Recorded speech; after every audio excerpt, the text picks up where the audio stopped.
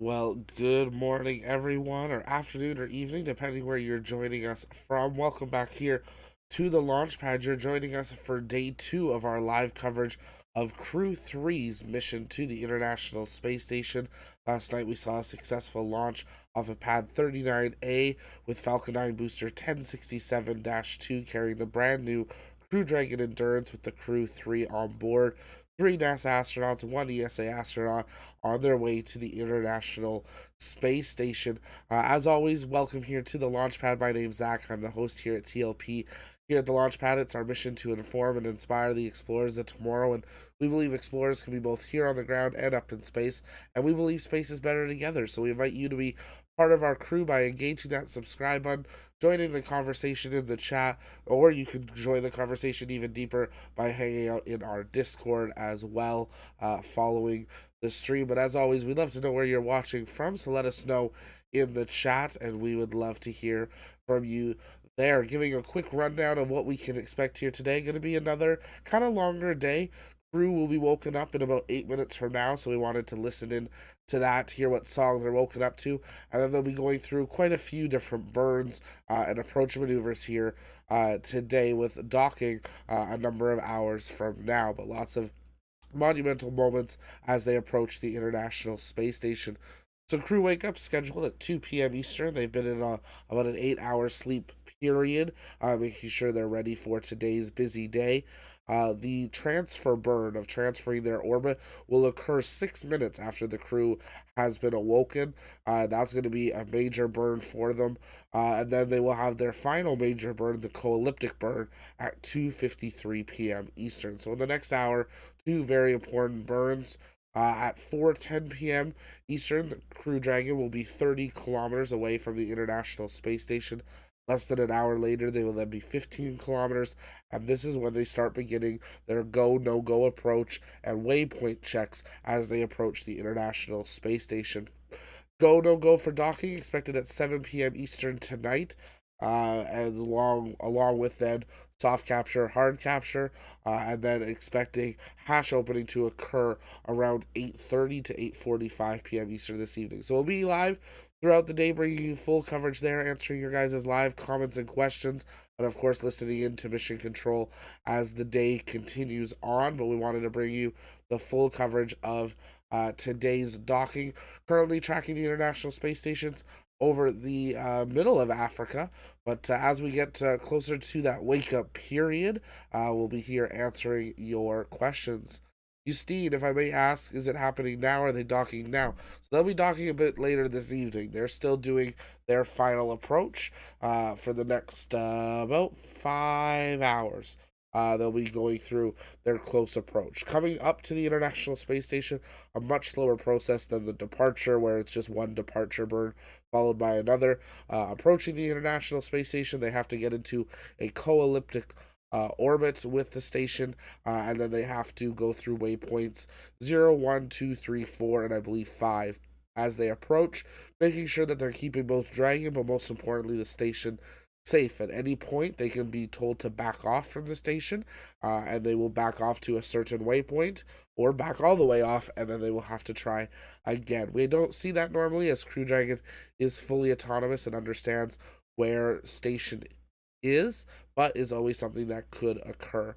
Generally speaking, the first few waypoints they just pass right through, so it is possible to see them dock ahead of schedule, which is why we always go live and bring you that full coverage of Rendezvous, docking, and then of course hatch opening and the welcome ceremony as Crew 3 joins the Expedition 66 crew on board the ISS, bringing the total to 7 people on board. Take a moment, don't forget to hit that like and subscribe button, send in your questions. We're going to listen in as last 5 minutes before the crew is awoken for their day. So let's listen in to Mission Control and hear what they have to say.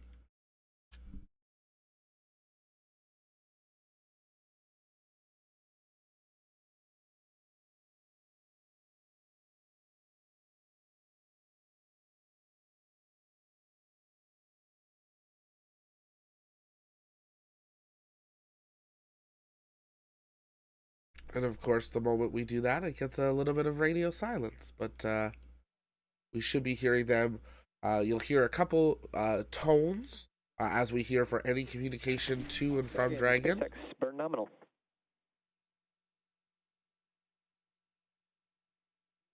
Dragon copies. And Kayla, give us 5-10 minutes. We'll try to get you an updated timeline now that we know our final altitude on the elliptic.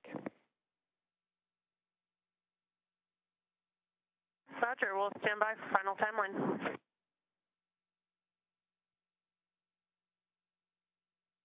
As you heard, the Crew Operations and Resources Engineer, or the CORE, at SpaceX headquarters in Hawthorne, California, report to the crew aboard Crew Dragon Endurance. The final co-elliptic burn, which began at 12:55 p.m. Central Time, was nominal, as were the other 4 major burns during their way to the International Space Station.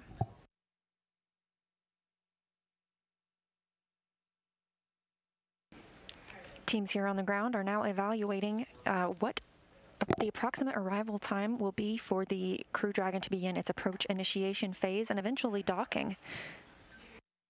Phasing has occurred a little bit faster than expected, and they'll be able to let the crew members know if the timeline needs to be moved up. And it's definitely going to have to be moved up if they just completed the co-elliptic burn, because that was not expected to be completed for another 55 minutes. Helps the Crew Dragon maintain a constant orbit beneath the station, approximately 2.5 kilometers below it. Previously, the transfer burn made Dragon's apogee, or the highest point of its orbit, that 12.5 meters, but now thanks to the final co-elliptic burn, it will maintain that distance all the way around the Earth.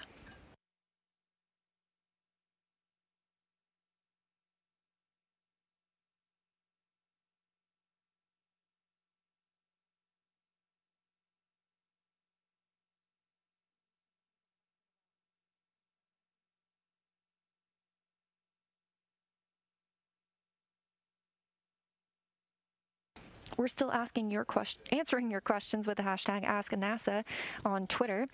This one, if the astronauts are seeing 16 sunrises, how do they manage to keep a day and night schedule? Well, they're actually seeing 16 sunrises and sunsets a day rather than an hour, so they, of course, do have to monitor their circadian rhythm. This is done a variety of ways. They do have a schedule that they follow. We mentioned earlier the time zone that they follow aboard the International Space Station is GMT, or Greenwich Mean Time. There are also lights in the International Space Station that are able to simulate different times of day. So the lights might be a little dimmer and warmer toward nighttime hours, or brighter and cooler in morning hours.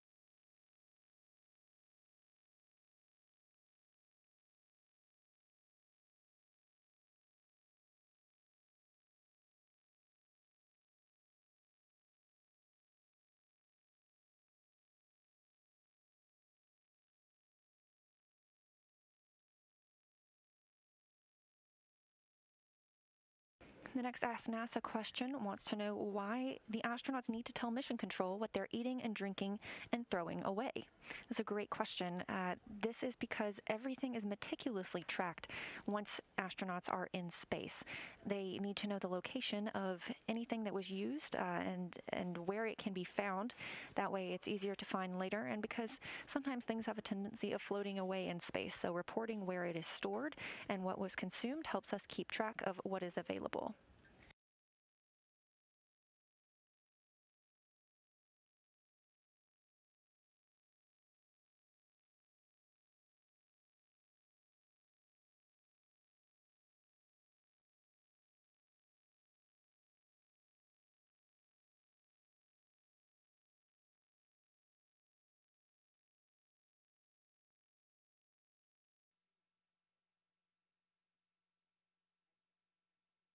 And if you're just joining us, welcome here to the launch pad. You are listening in and watching our live coverage as Crew 3 approaches the International Space Station, sounding like they're ahead of schedule, having already completed their co-elliptic burn.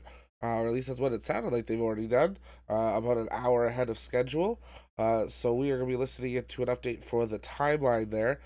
Michelle, thank you so much for becoming a member as a VIP spectator there. Thank you for supporting the Launchpad in that way. But you guys can continue sending in questions. Tubular makes a great point. 100 years ago, people were witnessing airplane flights becoming safe and more normal. We are now seeing the same for spaceflight. That's really exciting there. Great to have you all here. Gonna be a little bit of a longer day as we wait for that rendezvous and approach of Crew Dragon. But we want to make sure we brought you this full live coverage here to answer your questions throughout the afternoon as Crew 3 approaches the International Space Station. Just waiting an update to that scheduled timeline as they will approach. If you guys have questions, you can send those in, tagging us at the Launchpad, and we'll be able to answer those for you live. If you want to jump the queue, if there is a little bit of one, you can send it in as a super chat and make sure that you are the next question answered that way. They're clicking through views of both Mission Control Houston in Houston, Texas at Johnson Space Center, and video feeds of SpaceX Mission Control in Hawthorne. Both crews working together as SpaceX Mission Control is in control of Dragon, while NASA, of course, is in control of operations of the International Space Station. The two working together in preparations for we talked a little bit about docking. the food on this mission and what the astronauts are provided with on the way up to the International Space Station. There are a total of 48 meals and 16 snacks on the vehicle. That covers the nominal and the contingency ascent and descent profiles. And once they get to the International Space Station, they have quite a few more choices, but they did get some special choices while they were still on Earth as their ultimate meal, or their last meal before launch. This crew chose entrees like fish, a sandwich, a burger, and chicken, with sides like bacon-wrapped asparagus, french fries, salads, and waffles with strawberries, as well as fresh fruits, ice cream, and chocolate chip cookies, and peanut butter pie for desserts.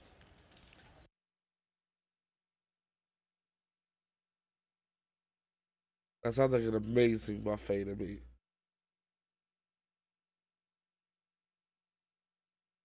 Let us know in the chat what would be the last thing you would want to eat. What would you have as your appetizer, your meal, and your dessert if you were heading up to the space station for 6 months? What would your last meal on Earth be? Here with meals ready to eat, or MREs, similar to camping food. These are developed by the Space Food Laboratory, and they're essentially prepackaged meals, and they don't require any addition of other ingredients or heating.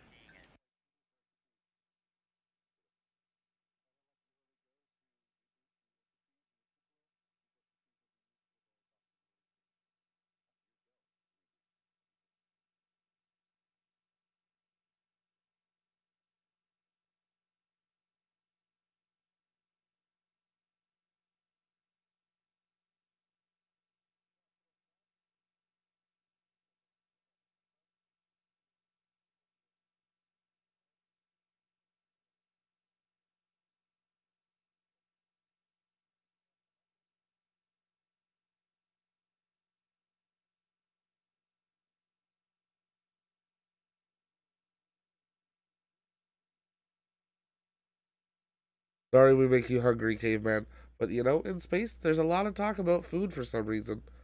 Food and toilets, top two topics in space. If you're just joining us, welcome here to the Launchpad. You're joining us with our live coverage of Crew 3 making their way to the International Space Station. We went live to hear the crew being woken up, which was scheduled to occur at 2 p.m. Eastern. But that happened early as the Dragon was ahead of schedule with its phasing burns. Both the transfer burn and co-elliptic burn, which we were expecting to begin happening now, happened early. So the co-elliptic burn, which was expected not to happen for another 50 minutes from now, has already been completed. So we are awaiting a new schedule as Crew Dragon will approach the International Space Station. Dragon has executed a series of burns, gradually raising its orbit to align more closely with the station. Those 5 major burns have been complete. These were firing of the Draco thrusters on Dragon.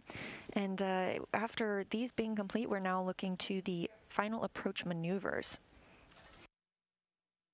Looking back on those burns, the first is the phase burn.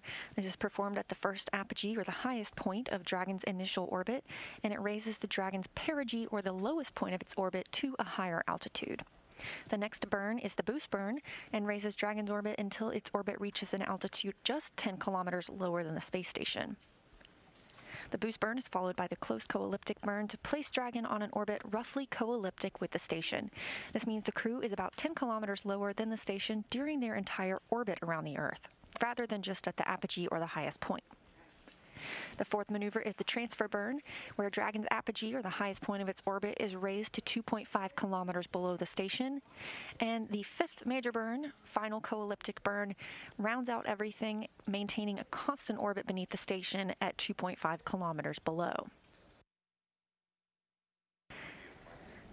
All of these burns are now complete and for their intended duration, and have actually put us a little bit ahead of schedule.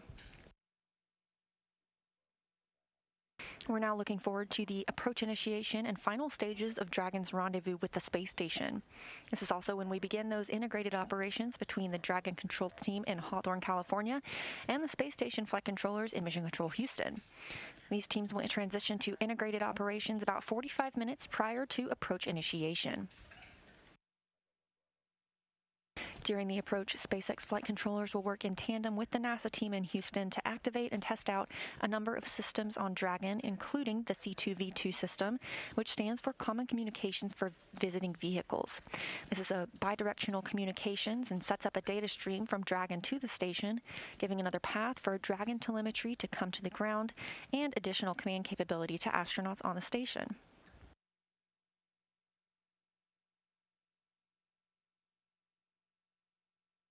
Once we get to that approach initiation burn, Draco thrusters on Dragon will fire when Dragon is about 2.5 kilometers below station and about 7 kilometers behind it. They'll swing Dragon up until it's about 400 meters directly below the station.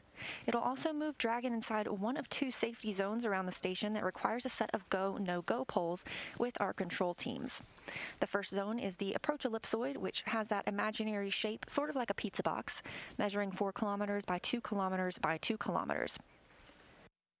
Before Dragon is given permission to move inside the ellipsoid, we refer to it sometimes as the AE, it's configured to be on what is known as a 24-hour safe trajectory.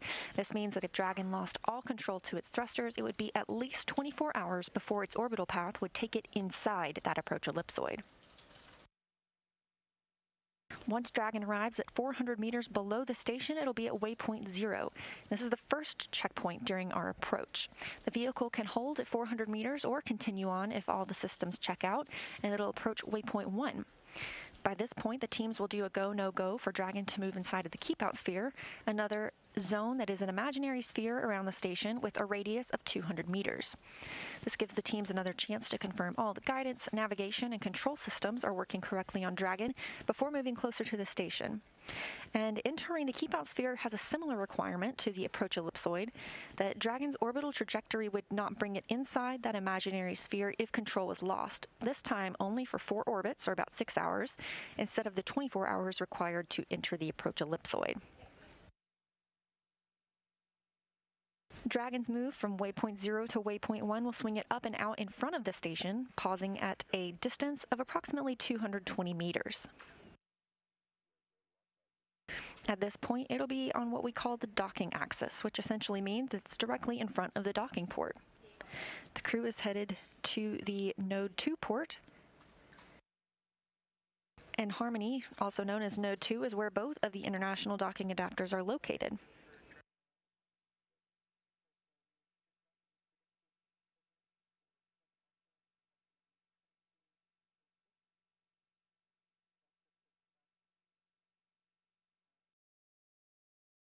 And if you're just joining us, welcome here to the launch pad. We are awaiting a new expected time of arrival for Crew Dragon Endurance and Crew 3, as they are running well over an hour ahead of schedule through their phase burns, having already completed their final co-elliptic burn over an hour ahead of schedule. Dragon is now on its way, making its approach to that 30-kilometer region, which it was originally expected to occur at 4:10 p.m. Eastern time, or 21:10 UTC, but they are running ahead of schedule of that, so we are waiting for an updated schedule. They still have a number of these waypoints that are a go, no go, as they will approach the station throughout this afternoon. But we are a few hours away from docking here, but we're glad to have you all here. If you're just joining us for the first time, welcome. Make sure to engage that subscribe button. It really helps us out. We want to see, can we hit 10K before docking occurs? If we do, we're going to do some giveaways here on the channel, but we're glad to have you here. Here at the Launchpad, we cover everything space, all the launches, dockings, undockings, recoveries, space testing with Starbase and Starship, as well as some of the most important hearings and updates from the government in regards to funding or court cases like we've seen with Blue Origin. So we're glad to have you here. Also, we do exclusive interviews and live on location coverage, so lots of things coming in the new year. We're glad to have you here. If you guys have questions, you can send those in the chat, just like you see with NASA. Send them in, just tag us at the Launchpad, and we'll be answering those over the course of the afternoon as we await for Crew 3 to approach and rendezvous with the International Space Station. As always, let us know in the chat where you're watching from. We'd love to welcome you here. Know lots of new people. So if you are new, hit that subscribe and like button. It does help us out. Wow, over 750 people already watching and just 100 likes. Let's see if we can bump that up. But we're glad to have you here. Michelle, thank you so much for that super sticker of the shocked face. We really appreciate that support. Flight of the capsule is fully autonomous. The docking is autonomous too. It is C1. They can go into a manual mode, but it is fully autonomous if everything goes to schedule. Alicious, did the Astra launch last night or did it go sideways again? We have not heard any updates from Astra since the 8th of November. Last night was the earliest they were expecting some sort of test, but we have not heard anything from them, so we are waiting some updates there. Thanks so much, J.A. We got Karaki in Germany. Great to have you. Reba in Sulphur Springs, Texas. We got Nathan watching from Washington State. Just subscribe. Thank you so much, Nathan. Appreciate that. Latvia in the house from Marcello. Great to have you here. We're going to continue listening into Mission Control, waiting for that updated time of arrival of the International Space Station and Crew 3. The docking expected a few hours from now, but the crew is ahead of schedule. So once we have that new expected time of arrival, we will make sure to put that on screen for you. We are, of course, also tracking the location of the International Space Station, currently passing over Asia, Mongolia to be specific. You're just joining us. Welcome to our Crew 3 coast rendezvous and docking coverage of Crew 3 and the Crew Dragon Endurance. Let's listen back into Mission Control for any updates.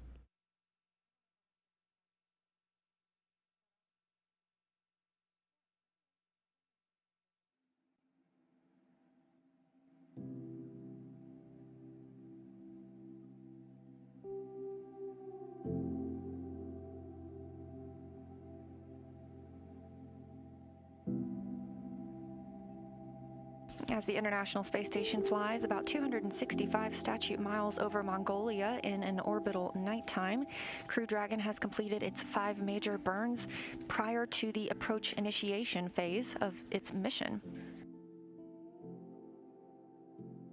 All of the burns have been executed to their full duration, and Crew Dragon is now running about 30 minutes ahead of schedule.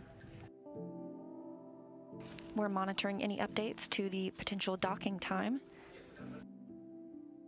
but the mission continues to move smoothly so far.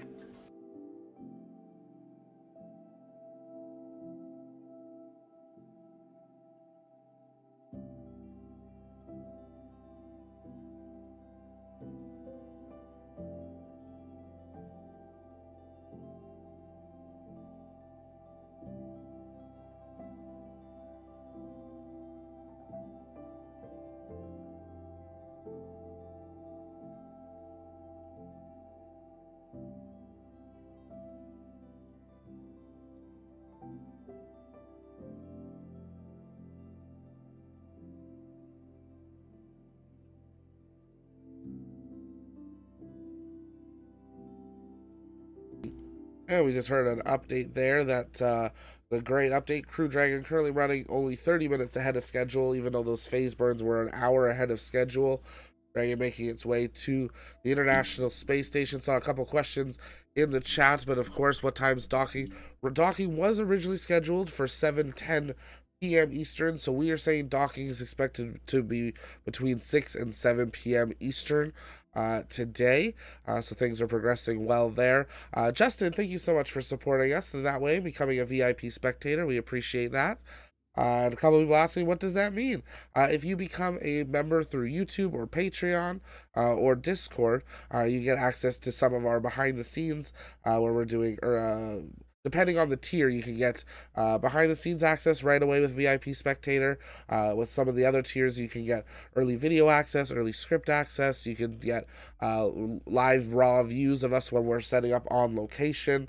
And lots of different things like that. But with VIP Spectator, you get an exclusive role in our Discord server. Our Discord's open for anyone to join. I'll drop the link in the chat there. We always say 50% of our Discord will always be available to the public, over 50%.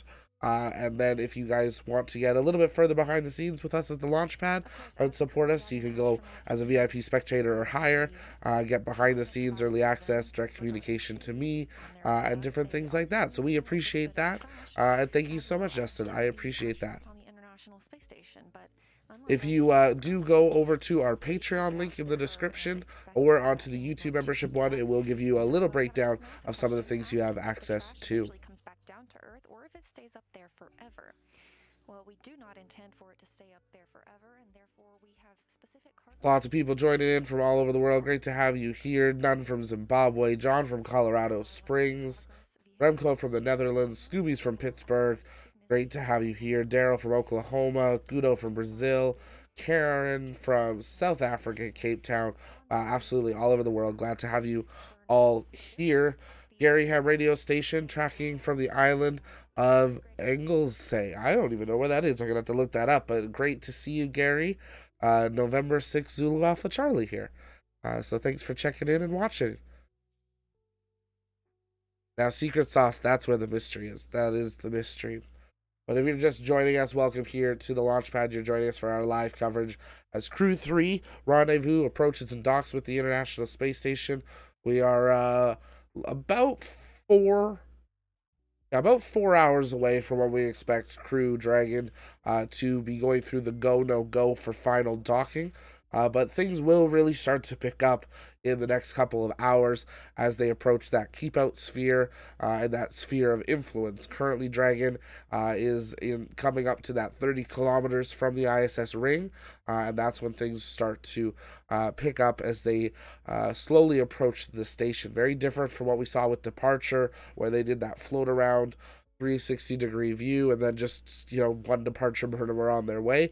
When you're approaching the station, it's very slow, methodical, and it has to be careful. So we're glad to have that all here. Brian's in Louisiana, David's in Pennsylvania, Jesus is in Mexico. We got Brendan in Long Island. Amazing. Great to have you all here. One thing I forgot to mention, if you do join as a member here on YouTube or on Patreon, when you join on the Discord, if you join through YouTube memberships, if you can just message me or Marcus or one of our other mods a screenshot of you becoming a member or just saying you were one, that would be a great help so we can make sure that we upgrade your Discord tier to the appropriate thing so you can see all that behind the scenes correctly. We appreciate that. I do have the Discord open, so if you send me a DM, we can do that for you. If you guys have questions, continue sending those in the chat. Just tag us at the Launchpad. We love answering your guys' questions for free. But if you want to jump the queue and be the next question answered, you can send it in as a super chat. And of course, that helps our channel out. Also, take a moment and make sure you engage that subscribe button. We can't believe it. We're 400 subscribers away from hitting that 10,000K number. You guys are blowing us away. The Launchpad just started on January 1st this year. And we so appreciate your guys' support. So thank you for that. We got a question coming in here from Sarah. Does NASA have any plans to eventually replace the ISS? That's a great question there, Sarah. Sort of. So NASA did open up some recent contracts and funding for people to help develop plans for future commercial and private space stations that NASA may be able to use.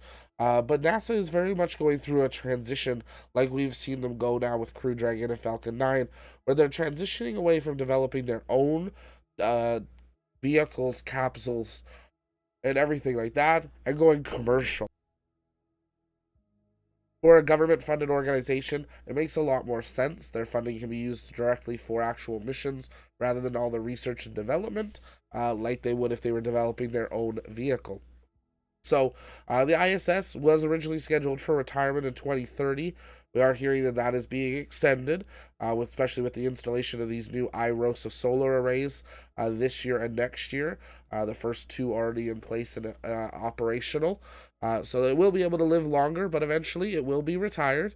But currently, if you go onto our channel, we had a couple announcements last week of some brand new space stations. Orbital Reef was announced. Starlab was announced. There are a few other space stations that have been announced over the last year that we're working on some introduction videos for you guys as well. So we're going to be entering an era of having multiple space stations that are commercial. Also, China and Russia are working on their own space stations. China has their first modules in orbit, and Russia is expected to launch their first modules at the end of the decade, and then take a few modules off the ISS and move that over to their station called Ross. So lots of activity. No major plans from NASA yet. We do know they're building the Lunar Gateway space station in the Moon's orbit. So that is underway, with the first two modules being launched on a Falcon Heavy in the second half of 2024. So great question there, Sarah. Lots of information on that one.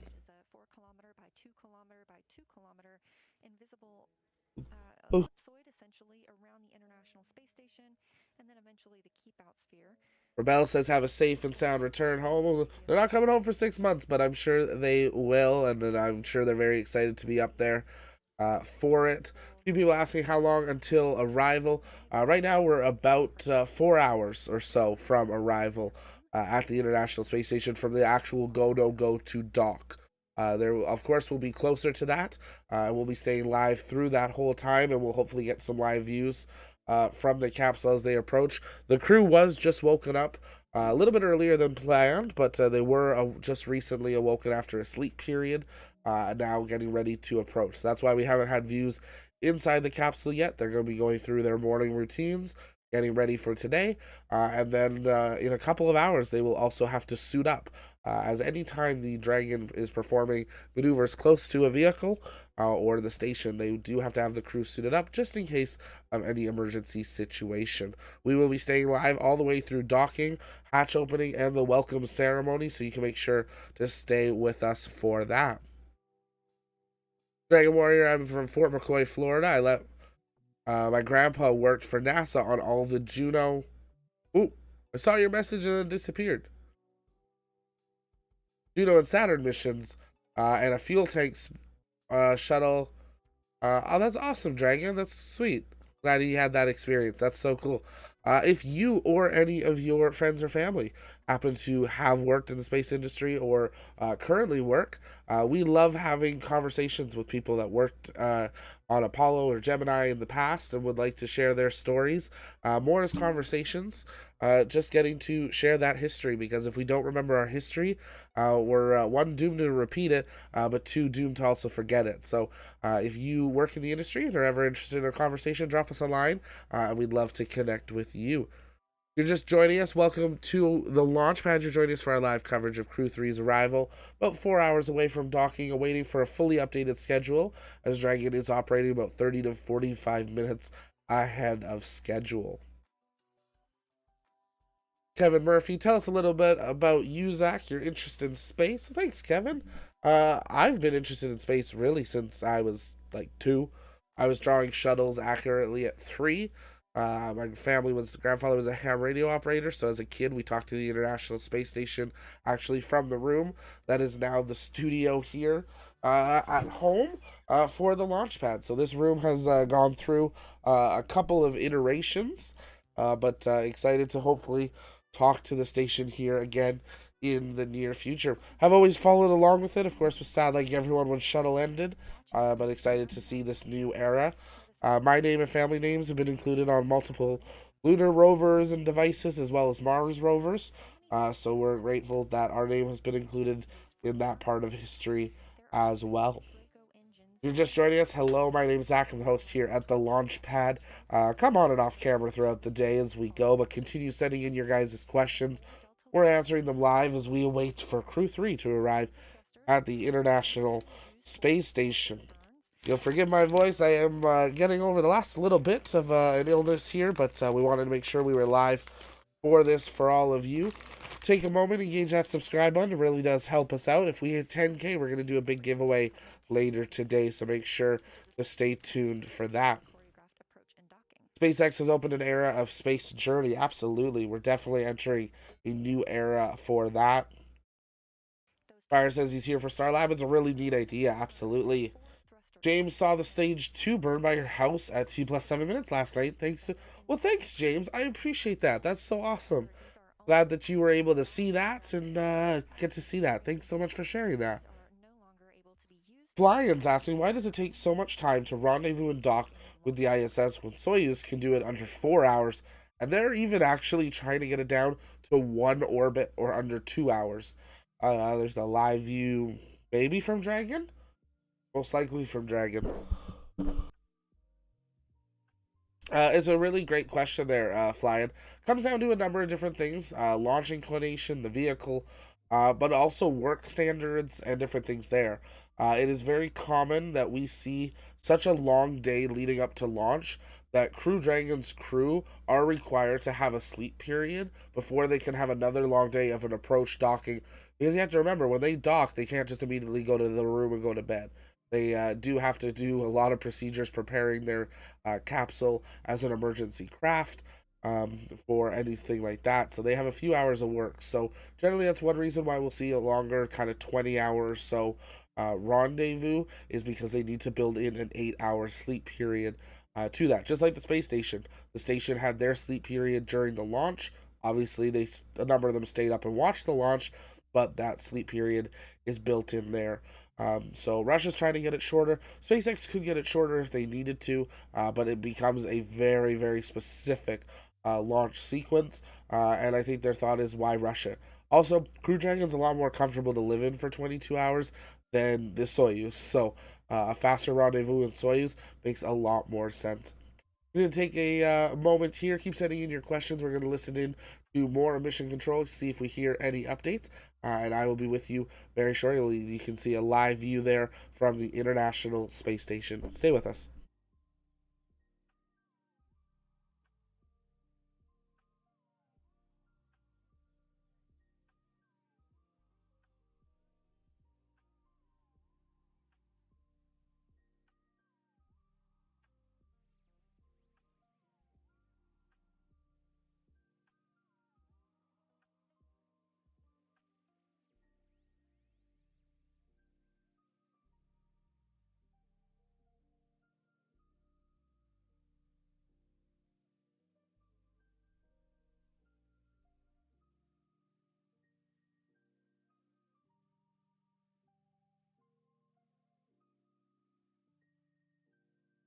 And of course, every time we say we're going to listen into... It has just crossed the Terminator line, separating from dark and light. It's traveling 260 statute miles over the Pacific Ocean at about 17,500 miles an hour. I was going to say, just as every time we take a listen in, mission control goes quiet, but you can see that ISS tracker there, just a tiny bit delayed as the sun has now started to shine on the ISS, but great to have you all here with us. If you're new, take a moment, engage that subscribe button, really helps us out, and it's free to do so. Brian, what happens if they get a no-go before docking? Do they return back to Earth? That's a great question there, Brian. Thanks for sending that in. Not immediately. There's a lot of things that would have to happen. Dragon can stay on orbit for up to 10 days if planned for it. Generally speaking, for launches like this, they plan for at least 3 to 4 days worth of food and water. Just like we saw for the Inspiration 4 that never docked. was 3 days in orbit. So Dragon can be lived in with 4 people comfortably for that time. So if they did receive a no-go for docking, they would either hold their current position if they got that no-go at a certain waypoint, which they'll bring up a graphic here a little bit later. We'll be able to see that.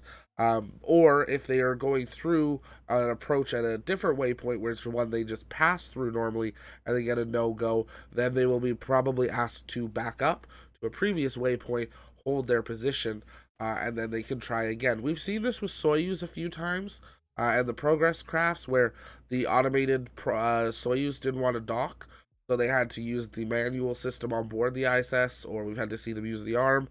Dragon's a little different. We would see the crew dock it manually, but generally speaking, it's done autonomously. But there are procedures. They would not be sent home unless there was a major issue, which I couldn't even really think of one that would be an issue that they'd immediately return them to Earth for. So there's lots of backups to backups.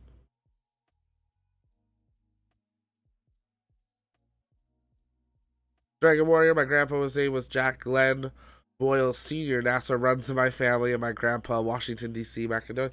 That's awesome, Dragon. Thanks for sharing that. Love to maybe connect with you, Dragon, and your family, hear how NASA runs through your blood. That's really cool. I've always wanted to work at NASA, and maybe one day that'll become an opportunity, or SpaceX nowadays.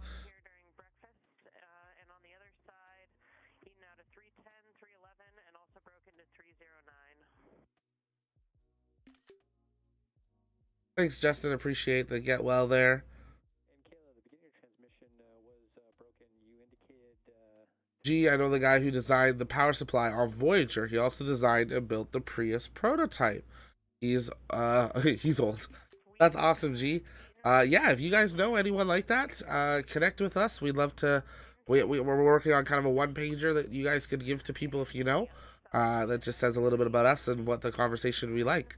Because we want to make sure we capture those stories, especially some of those older stories, because if we don't capture them now, we'll never remember them. 301 for breakfast. On the other side, you've worked through and completed 301, 310, and 311. How copy? That's so cool, James. Thanks for sharing that. Guy you worked with in one of the guys you trained in the Navy is now working for Boeing and assembling the new solar rollout panels for the ISS. So cool. A lot of people asking about when the ISS is being decommissioned. There's no plans right now for it being decommissioned. Originally, it was 2028 to 2030 is when they thought they would decommission it. It is being extended into the 2030s with these new solar arrays. The ISS, though has its problems, is actually in very good condition.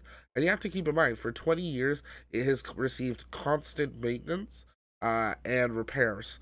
So it is a very well-maintained laboratory.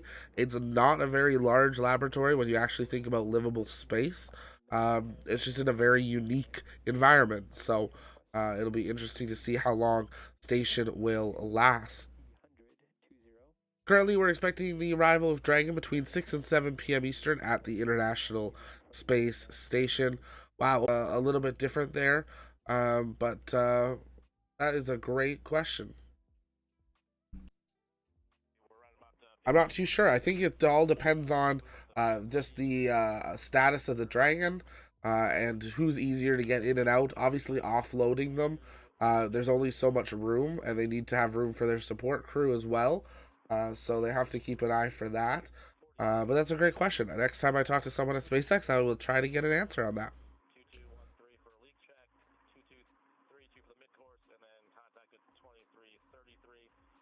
If you guys have questions, continue sending those in. Just tag us at the Launchpad.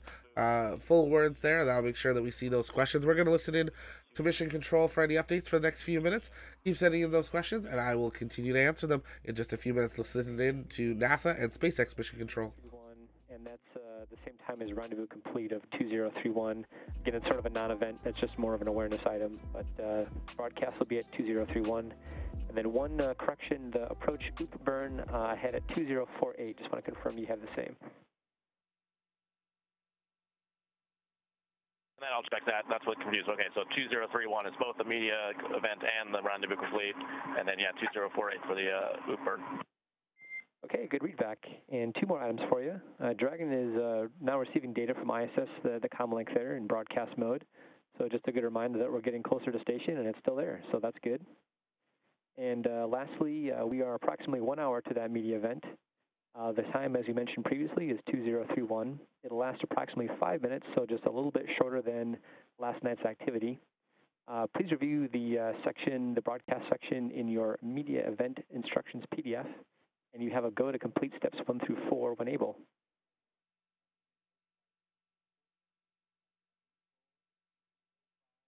We're getting good data from the ISS, and we've got to go to do steps 1 through 4 of the media event prep. Good readback.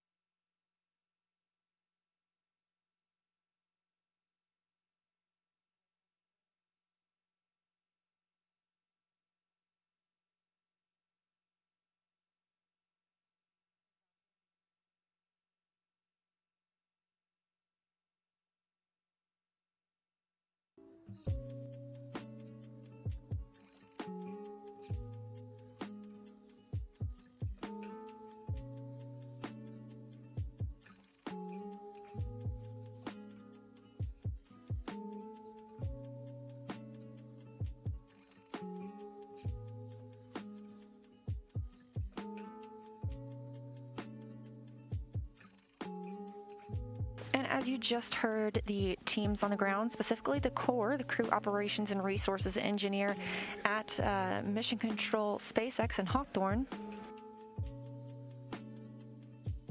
letting the astronauts know that they are quite ahead of schedule today. Now looking for that AI burn, the approach initiation burn, to come at 4:06 p.m. Central Time and docking at 5:33 p.m. Central Time. Docking was initially scheduled for 6:10 p.m. Central, so running about 40 minutes early. It's been a smooth ride for Dragon all the way from launch yesterday at 9:03 p.m. Eastern Time through those 5 major burns that have recently completed.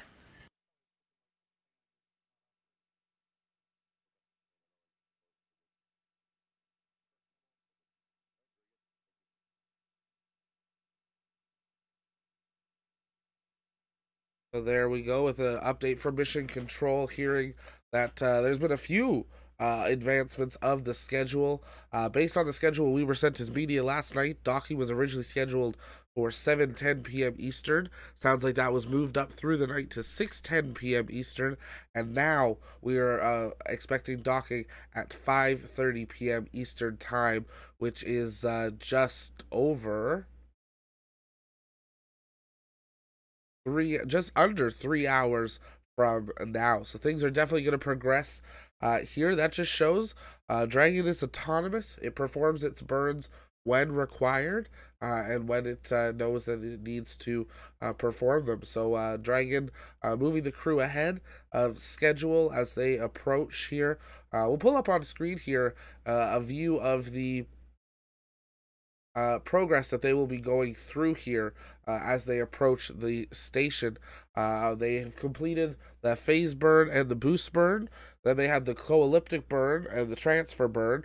We were expecting to join in during that transfer burn and the final co-elliptic burn, but now we are approaching that approach initiation in the next little bit, and then they will approach waypoint 0 at the 400-meter mark, and then there's a few more position maneuvers that they will perform at that point. So we'll be keeping an eye on that. Gives you a little idea as how Dragon approaches, goes through a few different elevation changes as it approaches the station. obviously the station up at its altitude permanently. You're just joining us. Welcome to our live launch, or our live launch coverage was last night. Our live docking coverage of Crew 3 to the International Space Station.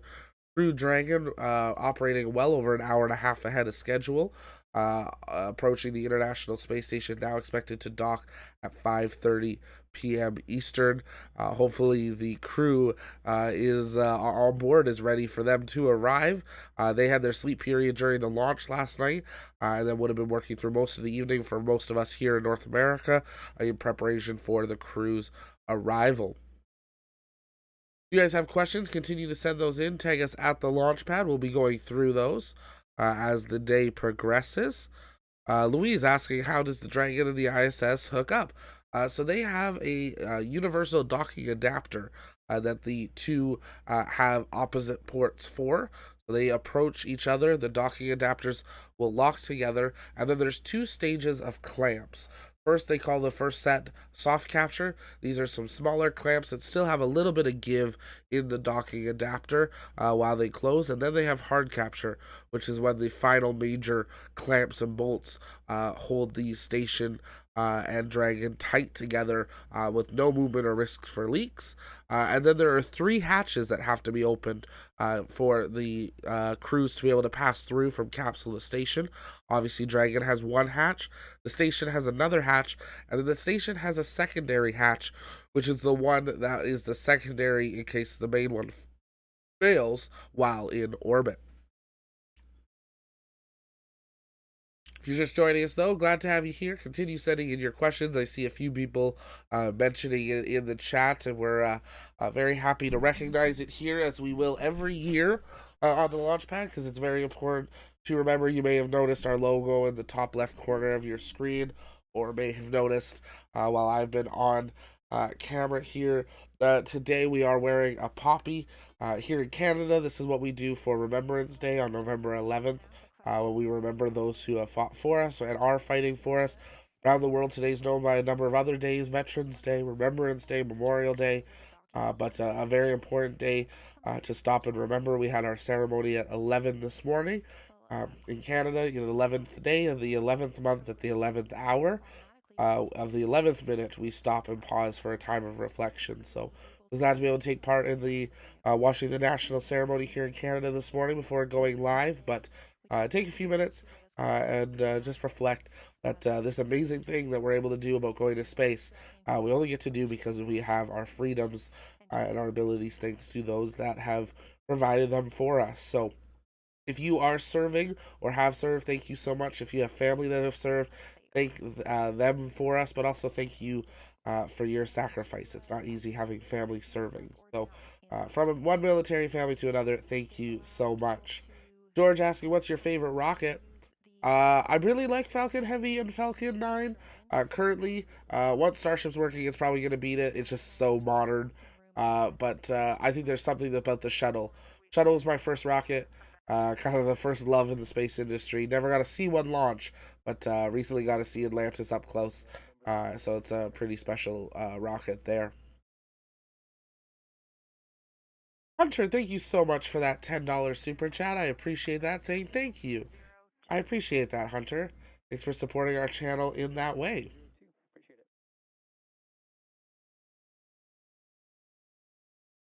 David, why not give us the images of the planet as it passes? This would be so much more interesting than a bunch of people sitting in front of computers. I agree. Let's listen in if they're talking here. Sometimes when they show that guy on the right screen, they're talking to the capsule. But I agree. I'd rather see the planet too. But they like showing us mission control. We've got another Ask NASA question. How do you sleep in Dragon, and do the lights go out? Do the astronauts wear earplugs? If you guys have questions, continue sending those in. Love answering them. If you're new, also take a moment, engage that subscribe button, and we'll be glad to have you join as part of our crew. We mentioned the International Space Station and Dragon moving at orbital velocity see about 16 sunrises and sunsets every day. And that means it would get pretty bright every 90 minutes outside of their... Kevin, how do they calculate the trajectory for crew capsule to meet the station and dock? A lot of math, a lot of simulations. Biggest thing is we know how orbital mechanics work, and I won't dive into all of them, but basically the lower the altitude and the faster you're going, the more you're going to cover, even though something's further out and slower. So yesterday, the space station passed over. Well, we'll pretend this is Kennedy. Space station passed over Kennedy, and shortly after, Dragon launched. So the Dragon was chasing it. The station's up here. Dragon went to an orbit here. So through the night, Dragon sped up, like didn't speed up, but it was at a lower altitude, so it was going faster. So it slowly caught up with the ISS, and now it's coming closer and closer to it, burning.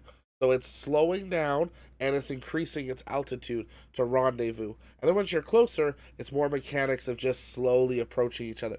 It's a very detailed, complex thing, but a lot of math and a lot of simulations. But orbital mechanics stay the same because gravity never changes.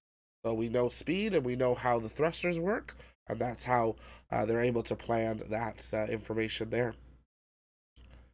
Kevin, it was great to have several contacts with the ISS on amateur radio using APRS. Yes, Kevin, I have had the privilege of doing that with my grandfather. I haven't had a chance of doing it under my call sign yet, but it's been amazing talking to the ISS from this studio. The radios used to be right kind of back here, and we're looking at bringing them back, hopefully for a stream in the future. Eastern time.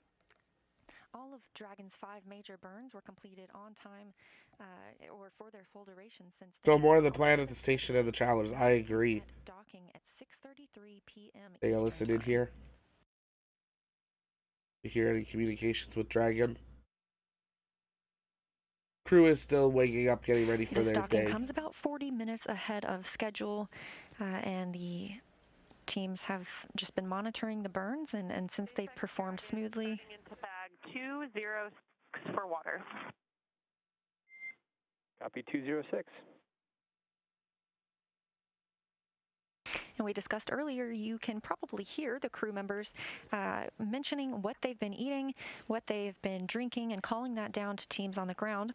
Everything in space has to be carefully tracked because it can get away pretty easily by simply floating to another location. And so to make sure we're aware of all of the consumables that are on board or have been consumed, the crew calls down what has been used after each meal or each usage on Dragon.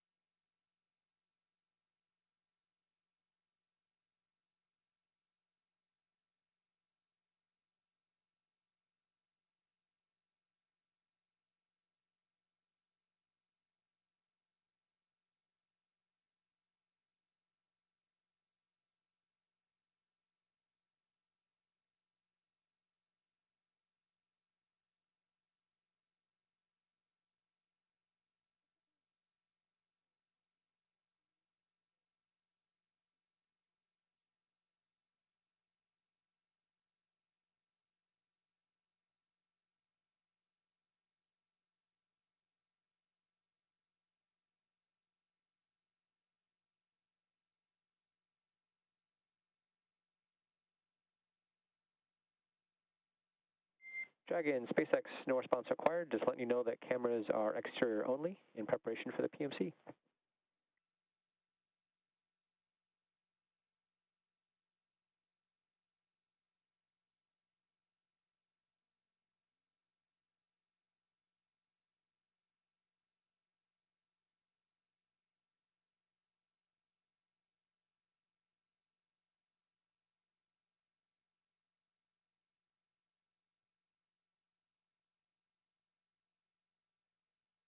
If you just heard the call up to Crew Dragon from the core, the crew operations and resources engineer at SpaceX in Hawthorne, California, they discussed the PMC. That stands for Private Medical Conference. This is something that astronauts have access to, of course, during their launch, and it's also once they arrive on the space station. They have a private conversation with a flight doctor here on the ground to discuss their condition, any concerns, and just generally how they're feeling.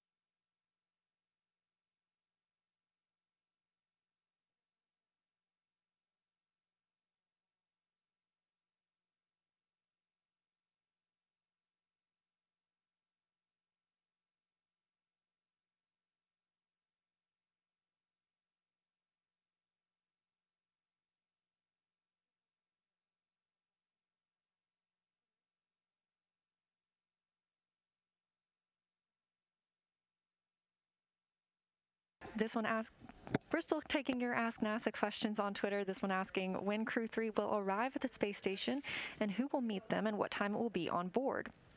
Well, they will arrive at approximately 6:33 p.m. Eastern Time, which is about 11:33 p.m. GMT, or Greenwich Mean Time, which is the time zone followed on the International Space Station. Currently living aboard the International Space Station is Commander and Roscosmos cosmonaut Anton Shkaplerov.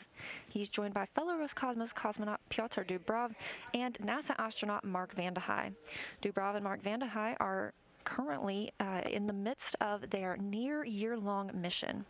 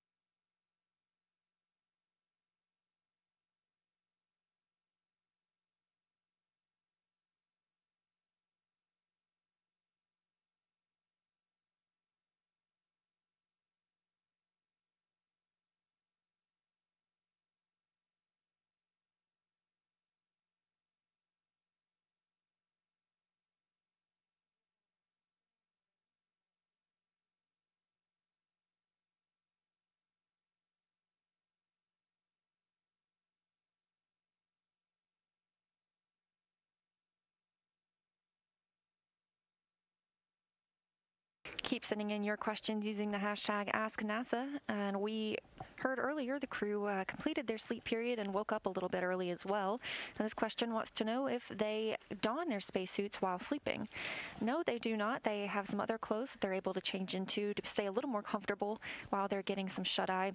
They will put their clothes or their spacesuits back on when they prepare for the approach initiation and docking with the International Space Station.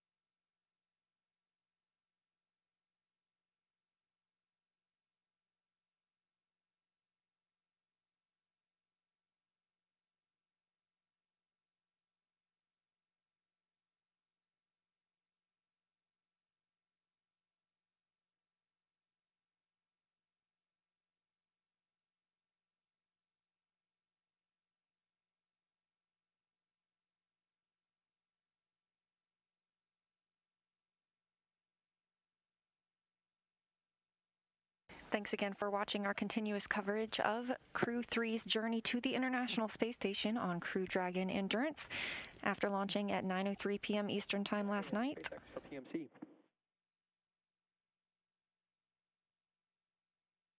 Go ahead, SpaceX. Hey, Raja. So just for your awareness, we have a teacher's handover coming up here right at the top of the hour, so at 20:00 UTC. And we'd like to step in the PMC right after that, per your discretion. Good, Dust.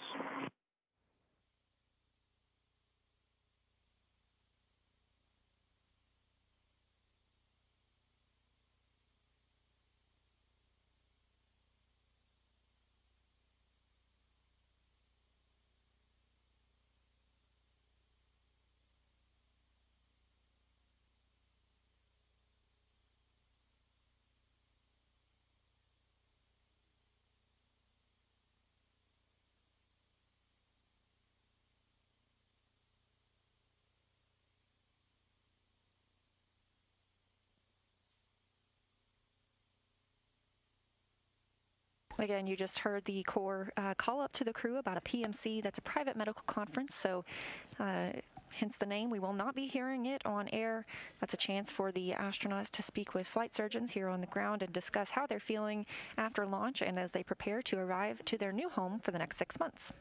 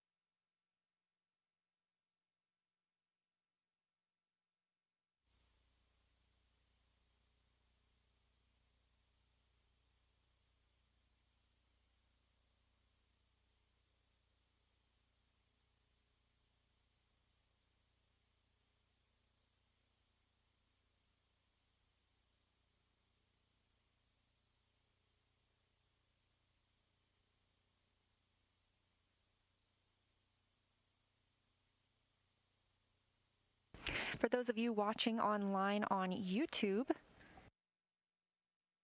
take a look at the description below the video.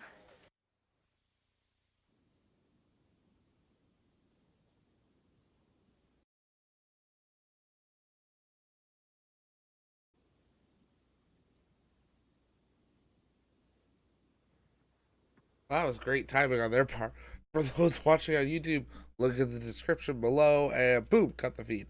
But if you're just joining us, welcome here to the launch pad. You're joining us for our live coverage. We count down Crew 3's approach to the International Space Station, running over an hour and a half early. Docking currently expected at 5:30 p.m. Eastern, 10:30 p.m. UTC here today. Great to have you all here with us. Take a moment, engage that like and subscribe button. It really does help us out. And if you can, subscribe. We want to see, can we get to 10K subscribers here today? We love answering your questions, so you can send those to us in the chat. Just tag us at the Launchpad, and we will be able to answer those. Simon saying, so interesting why it's early. The crew got up early as well. So Dragon had maneuvered itself through the evening with its previous phasing burns, that it was just in a position earlier than it thought it would be. So it performed its other burns earlier than prospected. That's one of the amazing things with an autonomous robot capsule, basically, is that it knows exactly where it is. It's not human guessing of, okay, fire now, like we saw with the shuttle. Dragon knows exactly when and where the most accurate time it is to perform that. But Dragon approaching into the station should be coming up on 30 kilometers here shortly. That's why we've only got the ISS tracker up, because at this point they are so close. They will have a press event here shortly, where hopefully we will see some onboard cameras. The crew's getting ready for that. And then normally we will see some live views out of the nose cone as they approach the ISS shortly after that, when they get a little bit closer. So make sure you stay tuned for that. Continue sending in those questions as well, and we'll keep monitoring the SpaceX Mission Control feed for any updates from the crew or Mission Control as they are getting ready. A couple people have asked, what are the two rooms shown on screen? On the left-hand side, that is the ISS control room at Johnson Space Center in Houston, Texas, United States. And then on the right side of your screen, that is SpaceX Mission Control, controlling Dragon at Hawthorne, California in the United States. Listen in to Andy for an update on Dragon, it looks like. Of Dragon to the International Space Station. The crew is awake, as we heard earlier, and they're ready to monitor the final steps, so we're going to talk about what has happened so far. Launch day prep started early yesterday, about 4 hours prior to launch on Wednesday. The crew completed their final medical checks before joining the SpaceX team to get into their spacesuits.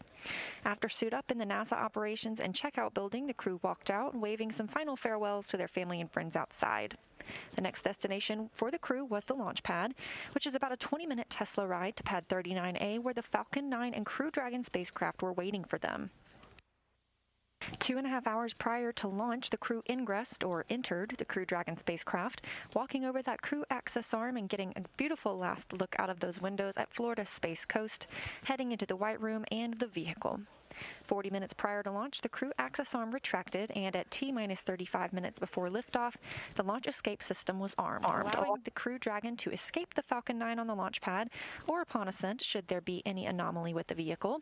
But as we have seen, it was not needed, and there was a smooth ride into orbit yesterday.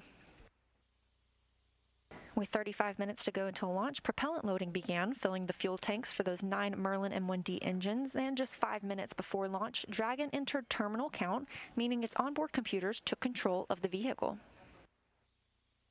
And at 6:03 p.m. Pacific time, or 9:03 p.m. Eastern time, the 9 Merlin 1D engines ignited, and Falcon 9 lifted off from Space Launch Complex 39A, marking the 5th time humans rode Dragon into orbit. With Falcon 9 first stage at full power, our crew began their journey to the International Space Station, and just after the T+9 minute mark, the first stage landed on the autonomous spaceport drone ship stationed out in the Atlantic Ocean. A couple minutes after that, we had spacecraft separation, where we saw Dragon finally flying free. Our initial orbit after Dragon separated from Falcon 9 was about 210 kilometers by 190 kilometers. Those values represent the orbit apogee, or the highest point over Earth, and the perigee, or the lowest point over Earth, and that means that the orbit isn't quite a perfect circle. After liftoff, Dragon executed the phase burn. It was the first of the 5 major burns required to raise Dragon's orbit and position it for approach to the International Space Station. Dragon raised its orbit using the Draco thrusters over the past day as it chases down the station. And a few hours after that phase burn, the boost burn took place. The boost burn puts our crew in an orbit where Dragon's apogee, again, the highest point, will be 10 kilometers lower than the station.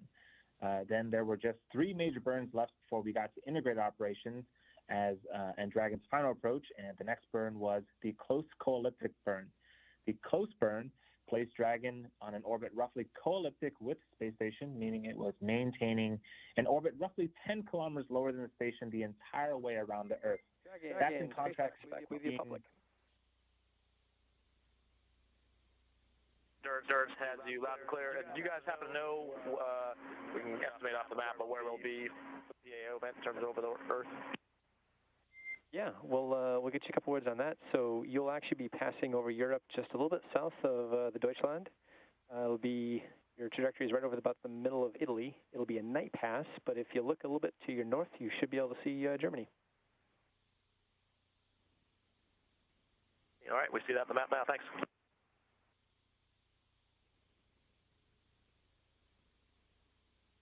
So again, that was the core communicating with. Come back inside the cabin.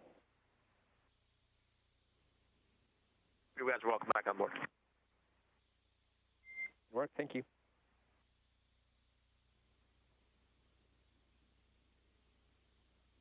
So that was the core communicating with the crew, specifically the commander, Roger Chari. Looks like the Dragon vehicle is going to be passing over Europe. And then we also heard the core ask permission to come on board, and what that essentially means is to be able to turn on the cameras inside of the Dragon capsule. For those, again, that are just joining us, you're going to hear a couple of beeps throughout the broadcast. Those are Quindar tones used to clear the air, so that way communication to and from space is nice and clear. And Leah and I are going to do our best to make sure we pause so that everyone can hear those communications.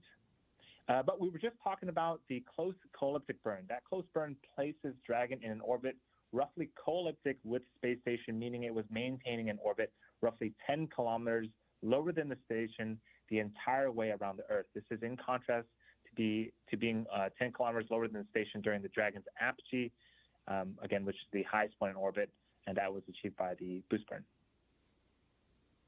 After the close co-elliptic burn, we executed the fourth major maneuver, which is the transfer burn. This is where we raised Dragon's apogee, the highest point of its orbit, to just 2.5 kilometers below the station. We rounded everything out afterward with the most recent burn, a final co-elliptic burn, once again maintaining a constant orbit at 2.5 kilometers below, all the way around the Earth rather than just at the apogee or highest point of its orbit. This was a shorter burn, and every burn has performed nominally today, which has put us a little bit ahead of schedule. We're getting into the approach initiation and final stages of Dragon's rendezvous with the station. This is also when we start those integrated operations between the Dragon control team in Hawthorne and the space station flight controllers in Mission Control Houston. Teams will transition to integrated operations about 45 minutes prior to approach initiation. During the approach, SpaceX flight controllers will work in tandem with NASA teams in Houston to activate and test out a number of systems on Dragon, including bidirectional communication with station, using the C2V2 system. That stands for Common Communications for Visiting Vehicles. And this also sets up data streams from Dragon to the station, giving another path for Dragon telemetry to come to the ground and giving additional command capability to astronauts aboard the station. They'll also maneuver Dragon to the proper attitude.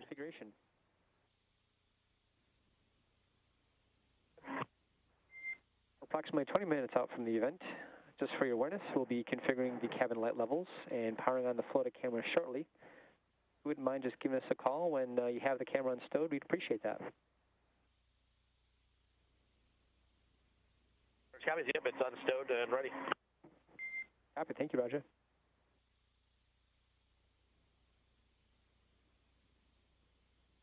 So we're expecting to hear from the crew again live with some more updates.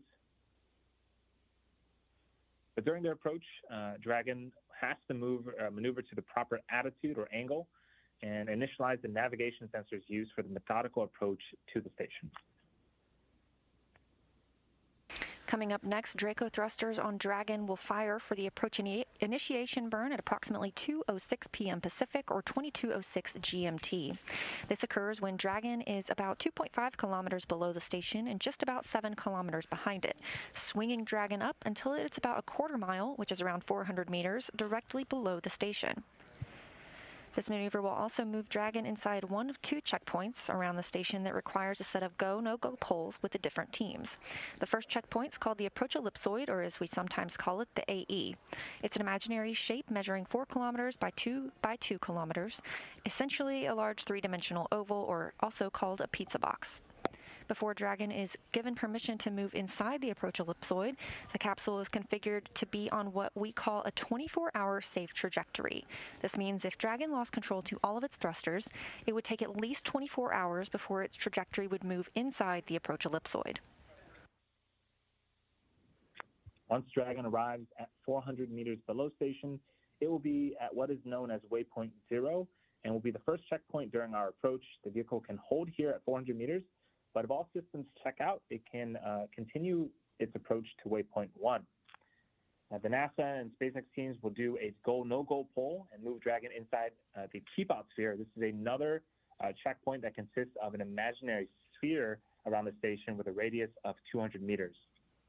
Flight controllers use this to monitor all arriving and departing vehicles. This is another chance to confirm all the guidance, navigation, and control systems are working correctly on Dragon before moving closer to the station. It carries a similar requirement on the orbital trajectory that if Dragon were to somehow lose control of its thrusters, it and the space station would be safe for 4 orbits, or about 6 hours, rather than the 24 hours required to enter the approach ellipsoid. Dragon's move from waypoint 0 to waypoint 1 will swing it up and out in front of the station, arriving at a distance of approximately 220 meters. At this point, it'll be on what we call the docking axis, which essentially means it's directly in front of the port that it will dock to. The crew are headed to the forwardmost port on station, which is known as the Node 2 forward port. That's where Dragon docked for all of the crewed missions so far and is where one of 2 international docking adapters is located. Those IDAs were installed for these new commercial spacecraft flights as well as any other future spacecraft that use the International Docking Standard. And as Dragon continues to approach, once it's 20 meters away from the International Space Station, it is at waypoint 2. The spacecraft focuses on aligning its docking system with the International Docking Adapter. And we should also hear the call out for CHOP, which stands for Crew Hands Off Point, a little less than 30 seconds before we make contact. At this point, any aborts will have to be done automatically by Dragon. And of course, once that is all complete, the moment we've all been waiting for is when Crew 3 arrives at the space station. Dragon will fly in and make contact with the IDA, the International Docking Adapter, giving us what we call soft capture. The soft capture ring then retracts until sensors indicate it's time for 12 hooks to drive in place and give us hard capture. This firmly secures Dragon to its new home on the space station. The station crew, specifically NASA astronaut Mark Vande Hei, will manually pressurize the vestibule, or the area between the Dragon hatch and the station hatch. Meanwhile, umbilicals that provide power, audio, and data connections from the station to Dragon are put in place. And then it'll be time for leak checks and hatch opening, currently timelined to come about 2 hours following docking. Yeah, we can see that the Crew Dragon and support teams have a very busy afternoon in the next couple hours. And we'll be working in tandem with the folks at Mission Control in Houston. That's what you see on the left-hand side of the screen. Mission Control Hawthorne is on the right-hand side. And again, we are expecting to hear back from the crew in a couple of minutes for an update.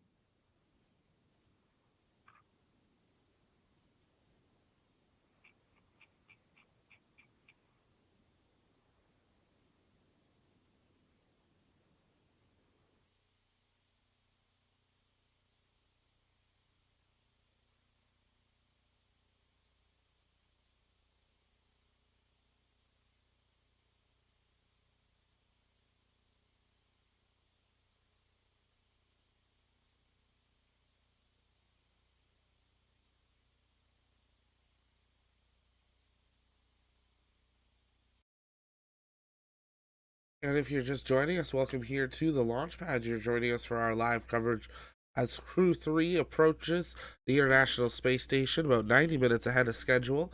Expected docking time, 5:30 p.m. Eastern, 10:30 p.m. UTC. If you guys have questions, keep sending those in the chat. Just tag us at the launch pad. We'll continue to answer those either live on air or in the chat. We are expecting a live press event with the crew, 5 minutes, it sounds like, where the crew will do a quick presentation from the capsule before they start to get their capsule ready to dock and then have suit up a short time later as they make their final approach. If this is your first time here, welcome. My name's Zach. I'm the host here at the Launchpad. Take a moment, engage that like and subscribe button. It really does help us out. Here at the Launchpad, it's our mission to inform and inspire the explorers of tomorrow, and we believe that space is better together. So we invite you to be part of our crew. You can do so by being active in the chat, subscribing, becoming a YouTube or Patreon member, and also checking out our Discord. It's free to join, but if you do become a YouTube or Patreon member, you do get some exclusive tiers where you can see behind the scenes and stuff like that here at the Launchpad. We cover all launches, docking events, splashdowns, and recoveries, as well as starbase testing, exclusive interviews, and more. And we're glad to have you all here with us today. If you're just joining us, let us know where you're watching from. We always love knowing where people are in the world, as we are all one team space, cheering on Crew 3 as they approach the International Space Station. As we're expecting that live event to occur here in the next few minutes, we're going to just keep listening in live to Mission Control, and then we'll resume with your questions shortly after the live event. You're watching our live coverage as Crew 3 approaches the International Space Station right here on the Launchpad.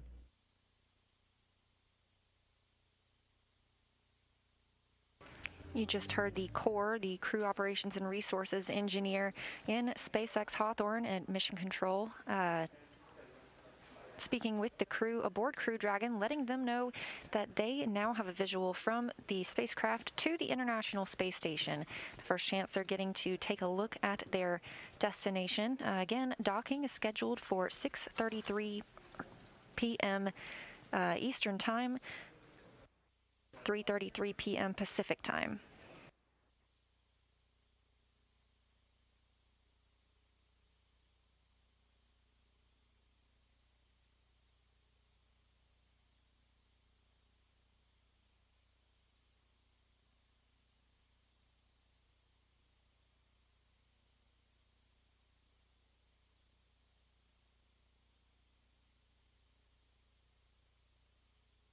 And SpaceX Endurance, yeah, it's not as high resolution in the floater cam, but that bright light is the ISS.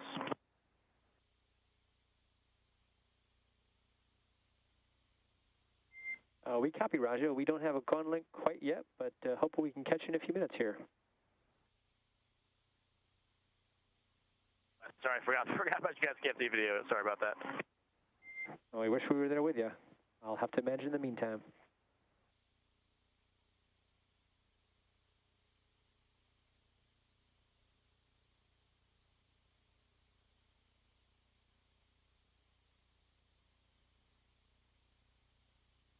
We're continuing to take your questions with the hashtag AskNASA. So if you're on Twitter, use that tag and let us know what you're wondering. This first one asks, what you want for the cabin lighting settings, I can put them back to that. We turned all the lights off so we can get a better view of the night glow of the Earth with the station.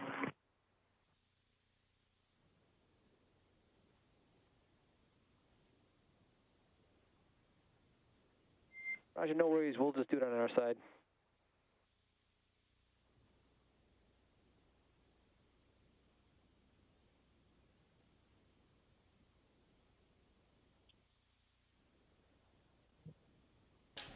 a little discussion between the Corps and the crew about the lighting conditions inside the station. They had adjusted those a little bit to take a closer look at the space station. And back to those Ask NASA questions. This one, during Dragon's 6-month stay on the space station, how are Dragon electronics powered? Is it through solar power or the International Space Station? Andy, what do you think? Yeah, that's a great question. On the rendezvous portion, as Dragon's making its way towards the International Space Station, there are solar panels built into the trunk section of Dragon. That's essentially the bottom half of the Dragon is unpressurized, and it'll draw energy and store it from the sun and power Dragon. When it is docked to the International Space Station, there are actually umbilicals that there are 2 of them that will attach from Dragon to the International Space Station, and that's how they're powered. So we'll probably get shots later of Dragon. The nose cone will be flipped up. Underneath the nose cone are the docking mechanisms, and then around the soft and hard capture rings, right on the outside of them are those 2 umbilicals. We might not be able to see the umbilicals as part of today's broadcast, but they are there. They'll plug in, and that's what powers the Dragon. We've got another question. When will Crew 3 return back to Earth? This crew is scheduled to stay on board the International Space Station for the typical duration of a long-duration mission, which is about 6 months. The Crew 2 crew just returned to Earth on Monday after spending 199 days, just a few hours shy of 200 days in space.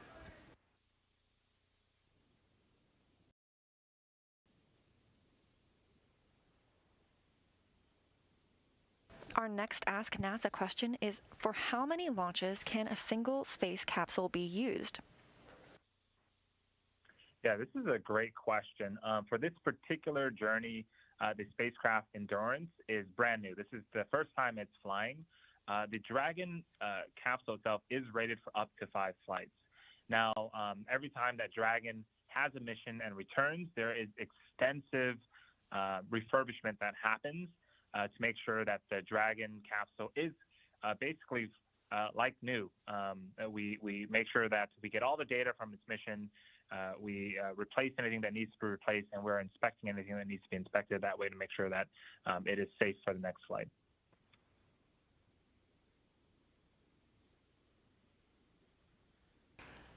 And we are expecting to hear from the crew again in about 10 minutes, live from Crew Dragon. Meanwhile, the teams here in Mission Control Houston on the left and Mission Control Hawthorne on the right are monitoring the space station and Crew Dragon respectively, making sure both vehicles are in good condition, which they definitely appear to be so, and are ready to meet up with each other, with docking scheduled for 3:33 p.m. Pacific, 6:33 p.m. Eastern.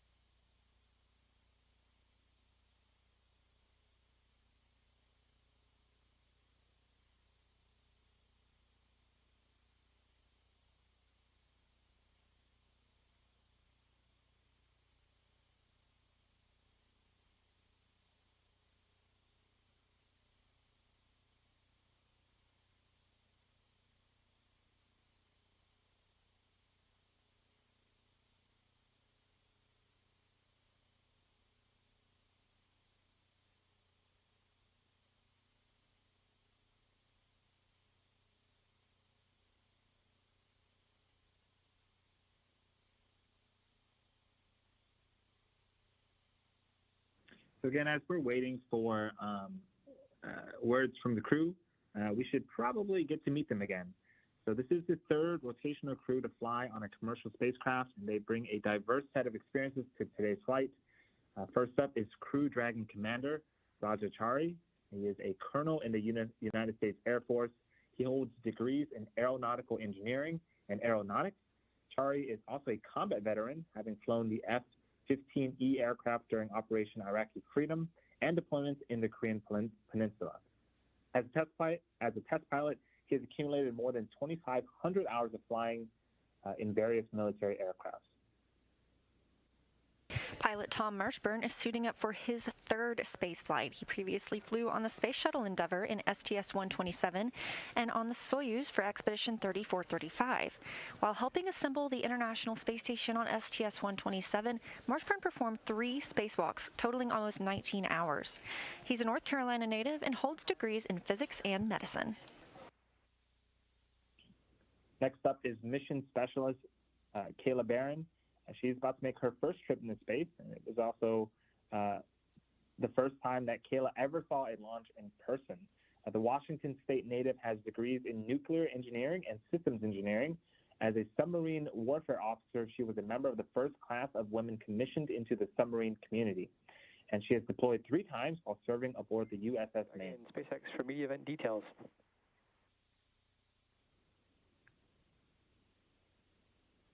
SpaceX. Roger, we're approximately 5 minutes out from the event. I will give you 2 calls once we get started. The first call will be, Dragon, we have you on visual, and that means we have good video, at which point you go to perform the 15 count. Once that's complete, I'll give you a second call, and that'll be Endeavor your go for the event, at which point you're good to get started. We have approximately 5 minutes for the total event, so we'll have to be a little bit faster than last night. We will be just south of Germany, kind of passing directly over Italy. It'll be a night pass. The vehicle orientation is such that we may not be looking down through the side windows. You may not be able to actually see the mainland. However, you should still have a good view of the ISS through the left window or by Kayla's seat. So maybe towards the end you want to turn the windows off again and give us a show. That'd be pretty cool too. And once it's complete, I'll give you a final call, which is the event's complete. Do you have any questions?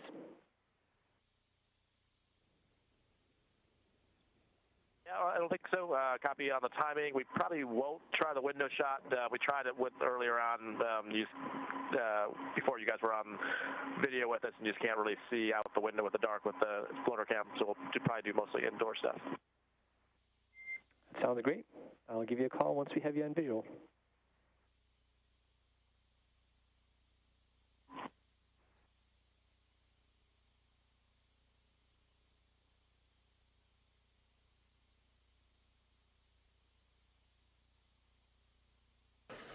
We have another live event coming up with the crew shortly, but another look at the final crew member rounding out the 4 that are on Crew Dragon today is Matthias Maurer. He is the second mission specialist, and it's his first space flight. He's the second European astronaut to fly on Crew Dragon, and he's from Sankt Wendel, Germany. He's a doctor of material science engineering and is the inventor of more than 10 patent applications. Maurer joined the European Astronaut Corps in 2015 and has spent 16 days underwater during a NASA Extreme Environment Mission Operations Challenge, also known as NEMO. Maurer has also trained in sea survival training off the coast of China.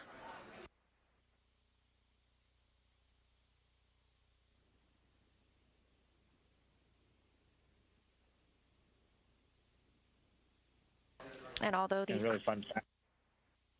Go ahead, Leah. Although these crew members arrived in space at the same time, Matthias Maurer is noted now as the 600th person to go to space.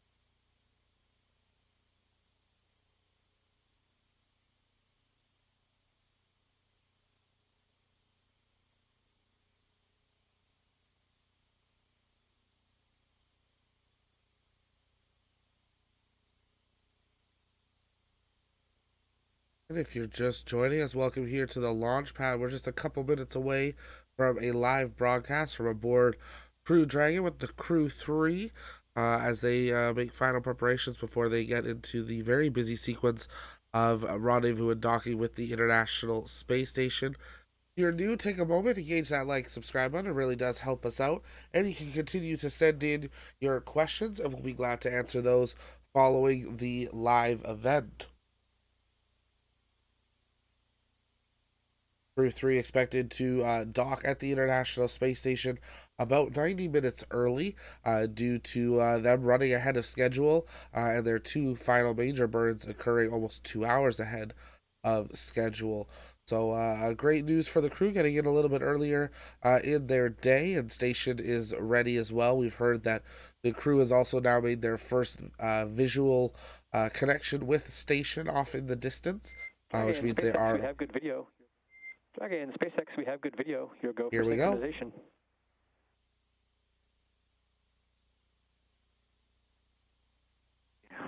SpaceX Dragon.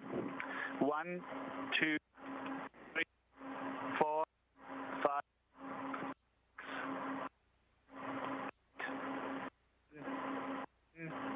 11, 12, 13, 14, 15.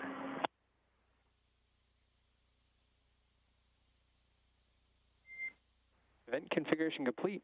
Endeavor, you are go for the event. Correction, Endurance, you are go for the event.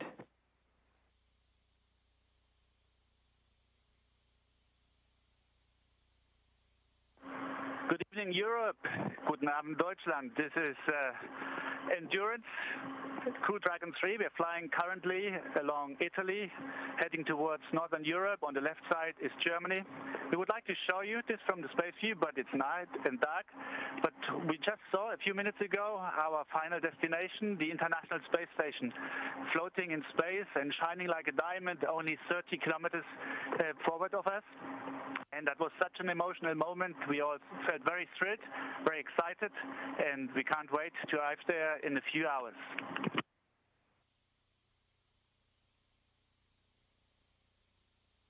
It's fine. We brought a few other people along on this trip with us.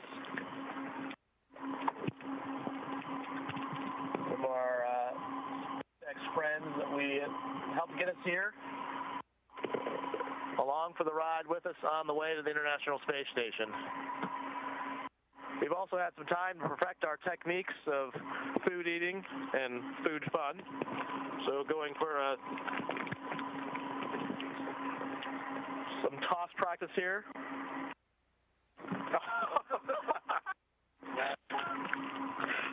This is why we practice. All right, one on the way to Matthias. Throw. That was my fault, Kayla. Here's another one.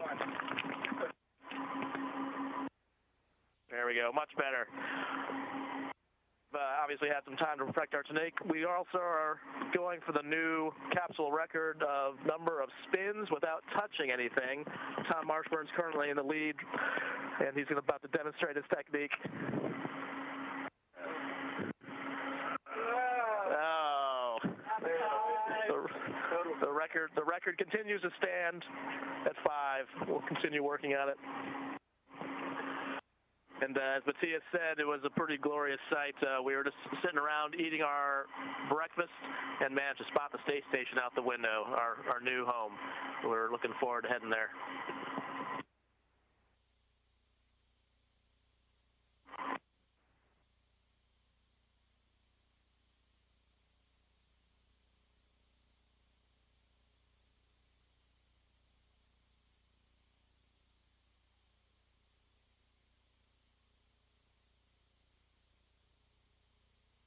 Crewmates are asking me to share that Fao has doffed her suit just to be more comfortable in the cabin for the ride.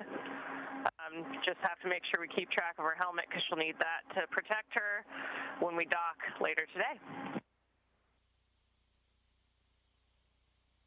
Found Fao is not good capturing macadamia nuts. We've tried a few times. But form.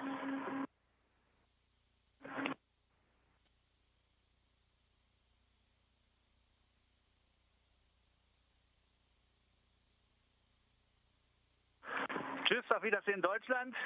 Das ist das Ende der Übertragung. That concludes the Endurance, this concludes the broadcast event. To Matthias and all of Crew 3 on behalf of SpaceX, we wish you ein wunderschönes Abenteuer.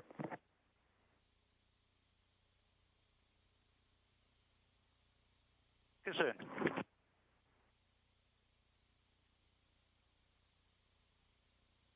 Great to see the crew having a little bit of fun there as they get ready to really get into some work, as they get ready to have their docking here in just a couple of hours from now. Thanks so much for joining us here live on the launch pad for our full coverage of Crew 3 as they approach and dock with the International Space Station. When we're clear.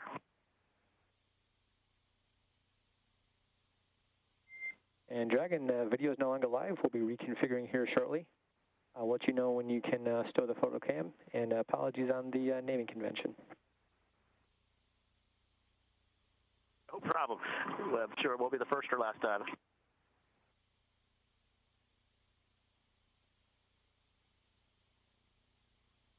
You didn't catch that right before they started the event. They said go for event Endeavor, which is what Crew 2 was just last week when they were coming home.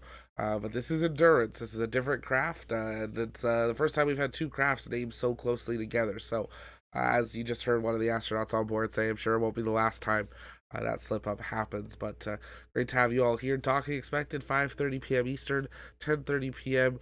UTC or Greenwich Mean Time. So we hope you guys will stay with us till then. Take a moment, share out the broadcast. Also make sure to engage that subscribe button. We want to see, can we hit 10K subscribers before docking? If we do, we're going to do a big giveaway here tonight. If you have questions, send them in. Tag us at the Launchpad. We'll continue answering those live in the chat. We're going to listen in to NASA Mission Control for any updates as we await for Dragon to prepare for their major approach to the ISS. Number of spins without touching anything. So a fun look at what has been going on inside the capsule today. They also showed off Fao, who is the zero-G indicator that was brought up on the mission. Fao is a turtle, and her name is German for peacock. So if you recall, both Chari and Barron were in the same astronaut class, and they were dubbed the Turtles. Thomas Marshburn was a peacock in his astronaut class, and the name is German to represent Matthias Maurer. So everyone is represented by their zero-G indicator.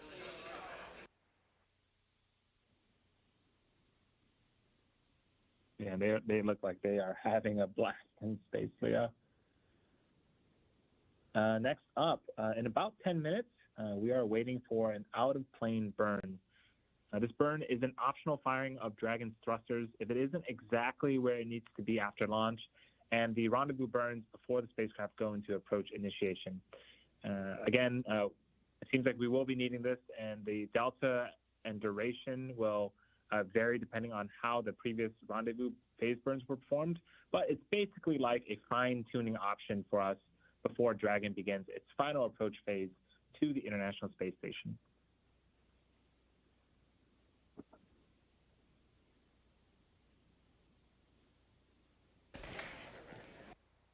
Handover is happening here in Mission Control Houston, so if the room is looking a little fuller, that is why. They're handing off to the third team of the day, known as Orbit 3. This will be the team on console that will be here once Crew Dragon docks to the space station, currently scheduled for 6:33 p.m. Eastern, 3:33 p.m. Pacific. This handover period allows off-going operators to share with the oncoming operators what has gone on during their shift, anything that they're tracking, or anything that they are looking forward to.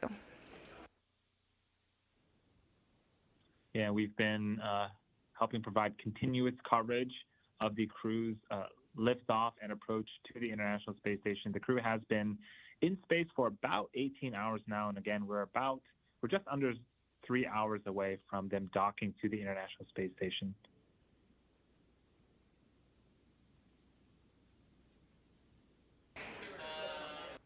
As we've mentioned, the Crew Dragon's name is Endurance. This is a pastime, or a tradition, I should say. Since the beginning of the U.S. space program, astronauts have had the opportunity to name their spacecraft, starting with Alan Shepard naming his spacecraft Freedom 7 during the Mercury program. In keeping with this tradition, each of the NASA Dragon spacecraft astronaut crews has also had the opportunity to select a name for their Dragon. Crew 3 has chosen the name Endurance for their Dragon, which Raja Chari, the spacecraft's commander, has said is a tribute to the tenacity of the human spirit. The crew has also expressed that the name acknowledges the teams of people who endured through a pandemic to make this mission possible. Endurance will be joining Endeavour.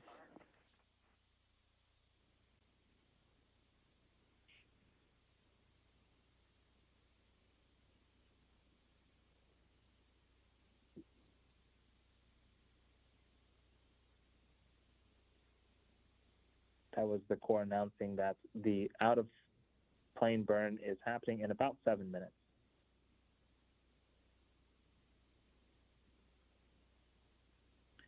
Again, the spacecraft Endurance will be joining Endeavour and Resilience as the third NASA Crew Dragon spacecraft to take astronauts to the International Space Station.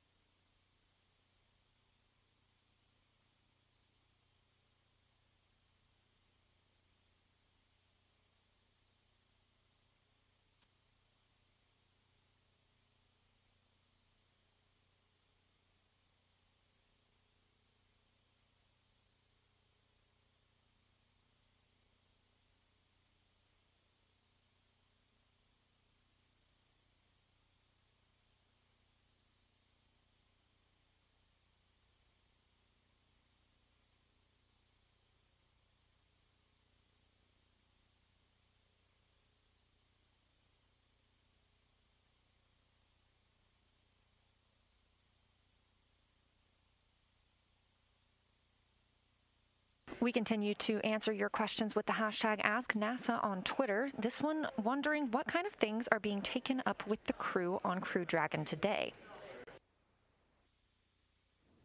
So lots of science. Spaceflight affects human bodies in numerous ways, including how the immune system functions. The food physiology investigation documents if the effects of dietary improvements will also improve immune function and the gut microbiome, and if those improvements can help crews get better adapt to spaceflight.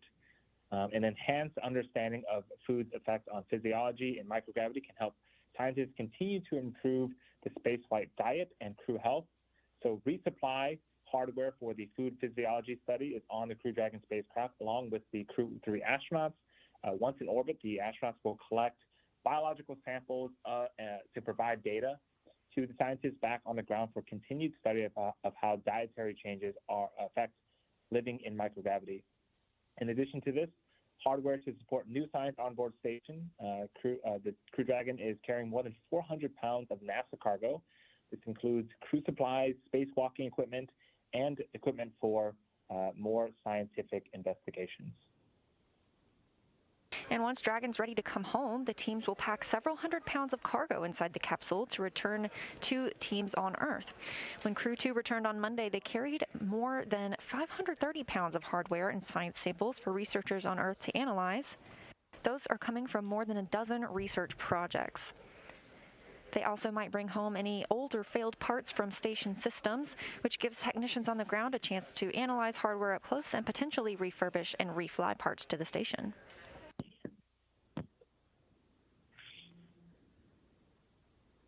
We're about 2.5 minutes out from the approach initiation out of plane burn. We have time for another question. How is the vestibule pressurized from the International Space Station, and what pressure is the space station kept at? Well, it is pressurized very slowly. So when Crew Dragon docks to the station, there is a vacuum created between its hatch and the hatch on the station side. We slowly let air into that space until it is the same pressure as what's inside the International Space Station.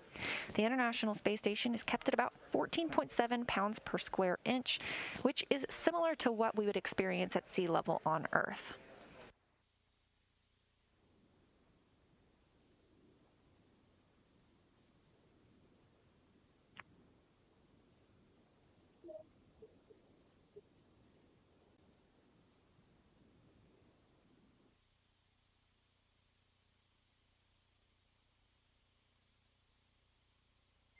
Dragon, SpaceX, we just went through some ready comms, so not sure if you heard. SpaceX Endurance, are we go to stow the floater cam, or are you guys still powering it down?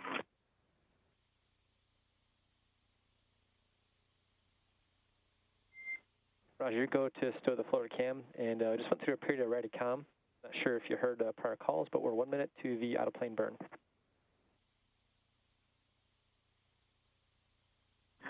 Negative, we didn't hear the prior calls, but copy 1 minute to the out of plane burn. We're just starting to clean up the cabin here in preparation for eventual suit downing.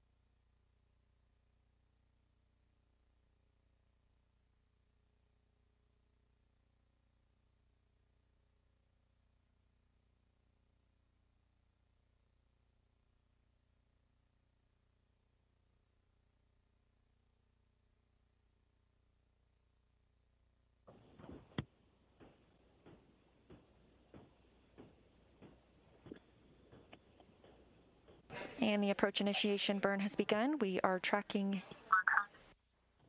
or the approach initiation out of plane burn, we're tracking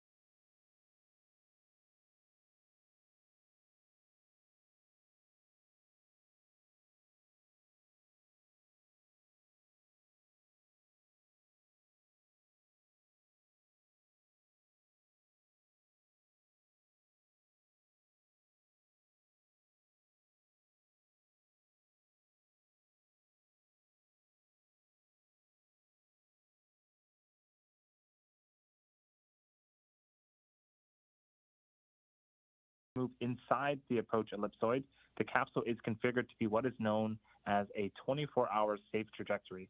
This means that if Dragon were to lose control of its thrusters for some reason, it would be at least 24 hours before its trajectory would move inside the approach ellipsoid. The approach ellipsoid and the keep out sphere, which would be next, these are both invisible lines around the station that are monitored by flight controllers here in Houston, and they monitor these for any visiting vehicles arriving and departing at the station, regardless of the vehicle provider and what is on it, be it crew or cargo.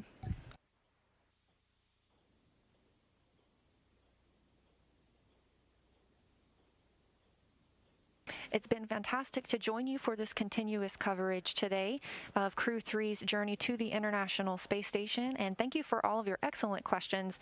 I encourage you to continue sharing those with the hashtag AskNASA. I'll be stepping off, and you will be joined by my coworker and colleague, that is Miss Sandra Jones.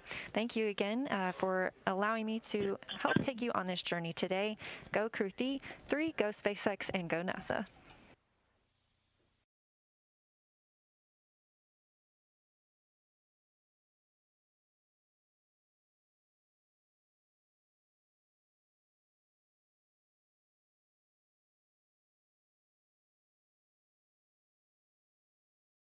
And if you're just joining us, welcome here to the Launchpad. My name is Zach. I'm the host here at the Launchpad. Sorry about that little glitch we had there, but we should be back up and running.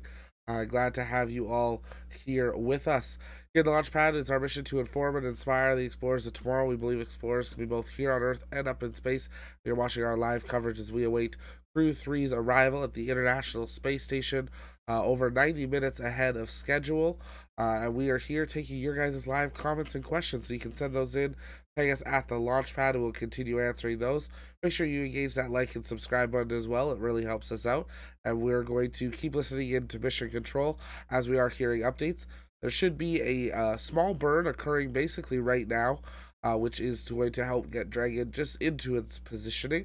A little out of sync right now, so they're doing an extra little burn to make sure it is exactly where it needs to be as it approaches the International Space Station. If you are new, on your screen, you're seeing a live view of both NASA Mission Control on the left and SpaceX Mission Control on the right, as well as a live tracker of the International Space Station as it passes over Asia, just to the south of Beijing and Shanghai at this time.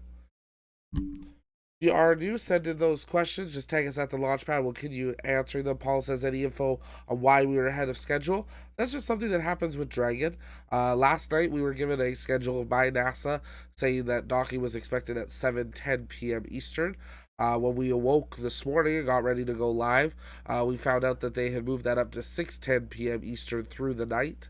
And then now, with the completion of those last two burns, they're actually running even further ahead of schedule at 5:30 p.m. Eastern, expecting time of docking. So it can do with just positioning, how their launch went and their orbit and their speed.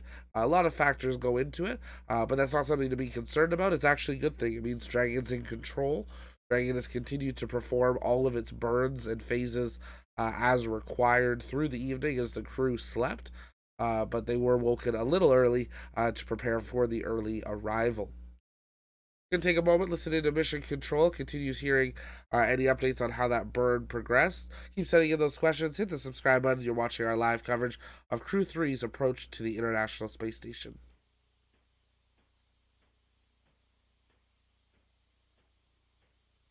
And as it seems most of the time when we say we're going to listen in, they go quiet. But that is okay. Again, if you're just joining us, we are coming up on about 90 minutes or so away from the expected time of the Crew Dragon approaching the International Space Station. So we do have a number of major events coming up where they'll be going through certain waypoints where they will actually need go, no-goes. The crew's tidying up the cabin as we speak in preparation to don their suits as they prepare to approach the station. Anytime Dragon is docking or undocking from the station, the crew does have to be fully suited up just in case there were to be any sort of emergency, those suits are there to give them extra pressurization.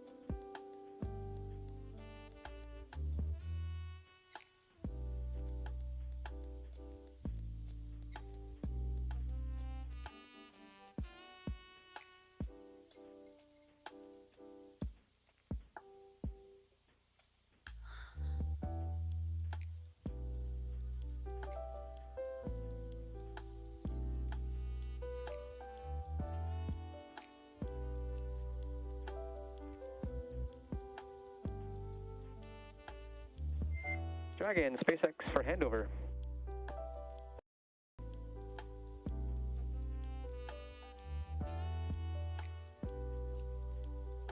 SpaceX. Roger, just want to let you know that I'm handing over to Dr. Blasco. He'll be with you for the remainder of your flight today. I do know you're excited for his wake-up song, but he's actually been practicing his yodeling in the spirit of Matthias, so if you ask real nice, he may oblige. It's been great flying with you, and good luck, folks. Appreciate Chris and the rest of the shift. We'll talk to you guys later, and welcome to Dr. Blasco and the approach shift, and looking forward to some yodeling.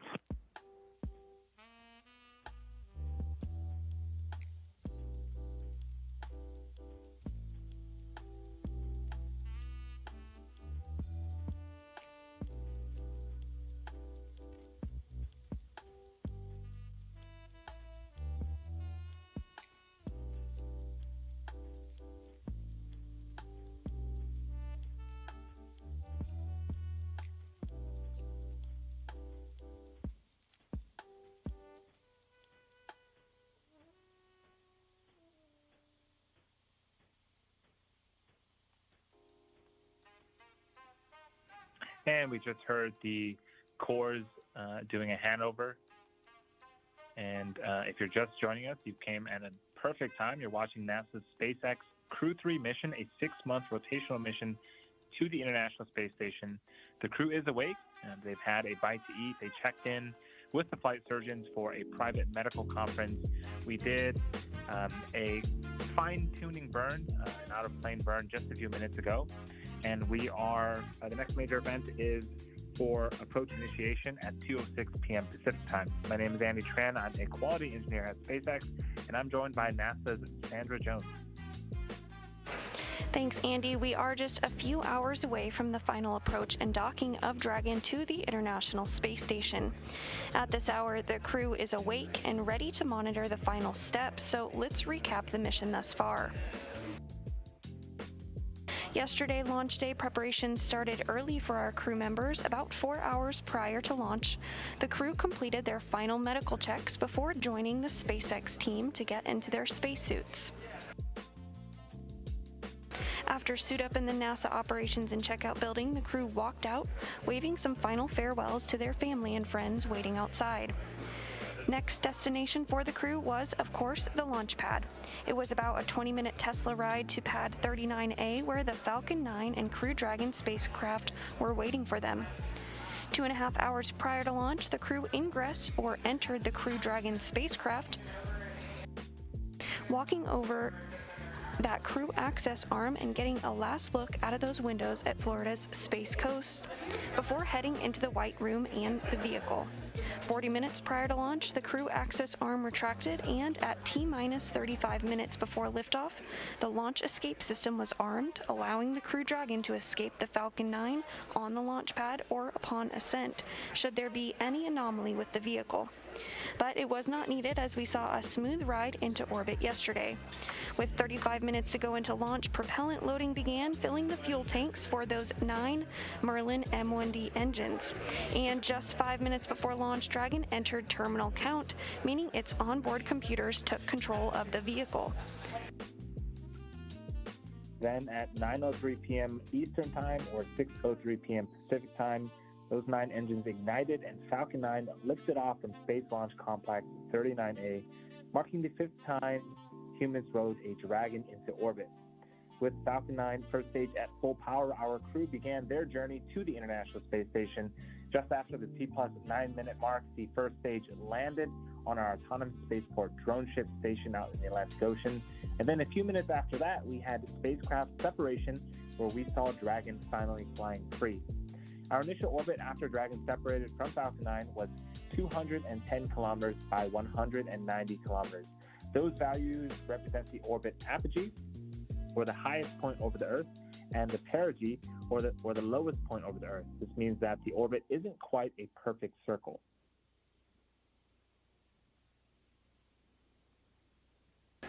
About 50 minutes after liftoff at 6:50 p.m. Pacific Time, Dragon executed the phase burn, which is the first of 5 major burns required to raise Dragon's orbit and position it for approach to the International Space Station.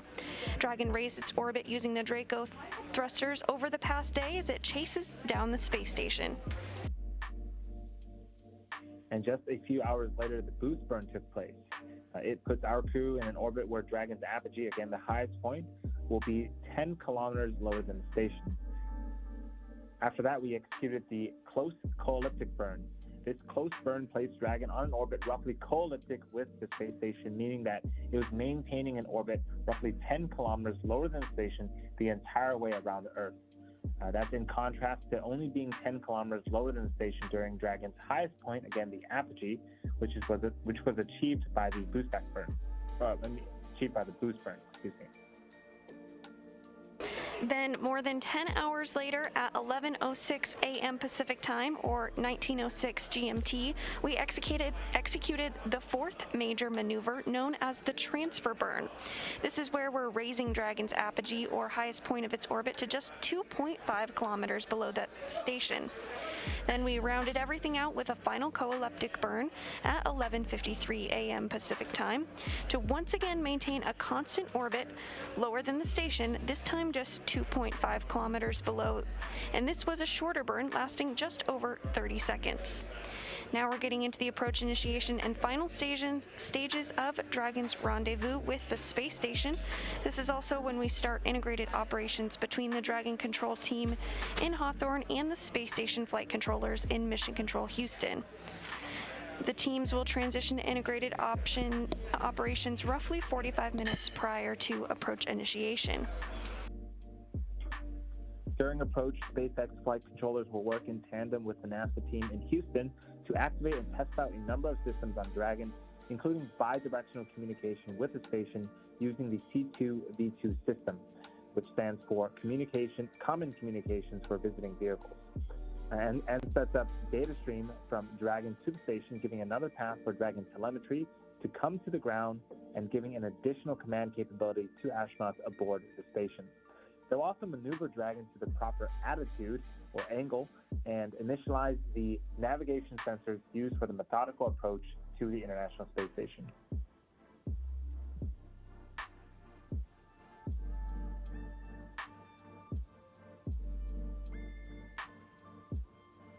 SpaceX Dragon, could you please take cameras external? We're starting to get ready to don suits. And copy that, Dragon. We'll put that in work.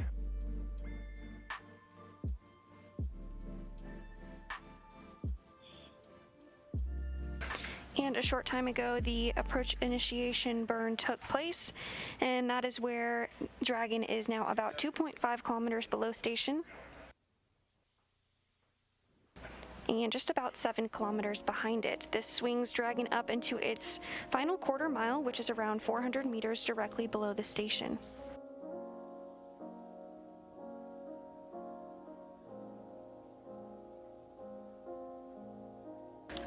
This maneuver will also move Dragon inside one of 2 checkpoints around the station that requires a set of go-no-go poles with the different control teams.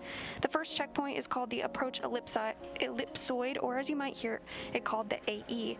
It's an imaginary shape measuring 4 kilometers by 2 kilometers by 2 kilometers, essentially a large 3-dimensional oval. Before Dragon is given permission to move inside the Approach Ellipsoid, the capsule is configured to be on what is known as a 24-hour safe trajectory. This means that if Dragon lost all control to its thrusters, it would be at least 24 hours before its trajectory would move inside the Approach Ellipsoid. And once Dragon arrives at 400 meters below the station, it will be at what is known as Waypoint 0 and will be the first checkpoint during our approach. The vehicle can hold here at 400 meters, but if all systems are good, it can continue approach to Waypoint 1.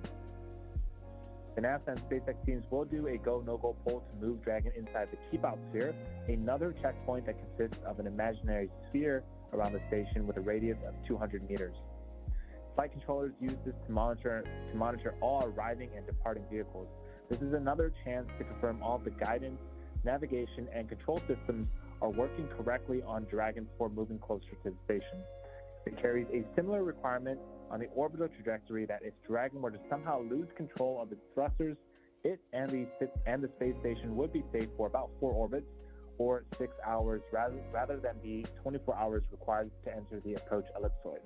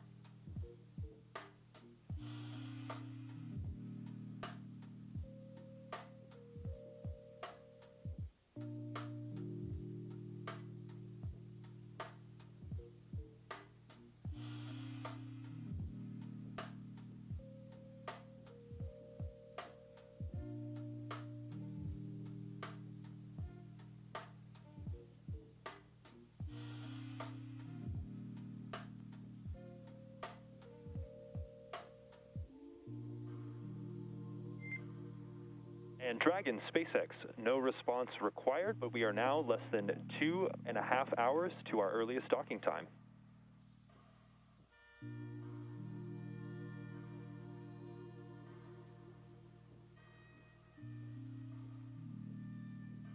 Endurance copies. We're just up some cabin ops, and we'll be working suit downing shortly. And copy that, Raja. Thanks for the update. So with that information, we're now hearing that we are... to waypoint 1 will swing it up and out in front of the station, arriving at a distance of approximately 220 meters. At this point, it will be on what we call the docking axis, which essentially means it is directly in front of the docking port. The crew will head to the forwardmost port on station, the Node 2 forward port. That is where Dragon docked for all of the other crewed missions so far, and is where one of 2 international docking adapters is located, installed specifically for these new commercial spacecraft flights, as well as any other future spacecraft that use the international docking standard. Now, once Dragon is only 20 meters away at waypoint 2, the spacecraft focuses on aligning its docking system with the International Docking Adapter. We'll probably hear the call out for CHOP, and that stands for Crew Hands Off Point, a little less than 30 seconds before we make contact. At this point, any aborts will have to be done automatically by Dragon. And then finally, it will be the moment we've all been waiting for when our crew arrives at the space station. Dragon will fly in and make contact with the IDA, giving us what we call soft capture. The soft capture ring then retracts until sensors indicate it's time for 12 hooks to drive in order to place us into a hard capture mode and firmly secure Dragon to its new home on the International Space Station.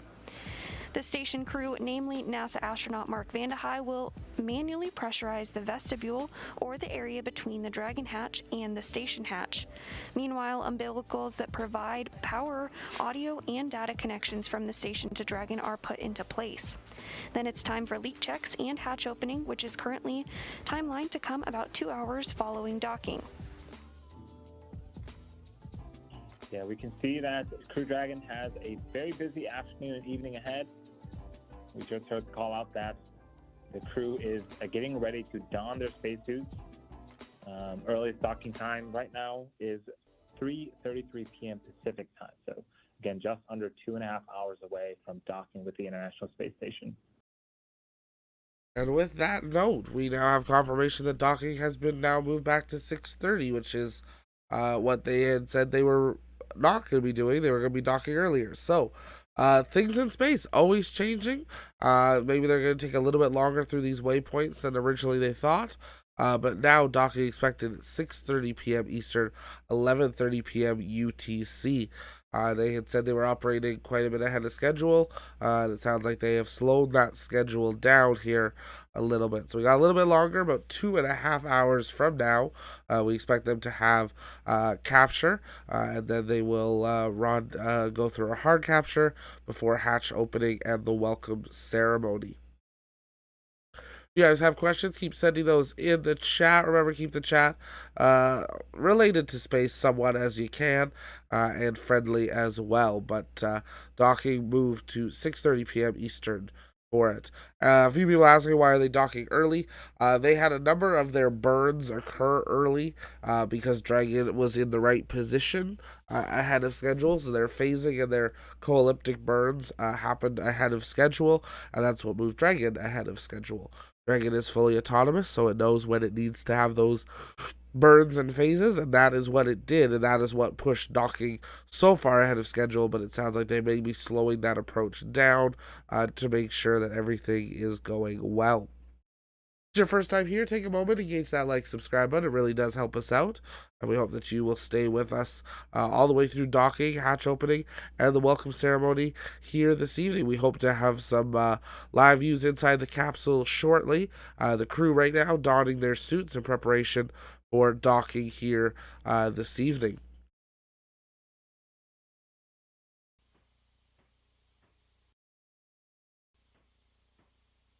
We'll keep listening into Mission Control for updates as they progress along. Right now, the International Space Station and Dragon passing just off the coast of Australia, coming up on Brisbane, and about to fly over Auckland as well on its way through another orbit around Earth.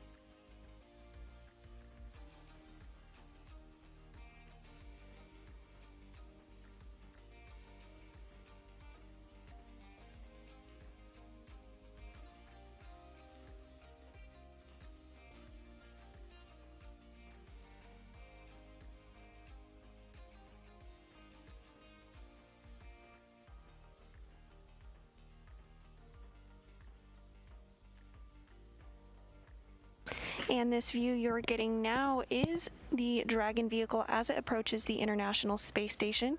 Throughout the rest of our coverage today, that little dot will get closer and closer, and of course, the image will get much more crisp as it gets closer to the space station.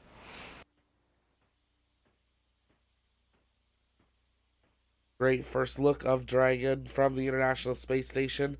Over the next 2.5 hours, as I said, that will get closer and closer, and soon we should have views as well from Dragon looking at the ISS as it comes into view.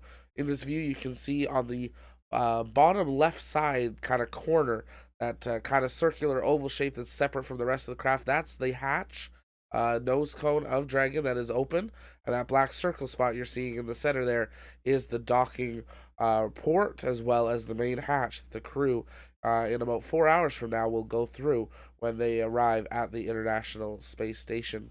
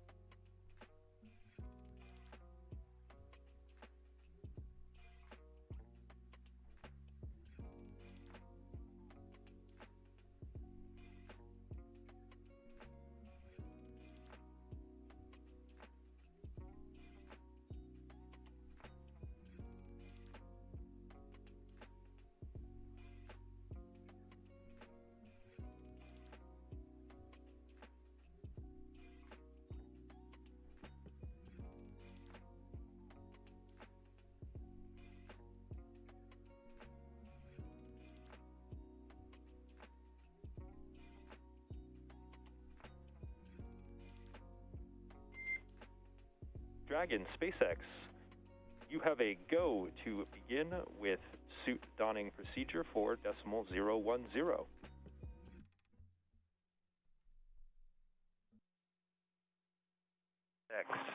Go to start 4.010 in work, thanks. And SpaceX copies, Tom.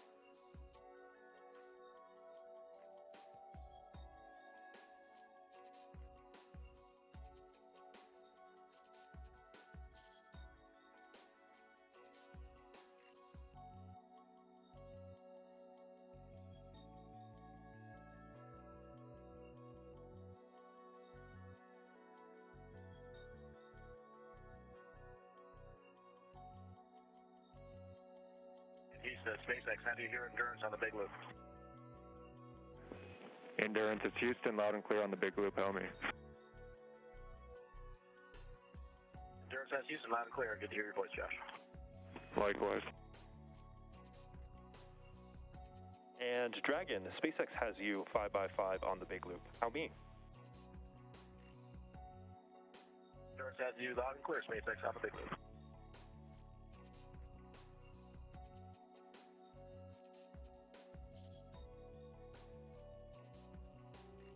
Endurance station on the big loop, com check.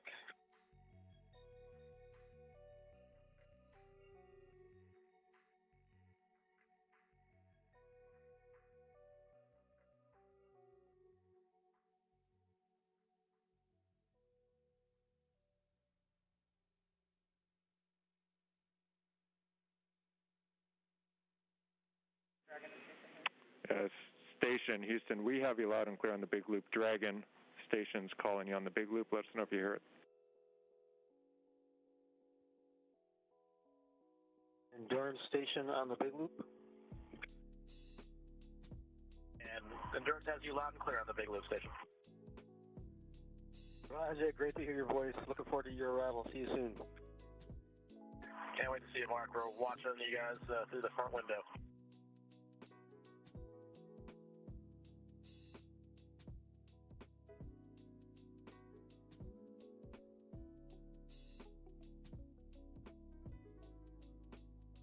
Starting to put away the items, and we'll start donning, and we are at a total of 22 uses at location 12. And copy that, Dragon, 22 uses, and we'll let you know when the cameras are back on board.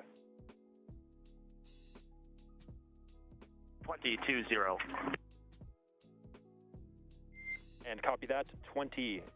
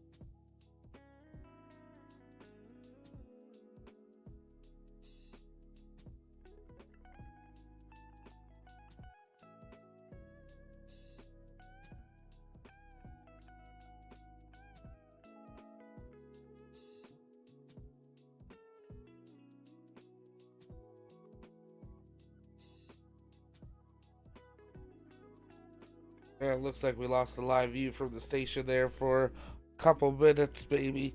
We'll, of course, have that back up the moment they do. But if you're just joining us, welcome to our live coverage as we await Crew 3's arrival at the International Space Station. Cameras are internal.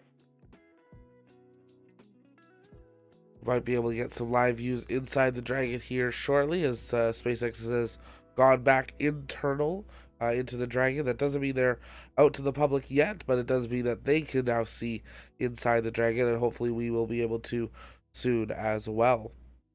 If you're new, take a moment, engage that like, subscribe button, really helps us out. At 10K subscribers, we're doing a big giveaway, and glad to have you all here. If you have questions, send those in the chat, and we will be answering those. Just tag us at the Launchpad, and we'll continue answering those in the live chat. You're watching our live coverage here on the Launchpad, awaiting the arrival of Crew 3 at the International Space Station.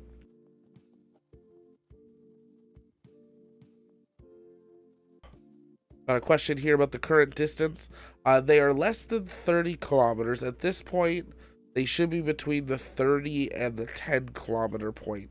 But we should have more details on that very shortly as they will start reaching waypoints, and then we will have very detailed information of their approach. So stay tuned, MBevo, but we should have that very soon.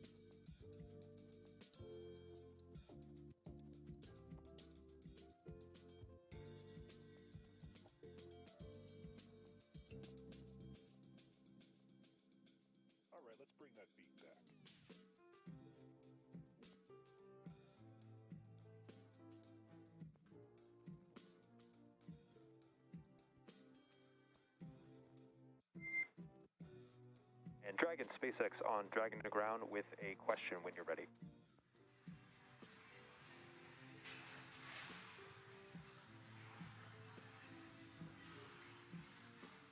SpaceX. Okay, Raja, you gave us a call to let us come back on board, but we did not see that the suit fans were active and running. Are you okay with us taking those cameras on board, or our preference would be if you guys are still getting through suit donning, is we can just leave those off until you guys are ready. A copy. You're welcome to come on board. We don't mind you guys watching while we get the suits on. All our comfort garments are on. We haven't actually gotten suits yet, but you can stay on board with the cameras. Copy that. Thanks for the info.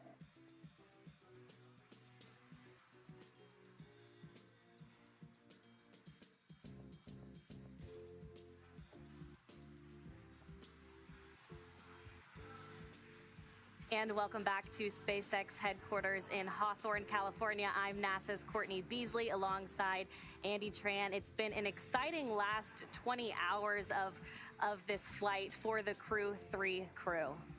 Yeah, it's been super exciting. The crew's been in space for about 20 hours approximately. We also saw some views of the Dragon capsule from the International Space Station just a few moments ago.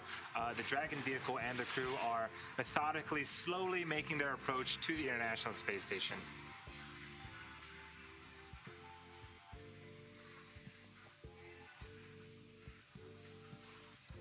That's right, and next we are waiting for Dragon to be given the go for approach.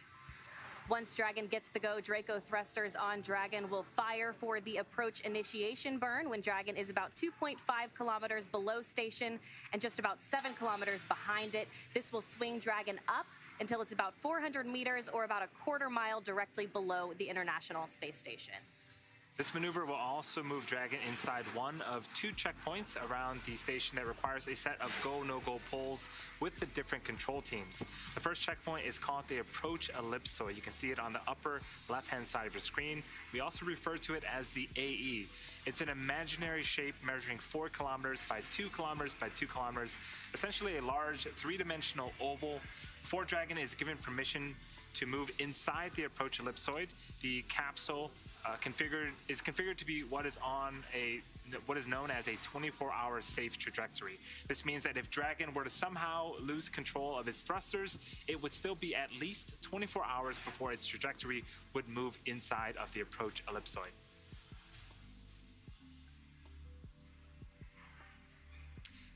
So again, we're standing by for that go, no-go, which will happen internally. Of course, they'll do a poll here at SpaceX headquarters as well as Mission Control Houston for that approach to begin. Yeah, and we're hearing some communications back and forth between the core, or the crew operations resource engineer, and the crew themselves inside Dragon in space. Right now, the crew is donning their spacesuits. Donning is just a fun way to say putting on their spacesuits. And we also got permission to turn the cameras on inside as well. I'm not sure if we're going to get views of them putting on their spacesuits, but the crew inside the spacecraft did say it was okay for those cameras to be turned on. So they have those suits on for most of the dynamic portions of flight. They were able to take those suits off for the last part of the flight so they could kind of relax, eat some of their meals, get a good rest in before arriving to the International Space Station. So like Andy just said, they're putting those suits on right now. They'll close their visors again, and it'll kind of go back to the same configuration it was in for launch, and they'll continue that through the docking phase. And before we dock to the International Space Station, they'll need to perform a leak check on their spacesuits. They've done several as part of this mission, but again, anytime we're putting on those spacesuits, we want to make sure that they are put on correctly. And for awareness, ground has pulled go for approach initiation and will be enabling the maneuver shortly. The expected start time is per your displays. The Big Loop Endurance copy is pulled to go for approach initiation, shown burn about a little over 20 minutes. All right, and a go from the core here in Hawthorne. And the crew confirms a good read, and they are a go for that approach initiation. So Dragon has just been given that go for approach. Coming up soon, the Draco thrusters on Dragon will fire for the approach initiation burn when Dragon is about 2.5 kilometers below the station and just about 7 kilometers behind it. Again, this will swing Dragon up until it's about 400 meters or a quarter mile directly below the station. So again, this is going to be putting the Dragon vehicle inside of one of two checkout points that requires a set of go-no-go poles with the different control teams. We just heard that we were go for the first one, and so we're going to be entering the Approach Ellipsoid. Again, that is the AE. It's an imaginary shape, about 4 kilometers by 2 by 2, giant oval around the International Space Station. And before the Dragon vehicle can move inside this AE, the capsule is configured to be what is known as a 24-hour safe trajectory. Again, that means that if Dragon were to somehow lose control of its maneuverability, it would be at least 24 hours before its trajectory would move inside of the Approach Ellipsoid. And while we wait for the approach initiation burn, let's check back in with Sandra Jones in Houston. Sandra. Thanks, Courtney. Good afternoon and welcome back to Mission Control Houston and NASA's Johnson Space Center in Houston, Texas. I'm NASA's Sandra Jones and we're inside the Space Station Flight Control Room where teams are being led by Rebecca Wingfield for Dragon's approach and docking. On board station, there are currently 3 astronauts and cosmonauts, including NASA's Mark Vande Hei and Roscosmos cosmonauts Pyotr Dubrov and Anton Shkaplerov, who is the current space station commander. Preparations are already underway for station to receive Dragon later today, and a little bit later, NASA astronaut Mark Vande Hei will set up laptops to monitor the approach and docking of Crew 3. On the ground, teams will work to feather solar arrays prior to docking, and this is a multi-step process which protects the arrays from plumes and keeps them safe when vehicles arrive. A little while after, about an hour and a half ahead of docking, we'll hand over control of station thrusters to Russian gyroscopes, so station has finer attitude control while Dragon approaches. Once soft dock is complete, we will hand over control to the U.S. gyroscopes. The teams on the ground in Mission Control Houston and the systems on board station remain go to receive Dragon at 5:32 p.m. Central Time. That's the latest from Mission Control Houston. Back over to Hawthorne. And thank you, Sandra, for the update. We were talking about the suits earlier and how they had to do a leak check. It is important that we make sure that when we do apply pressure, there are no leaks. The suits themselves are extremely intelligent, and in case of a depressurization event, we want to make sure that they can maintain pressure and keep the astronauts safe. They'll also do some leak checks on the hatches inside of the International Space Station and, of course, on the Dragon side. So these leak checks will actually continue from here until they arrive at the International Space Station. And there's the hatch. So this is a view of the APAS hatch on the International Space Station. If you were to imagine that opening, Dragon would be docking on the other side of that. How do you read me? And Matthias, I have you 5x5. How me? Dr. Lasko, you can yodel. 5x5. Wunderbar, although you did go through a little bit of spotty comm there, so I didn't quite catch your whole call, just assuming that you're ready to go. Yeah, I guess you wanted to miss the yodel.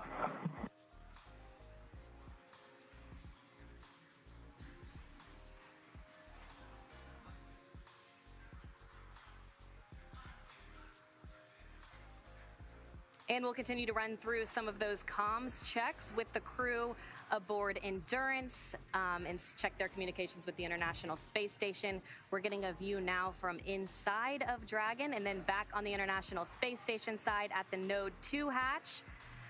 Again, we are in the approach phase right now, coming up on that approach initiation burn. So when Dragon does dock, to the International Space Station as part on the other side of that hatch. There's a space between the Dragon hatch and the APAS hatch that you see on the right-hand side of the screen. That is known as the vestibule. Courtney, you were mentioning that we have to do leak checks. That vestibule, upon initial docking, will be unpressurized. And so there is a sequence of events that need to happen to make sure that that area is pressurized, it is safe for the astronauts on both the International Space Station side and the Dragon capsule to enter. And so they'll go through a number of pressurizations, leak checks, and equalization procedures to make sure, again, the astronauts can pass to and from that vestibule section. And the International Space Station is currently flying above South America. We'll continue to get some beautiful Earth views as Dragon makes its way. Again, we're coming up on that approach initiation burn. That burn is expected at 2:06 p.m. Pacific time. That burn is expected to last about 90 seconds or a minute and a half. And again, that's a major burn to take us into the Approach Ellipsoid, where a whole new set of flight rules has to take place. We'll have teams here in Hawthorne looking at the same procedures as the crews, and teams over in Mission Control Houston. They'll be working together to safely bring Crew 3 home for the next 6 months at the International Space Station. Yeah, they have quite a journey ahead of them. Lots and lots of science. I believe there are over 400 pounds worth of NASA cargo and hardware from Dragon that they'll be bringing up to the International Space Station to help support all of that science that they'll be doing over the next 6 months. For now, until we wait the approach initiation burn, we are enjoying some really, really cool views of the International Space Station. Yeah, again, some of the solar arrays on the left-hand side and the sun in the background. Super cool views. And then views over South America on the right side of your screen.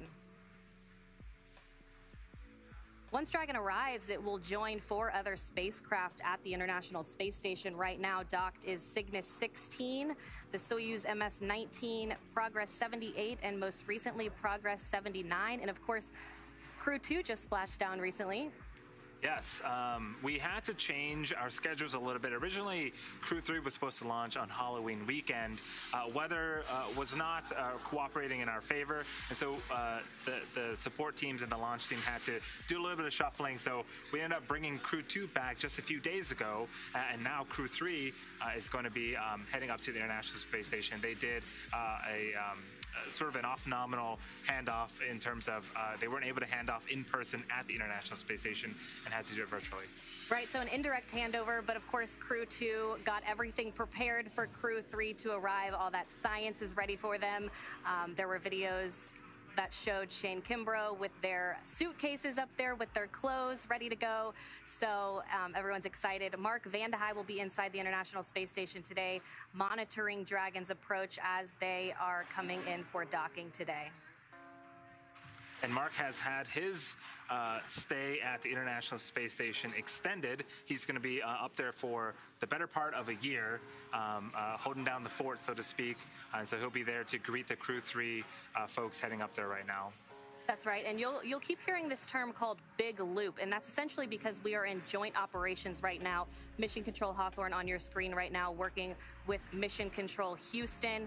Again, both monitoring the Dragon vehicle itself and the systems aboard the International Space Station to make sure that everything is ready and a go for docking today. We're going to be taking some social media questions today using the hashtag Ask NASA, so be sure to continue submitting your questions and we'll answer as many as we can here live on air.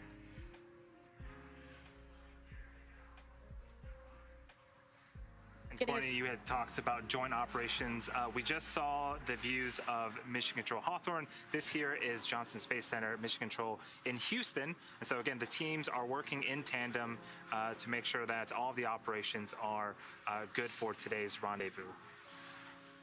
That's right, again, and those communications will be coming through the Big Loop, as you'll hear it called. Those will be communications between the Corps here in Mission Control Hawthorne and the Capcom in Mission Control Houston. They'll be relaying all of the information to the crew aboard Dragon and the International Space Station. We just saw the views of the International Space Station, and one thing that always gets me is it doesn't look like it's moving very fast, but it is moving extremely quickly. It's 17,500 miles an hour, orbiting the Earth about every 90 minutes, and the Dragon spacecraft that is quote-unquote catching up to right now is moving at about the same speeds. And so later on, when we start to see this sort of dance-like approach where Dragon is slowly and methodically approaching the International Space Station, just remember that they're moving extremely quickly, but it's hard to tell without a point of reference in space. Yeah, that's right. It looks like we have our first social media question and our first views of Dragon. And our first question is, what's Crew 3's first task once they arrive aboard the International Space Station? Crew 3 will have a welcome ceremony once they arrive. So not only will they physically be welcomed by the crew aboard the International Space Station, they'll also go into a welcome ceremony where they'll be welcomed by various leadership. And from there, they'll really just kind of get the lay of the land of the International Space Station. The crew aboard the station will show them around, show them their sleeping quarters, and then eventually they'll be able to jump right into science and just start working. Yeah, I think start working is probably an understatement. The astronauts stay very, very busy.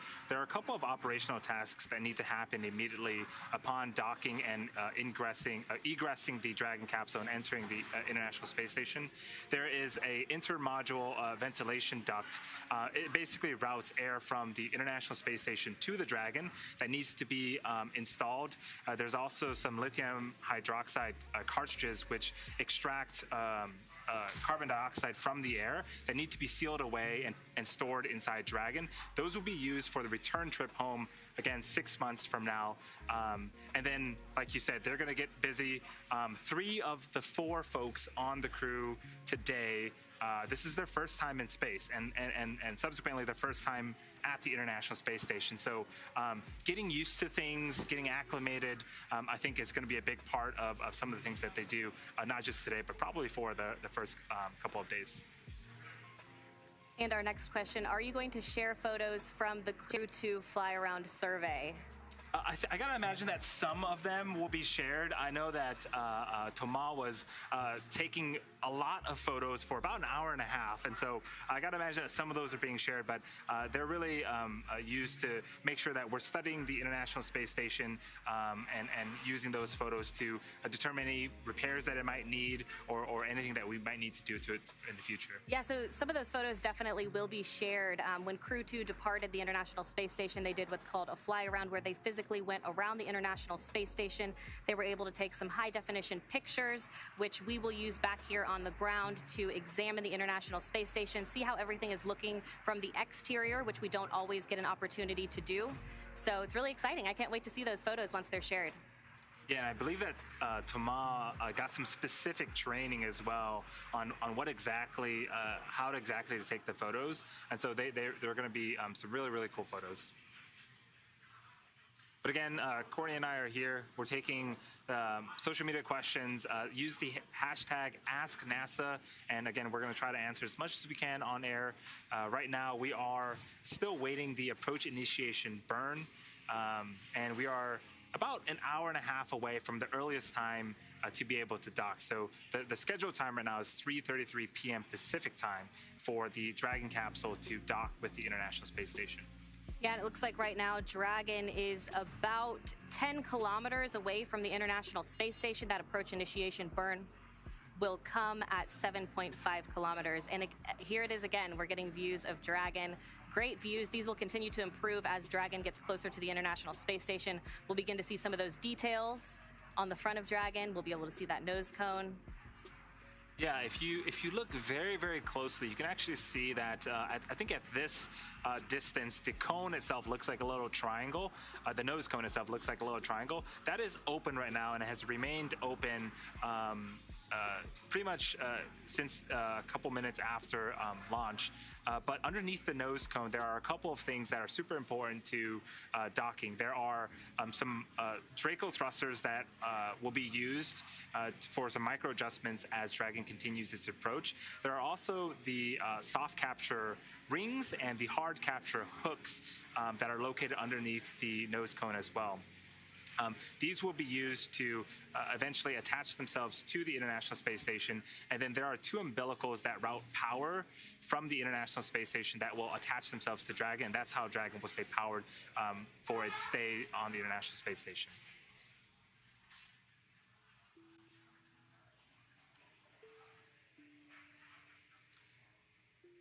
So we have another question here. How long will it take the crew to adjust to GMT once on board the station? Well, really, they really start adjusting their sleep for launch beforehand, so they'll essentially just jump right into it when they get to the International Space Station. They'll stay up a little longer if they need to, or go to sleep a little earlier if they need to, but really they adjust within the first couple of days, and then of course that makes for a much smoother stay aboard the International Space Station. Yeah, as part of their journey to the International Space Station, they had a sleep period. They were asleep from about 3 a.m. Pacific time until about 11 a.m. Pacific time. So again, Courtney, you're right on. The astronauts really, weeks before the launch, they'll start adjusting themselves. That way, again, once they reach the International Space Station, they can sort of hit the ground running. So if you're just joining us, we did get that go for the approach initiation burn. Right now, we're about 12 minutes away from the start of that burn. The burn is expected to last about 90 seconds or a minute and a half, and we'll continue getting these views of Dragon, and again, they'll continue to get clearer as they come in closer.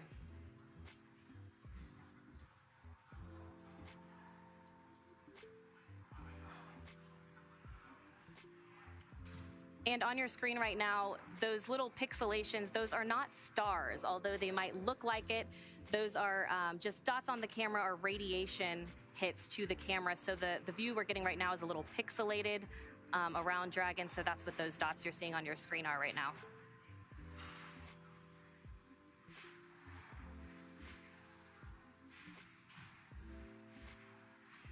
So at this stage, Dragon is about 2.5 kilometers below the International Space Station. That approach initiation burn, it'll definitely last for a little bit, but its job is to take Dragon 400 meters away. So 2.5 kilometers to just 400 meters away from the International Space Station. That's coming up here in a couple of minutes.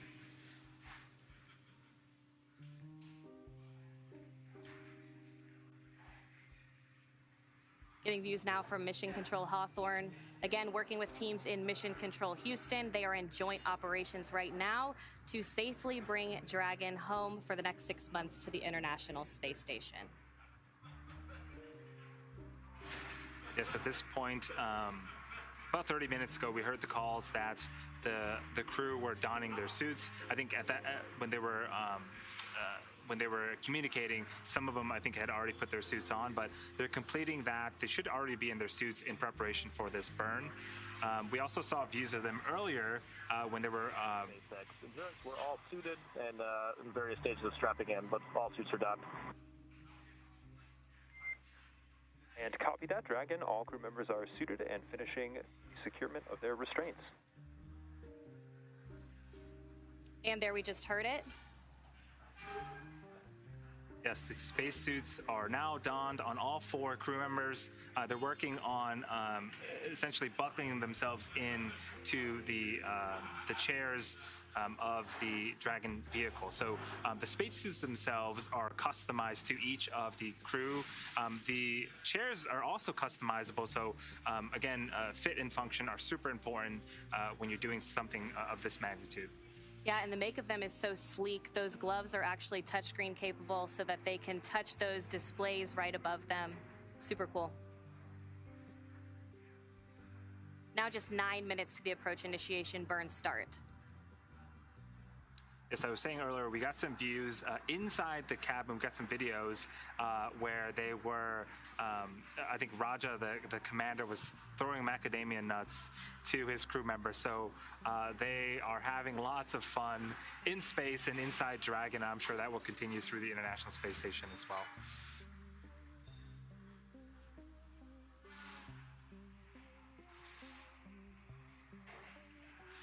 We'll continue taking your social media questions using the hashtag AskNASA, so continue to submit those, and we'll answer as many as we can live here on air.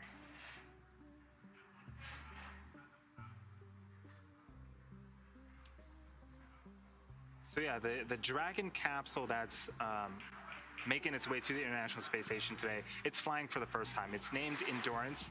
The Dragon capsule itself is primarily composed of two sections. The capsule, which is that conical top, if you will, section of the vehicle. That's where the crew is at. And there is a bottom cylindrical section. Half of it is covered in solar arrays. That is the trunk section. Both will be docked to the International Space Station. And again, once docked, the Dragon will essentially transition from the solar array power that it's been using for its 20-plus hour journey so far. It will transition from that to power that's fed directly from the International Space Station. And this is the first space flight for Commander Rajachari, Kayla Barron, and Matthias Maurer. And then, of course, Tom Marshburn is a veteran. This is the third spacecraft that he has flown on. I know he's very excited to get back to the International Space Station. Yeah, I keep thinking about the video that we saw earlier. They could not get the smiles off their face. Looks like they're really enjoying their time in space. But yeah, three rookies, if you will, just by space experience. They have a ton of leadership and experience here on Earth, but in terms of space travel, this is their first time with, again, the veteran Thomas Marshburn leading them, so to speak, in terms of space adventures. Yeah, that's right. We're still getting views of Mission Control Hawthorne. Again, they are working in tandem with Mission Control Houston to help bring these astronauts home for the next 6 months to the International Space Station. The International Space Station currently flying over the Atlantic Ocean. We'll continue to get views of the International Space Station as well as Dragon as they continue to get closer to one another. We're now about 6 minutes away from the approach initiation burn. Again, that burn expected to last about 90 seconds or a minute and a half to get Dragon to that next milestone. Yeah, and we can sort of look ahead on what to expect in terms of what happens after the approach initiation burn. After that burn, we are, again, 400 meters away from the International Space Station. We will slowly make an approach, hitting checkpoints known as waypoint 1 and 2. Those are at 220 meters and 20 meters. Nominal maneuver completion. If desired, reminder to review the impulsive retreat recovery cue cards.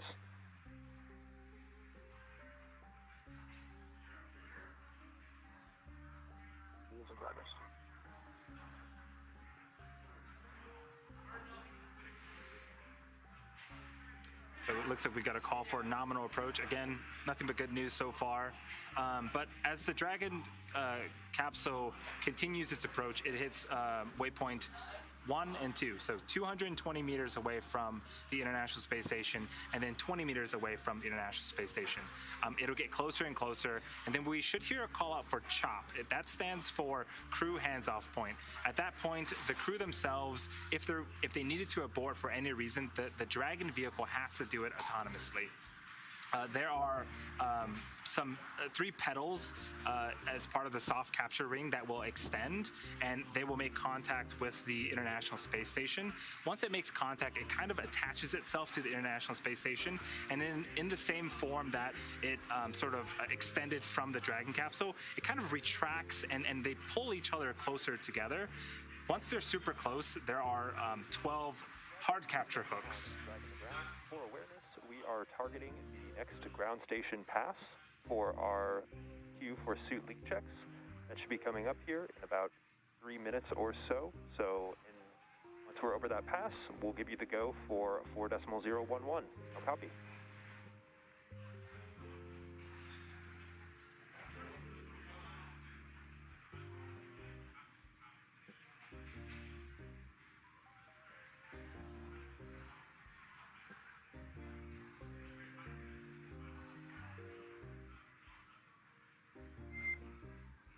And Dragon SpaceX on Dragon to ground. For awareness, we are going to be targeting our next ground station pass here in about 2.5 minutes for giving you the cue to step into 4.011 for suit leak checks.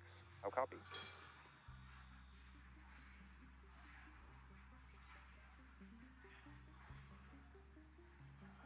SpaceX Endurance copied your last and copied this one about 2.5 minutes away before we step into 4.01111 on your go of the ground pass. And good readback, Tom. All right, so a suit leak check coming up within the next 2 minutes, and that approach initiation burn start coming up within the next 3 minutes. In the meantime, we have another social media question asking what are some of the experiments Crew 3 will be conducting. They'll actually be conducting hundreds of experiments while on board the International Space Station. One is the Exposed Root On-Orbit Test System, or X-Roots investigation, which uses hydroponic and aeroponic techniques to grow plants without soil or other growth media. And of course, they've been growing veggies aboard the International Space Station as well. So all kinds of fun experiments happening aboard the International Space Station.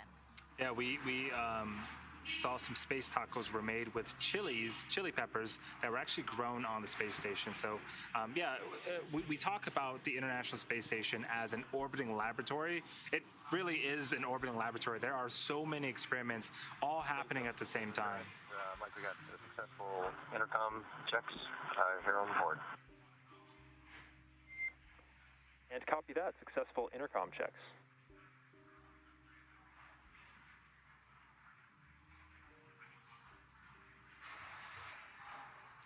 So some more successful communications checks between the crew aboard Dragon and the crew here in Mission Control Hawthorne. That's the core you see on your screen right now, inside of Mission Control Hawthorne.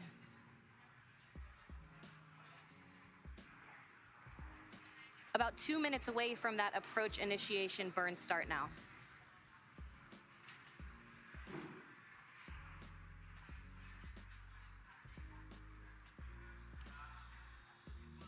Okay, and we just received confirmation that the approach initiation burn is actually complete now. Yeah, that is great news. Again, this puts us about 400 meters below the International Space Station.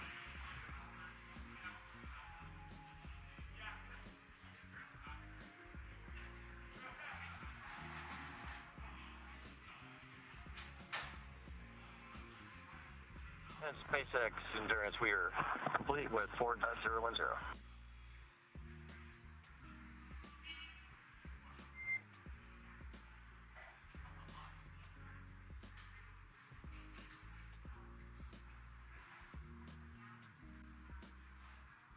All right, with that approach initiation burn now complete, we should start hearing some. And copy that, Dragon. You have a go for 4.011 for suit leak checks when ready.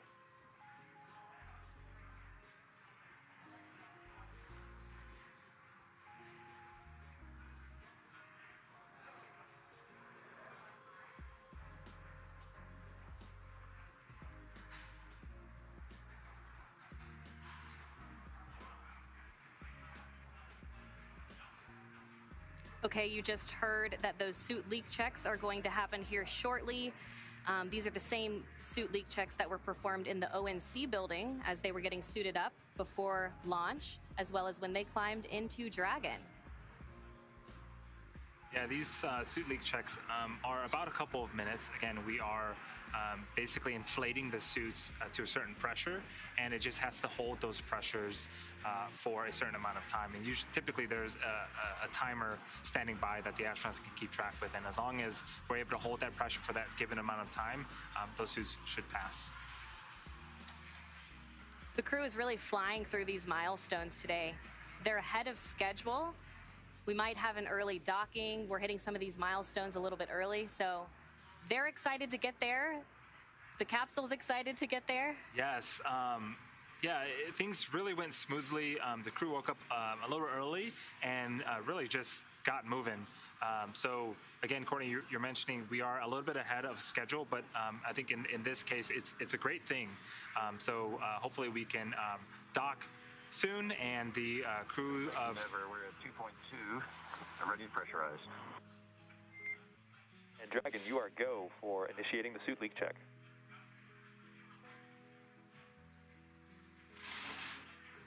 Endurance is ready for leak check.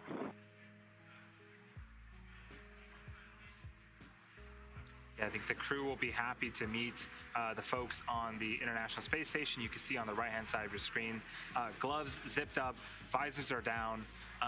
The suits, again, look a little puffy. Again, they're pressurized and they're being fed essentially nitrox to test if they can hold that pressure. And again, these suits are very necessary during these dynamic portions of flight. Of course, they would protect the crew in the unlikely event of a cabin depressurization. And they, like you said, are made to fit them perfectly. The seats are made to fit them perfectly, so they're very comfortable on that climb uphill.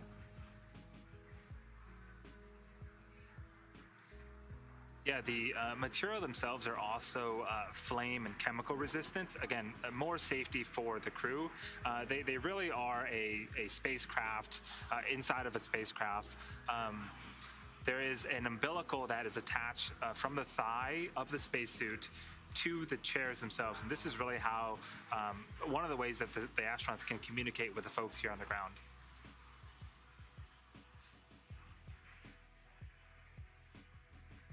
And of course, we'll need 4 good suit leak checks. Each crew member will have to report a good suit leak check to proceed. Again, just another step, another milestone to get them to the International Space Station today. Once they arrive, docking will happen in 2 phases. They'll have soft capture and then hard capture, which will mate them to the International Space Station. At that point, they can start pressurizing the vestibule and open those hatches to arrive at the International Space Station. Again, this suit leak checkout is expected to last just a couple of minutes, and we should be hearing the updates for the status of the suit leak checkouts from the crew here shortly.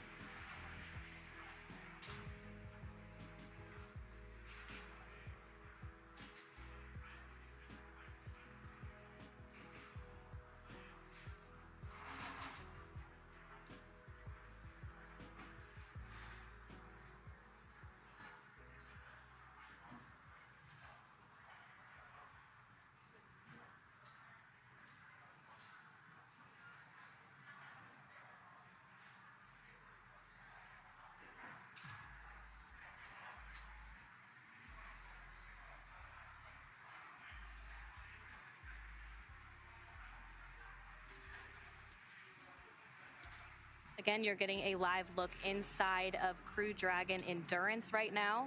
And Dragon received 4 good suit leak checks.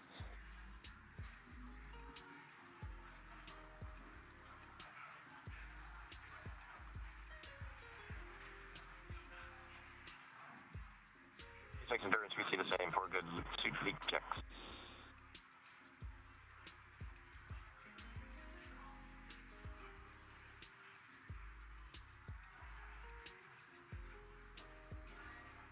Okay, the crew and the ground teams confirming 4 good suit leak checks. They're all functioning properly for the approach to dock with the International Space Station. Yeah, another great milestone achieved here. Next one is we're going to be approaching waypoint 1. That is 220 meters away from the International Space Station. That also lines up Dragon with the docking access of the forward port, the Node 2 port, for its sort of final leg of the journey to docking with the International Space Station.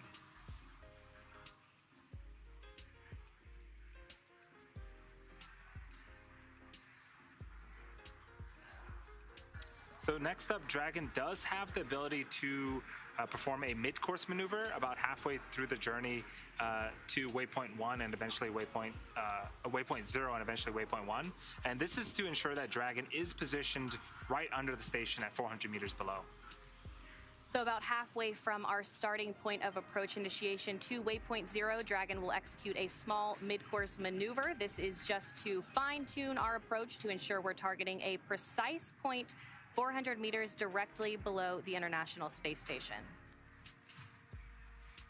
That mid-course is expected in about 14 minutes if they need to execute that.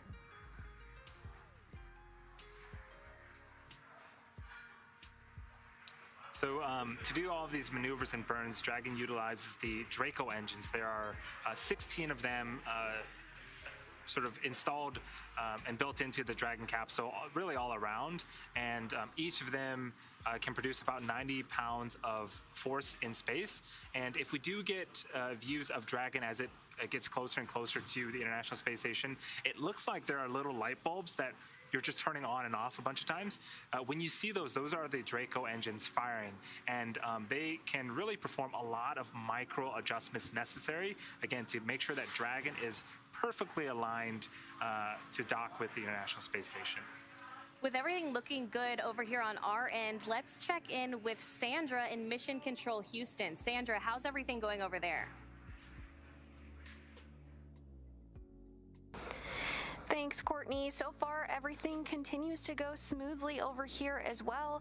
This afternoon, NASA astronaut Mark Vande Hei woke up around 3 p.m. Central Time and had his post-sleep period, which just wrapped up a few minutes ago at 4 p.m.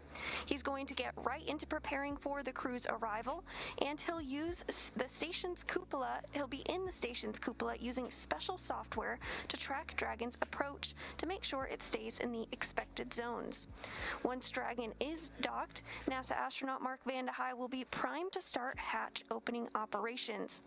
He'll start by opening the large hatch on the Node 2 forward, giving him access into the pressurized mating adapter. The crew will then have to pressurize the vestibule, which is the small space between the hatches on the Dragon and space station. This was exposed to vacuum prior to docking, so the crew will need to fill it with air and make sure its pressure is nearly equal with the atmospheric pressure on Dragon and the station. Vande Hei will use a small valve on that station's hatch to slowly introduce air into the station's vestibule, and flight controllers here in Houston will monitor and verify the pressure readings here to make sure that everything is leak-free before we get ready to open up the hatches. NASA Flight Director Rebecca Wingfield is leading teams here in Mission Control Houston for Dragon's approach and docking today, and to their right is the Capcom, or capsule communicator, Joshua Kirtrick, who will be communicating with the crew aboard station. Right now, there are 3 astronauts aboard the space station, including NASA's Mark Vande Hei, which we have discussed, and Roscosmos cosmonauts Pyotr Dubrov and Anton Shkaplerov, who is the current space station commander. Again, we're getting excited to get our Crew 3 astronauts aboard, and that's the latest from here in Mission Control Houston. Back over to Hawthorne. Thanks, Sandra. We're happy to hear that everything is going well over there, as it is over here in Hawthorne, too. Again, the crew just going through these milestones so quickly, running a little bit ahead of schedule. We've already completed the approach initiation burn. Coming up next is a mid-course maneuver burn. Again, that'll get Dragon to where it needs to be for its next milestone. Again, this mid-course maneuver is optional. It does seem like we're going to be performing it today. Any sort of fine-tuning that we need to have happen on Dragon, we can do as part of this mid-course maneuver. And right now, Dragon is approaching the International Space Station. It's going from about 2.5 kilometers underneath the Dragon, the International Space Station, to about 400 meters, excuse me. And that mid-course maneuver happens about halfway through if it's necessary.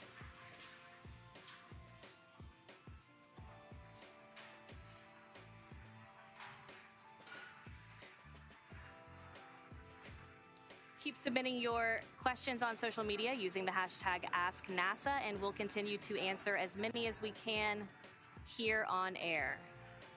Getting a live view now from Mission Control Houston as teams continue to work there to ensure the International Space Station is ready for Dragon's arrival.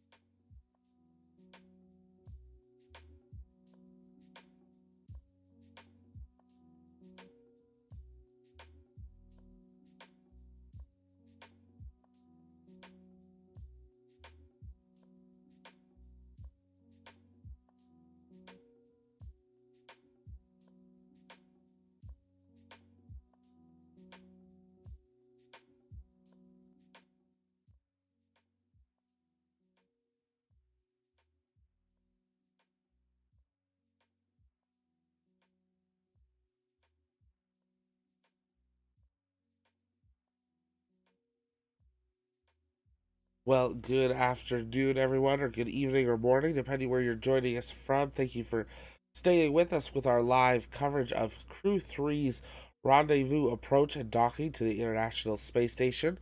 The crew is well on their way ahead of schedule, heading up to the International Space Station here today, having already completed one of the most important burns, bringing them right up close to the station on approach to a 400-meter waypoint where they will actually hold, and then they will have a go, no go, whether they can continue, and they'll have a few of those until they come up right all the way up to the hatch at the ISS. You're seeing on your screen a live view of SpaceX Mission Control and a view of that hatch where they will come through in just a few hours aboard the International Space Station.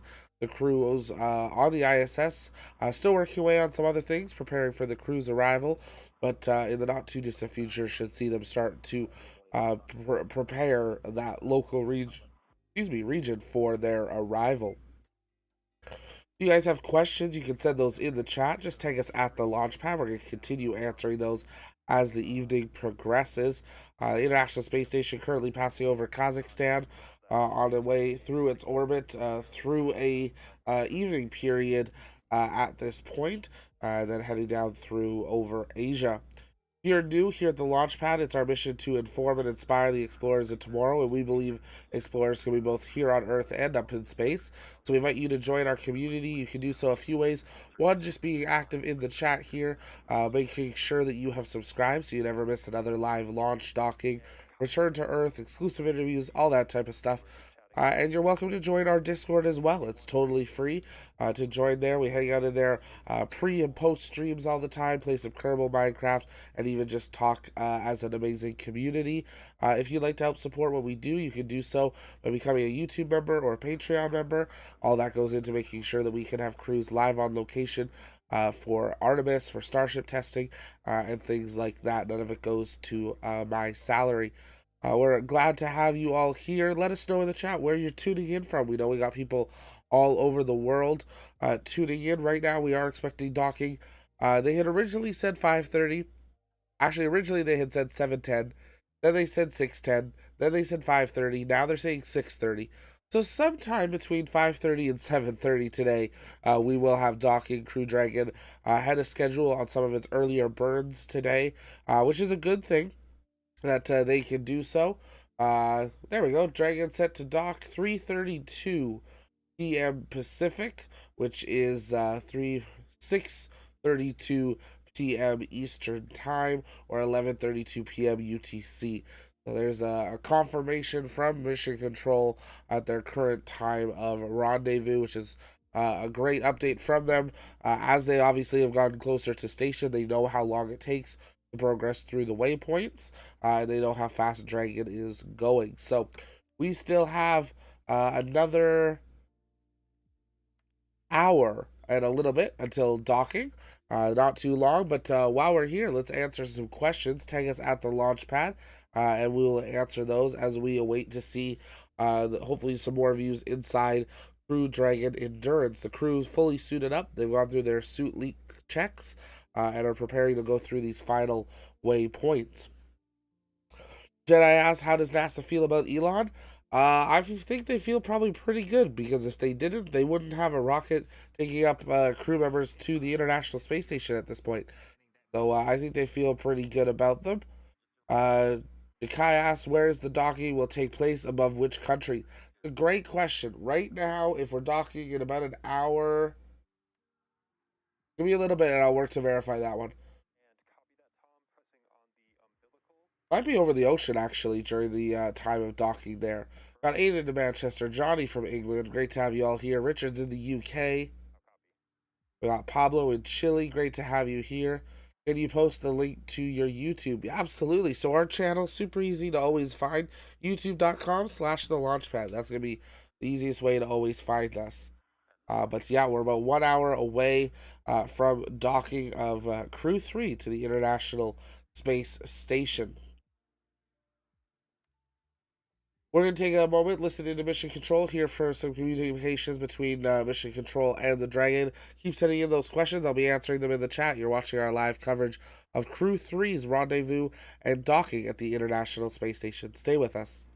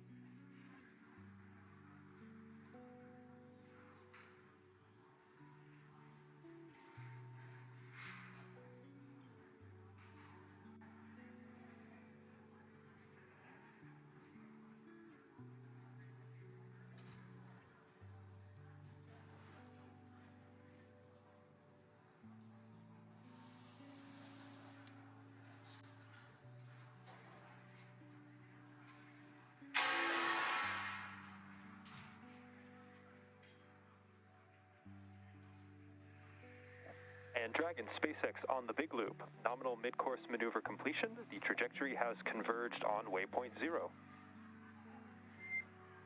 And Dragon SpaceX on Dragon to ground. We did copy partially your last call from seat 3. It sounded like to us that you had not disengaged your umbilical and that the airflow noise had resolved itself, but wanted to confirm.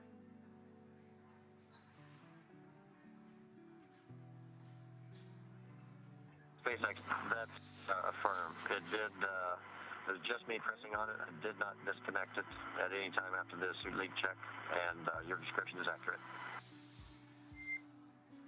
Okay, copy that, Tom. That sounds great. At this time, we are recommending no further actions, and we'll continue to monitor for approach. A copy. So an update there on what was sounding like a possible leak in one of the suits is actually a communication issue that they're having during their links to mission control through the Dragon on the umbilical cord. So these suits are very modern. They kind of have one port that just plugs into their hip. And when that is plugged in, all the connections for air, temperature control, communications, everything gets plugged in. Sounds like someone might have a loose port or something going on there, because when he holds it, they don't get any wind noise, but when he releases it, there is a slight sound of wind over the comms. Now, that doesn't mean the suit is losing pressure. It just means that it is having some sort of communication thing there. They don't seem too worried about it at this time. The suit's holding pressure, so that is a good note there, but something they are monitoring with one of those suits. Which is about 400 meters away from the International Space Take a listen Station. in here. We also heard some back and forth between the crew and the core here about some communications issues. Looks like they were hearing some loud wind and also maybe some echoing. So the teams are working through that and troubleshooting that right now, again, as Dragon continues its approach to the International Space Station. So Dragon now headed to that 400-meter mark. Once Dragon arrives at that 400-meter mark below the International Space Station, it will be at what is known as Waypoint 0 and will be the first checkpoint during our approach. The vehicle can... And Dragon SpaceX on Dragon to ground, can you go ahead and repeat your last?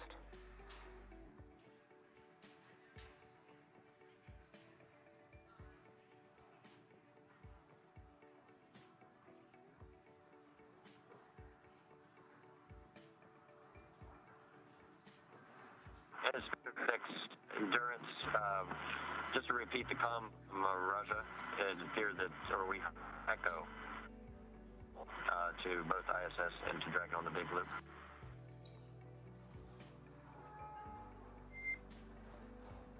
And copy that with the echo. Can you please confirm on your audio settings page that you have configured the endpoints correctly and that you don't have two selected for any of the seats or the cabin audio?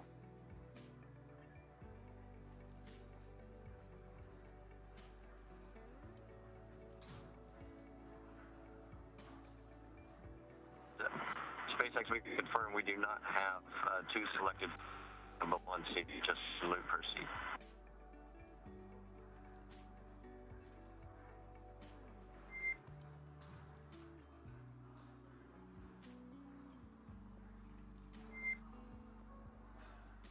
And Tom, can you confirm if this issue had existed before that you had taken the troubleshooting steps for remating your umbilical?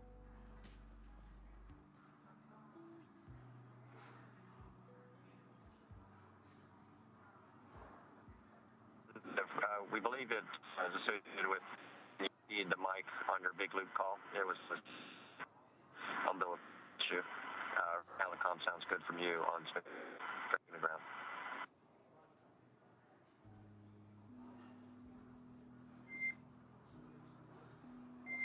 And copy that, stand by.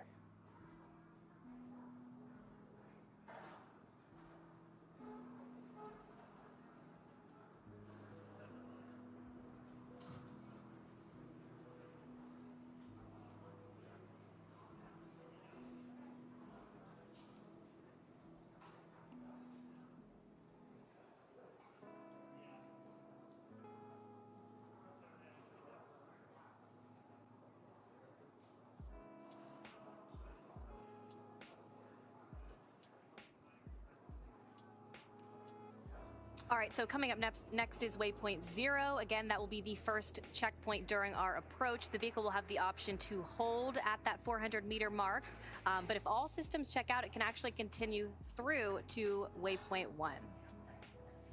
And the graphic on screen right now really is summarize the journey that Dragon has had so far since separation from the second stage. It's gone through a number of phasing and burns to, again, slowly and methodically approach the International Space Station. We are so close right now, approaching that 400-meter mark, as you had described, Courtney.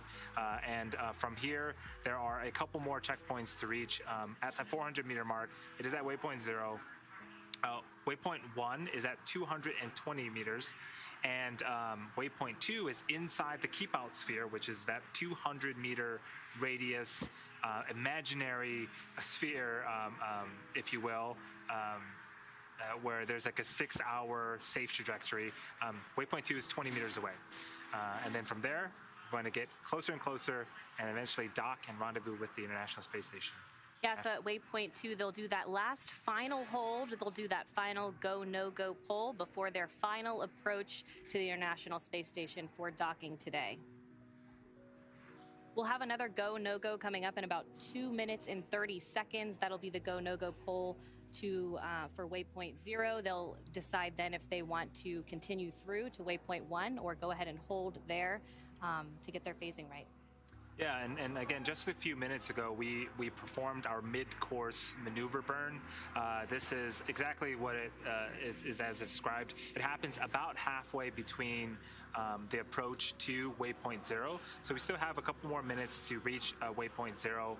The Dragon spacecraft is doing a couple of things. It's making sure that its navigation lights are on. These are green and red lights underneath the nose cone that we should be able to get views of later. It's also making sure that its video is being configured correctly for docking and aligning itself with the docking access. Here is a great view. This is a live view inside the capsule, and now this view is the cruise view of the International Space Station. Yep, that's our first view of the International Space Station. That'll continue to get clearer as Dragon moves closer, but this is a camera aboard Dragon capturing the International Space Station. Yeah, it looks like the sun is right on it, so it is daytime in the International Space Station. On the sides of the International Space Station, you can see the solar arrays nice and big. Those are capturing all of the sun's energy, and again, that is what translates into power for the International Space Station. And it looks like the International Space Station right now is going over the southern tip of Asia. Dragon poised to catch it soon.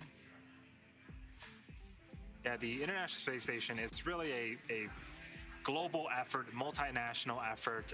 It's been up there for over 20 years. Again, we mentioned earlier in the broadcast about all of the experiments that are happening, not only as part of this mission, but are ongoing currently as part of some of the other expeditions that are happening.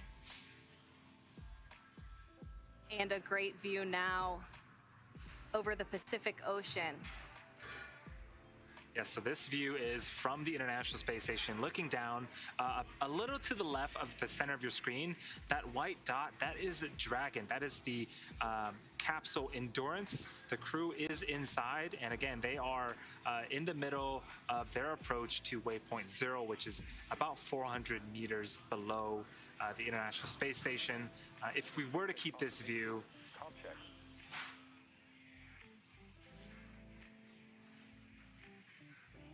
says you loud and clear in the big loop, and no echo that time. And copy that, Dragon. Good news.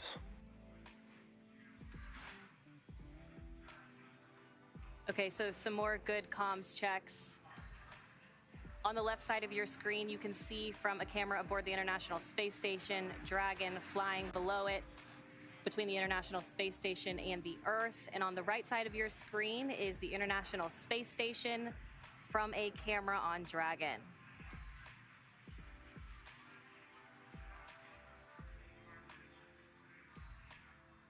the crew themselves actually got a look at the International Space Station a few hours ago, and they had described it as quite emotional, knowing that one, this is their destination, and two, their home for the next 6 months.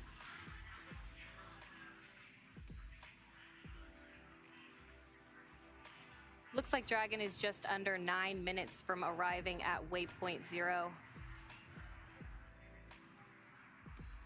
And we just saw, I believe, on the left-hand side of that previous view, that was Commander Rajachari, and to his right was pilot Thomas Marshburn. They were going through the display panels in Dragon.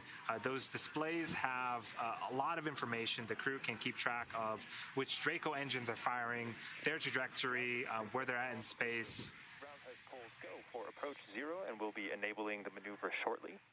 The expected start time is per your displays. Reminder that Dragon will nominally continue its approach through waypoint 1 towards waypoint 2 without stopping. How copy?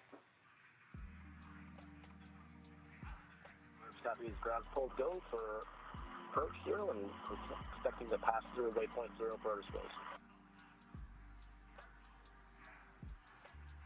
And good readback. All right, so confirmation that they will just go straight through waypoint 0 onto waypoint 1, 220 meters away. Station of Houston on the big loop. You can expect to start monitoring Dragon in approximately 35 minutes.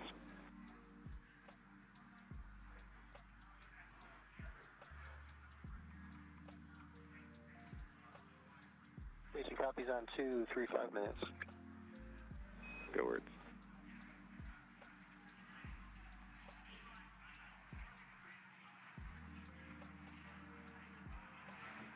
There's those display panels again. Tom Marshburn and Raj Achari working on those right now. Of course, Dragon does fly autonomously, so they're just following along with the telemetry and data on those display panels. And this is a fantastic view. Dragon is now in the upper right-hand corner of your screen with Earth in the background. Dragon and the International Space Station about to fly over Indonesia.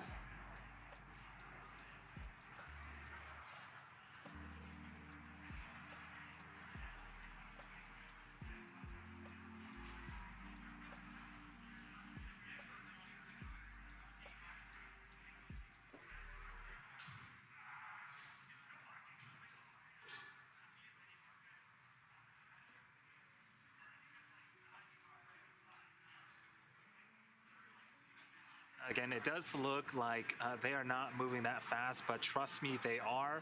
17,500 miles an hour. That is 20 times the speed of sound. That is the speed that both Dragon and the International Space Station are moving at.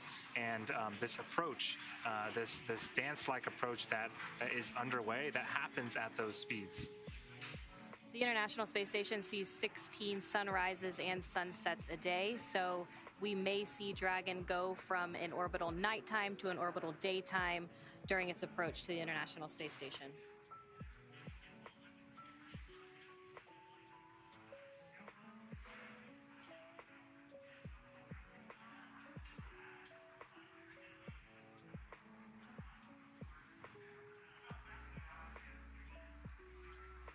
If you're just joining us, Dragon is on its way to waypoint 0, 400 meters below the International Space Station. From there, it will swing up and out in front of the International Space Station at 220 meters at waypoint 1. From there, they'll pause, or they may decide to go straight through that one to waypoint 2, inside of the Keep Out sphere about 20 meters away from the International Space Station. That'll be the final pause before giving that final go, no-go approach to dock with the International Space Station.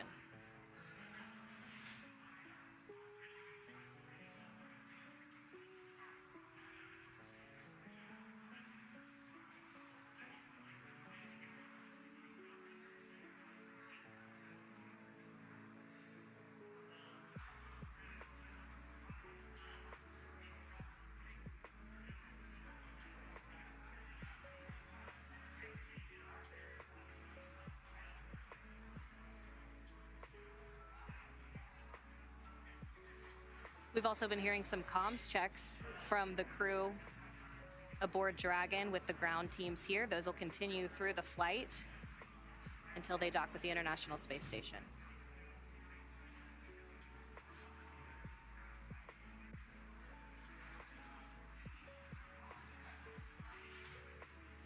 Once they arrive, docking will occur in 2 phases. There will be a soft capture followed by a hard capture. That hard capture means that the 12 hooks have driven to mate Endurance to the International Space Station.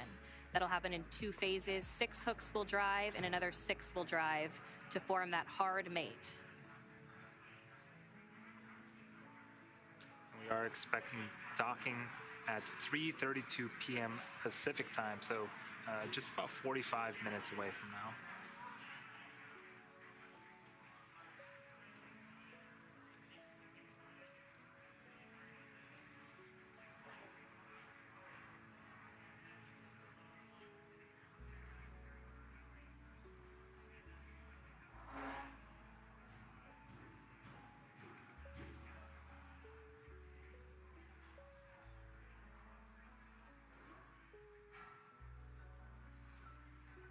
The International Space Station and Dragon now passing over the northern tip of Australia.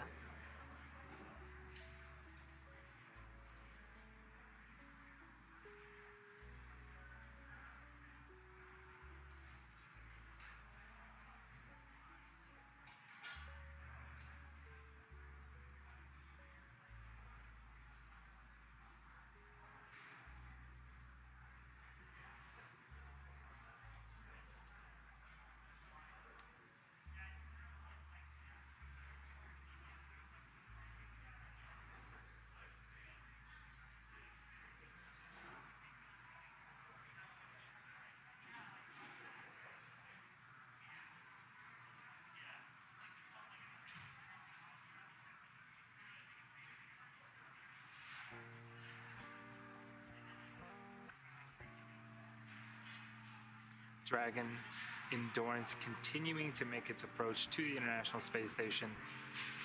We heard the callouts that it will reach waypoint 0 and continue to waypoint 1. And if this timeline is any indication, I suspect we'll go from waypoint 1 straight to waypoint 2. We've just been moving at a blistering pace. Everything continues to be going smoothly as part of this mission.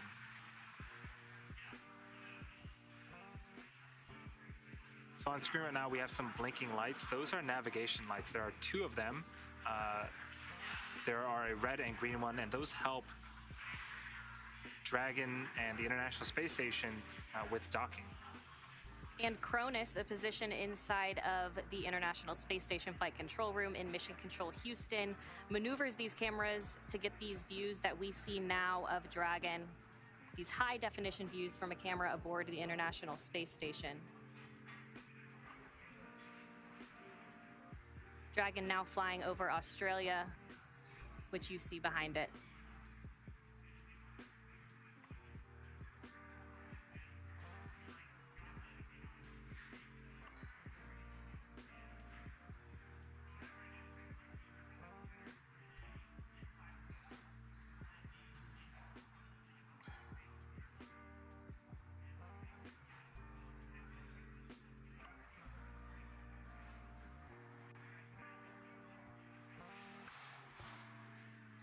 See that the nose cone is open.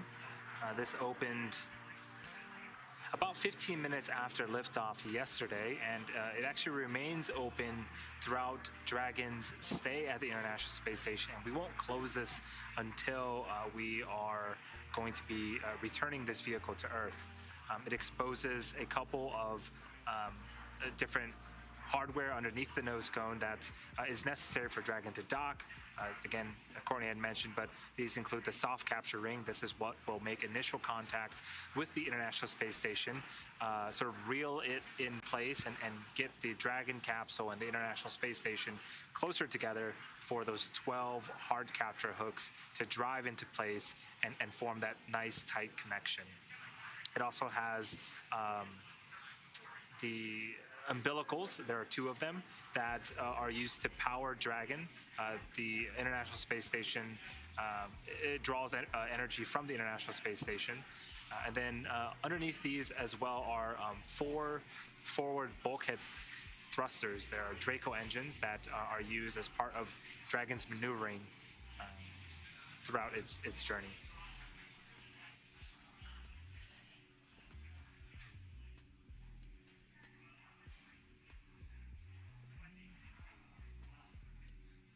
And we have confirmation that Dragon just passed waypoint 0 and is now on its way to waypoint 1, 220 meters in front of the International Space Station. And Dragon SpaceX on the Big Loop. Approach 0 has started, and the trajectory has converged on waypoint 1. Waypoint 1 at approximately 2308 UTC. For awareness, we do anticipate that there could be some Dragon Eye alerts while we are going through Approach 0. These will have no action associated with them, and we would still be go for approach, and ground will take over, correcting any potential issues. How copy?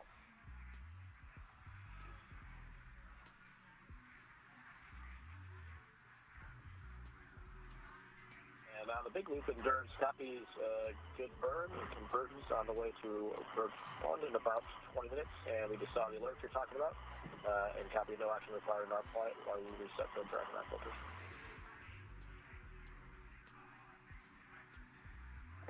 And that is a good readback, Dragon. Ground is taking over the action right now to handle the onboard alerts. We are expecting to get back into Approach 0 quickly.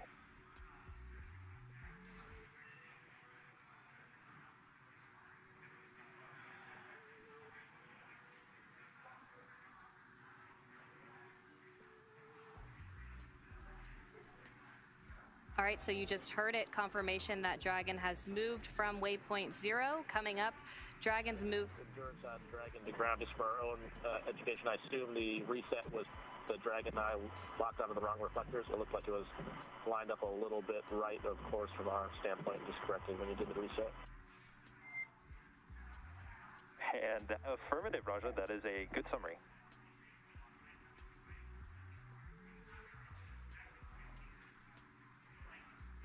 Dr. Blasco is ready to take manual control. I was waiting for you guys to catch it. Oh well. We did our best, Raja. Dragon is in Approach 0 and is proceeding nominally to waypoint 1.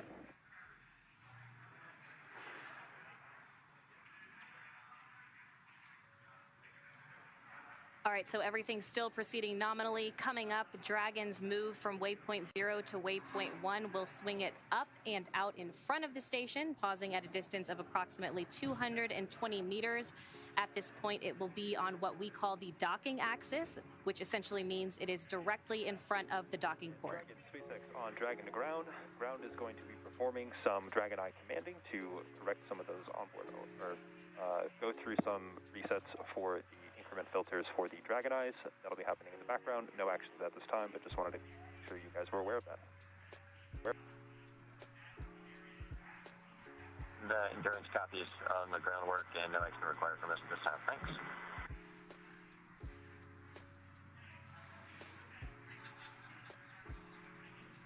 So the Dragon Eye system mentioned is an optical navigation system, and that measures the vehicle's relative position for precision, approach, and docking.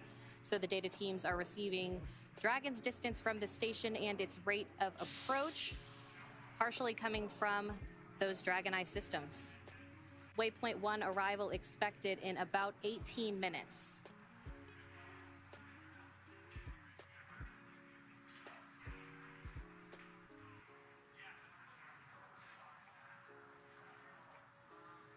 And the right-hand side of your screen, we can see the commander, Rajachari, and Thomas Marshburn.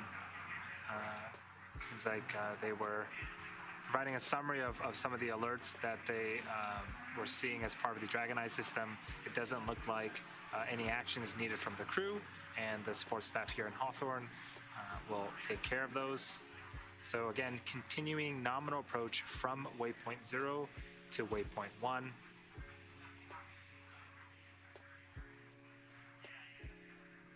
And the International Space Station on the right side of your screen coming into a more clear view at this point. Now back inside of Dragon. The crew working on those displays, monitoring Dragon's approach.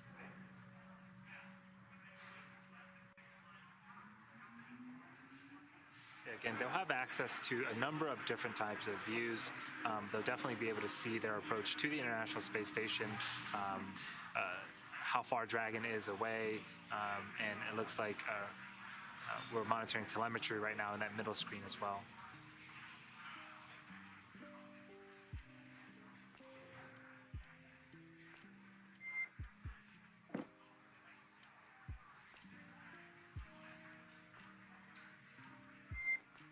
And Dragon SpaceX on Dragon to ground. The ground commanding is complete. The Dragon Eye system has recovered its full set of redundancy. Ground is going to be clearing those alerts from your board imminently.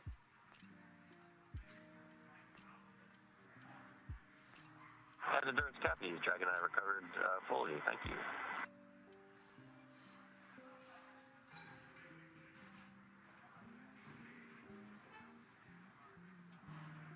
great news. So it looks like those alerts that they were seeing earlier should be cleared.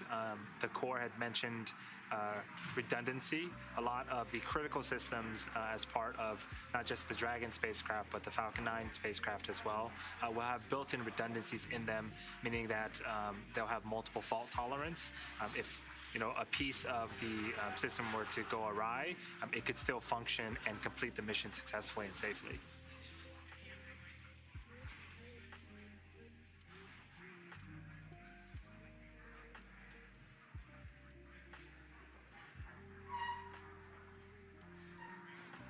Great views now of the International Space Station.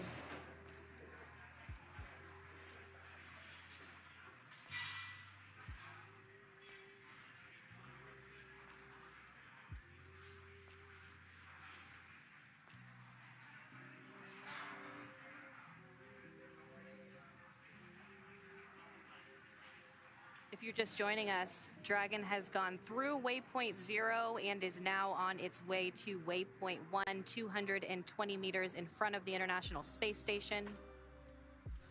Transitioning onto the docking axis. We've been getting some comms checks.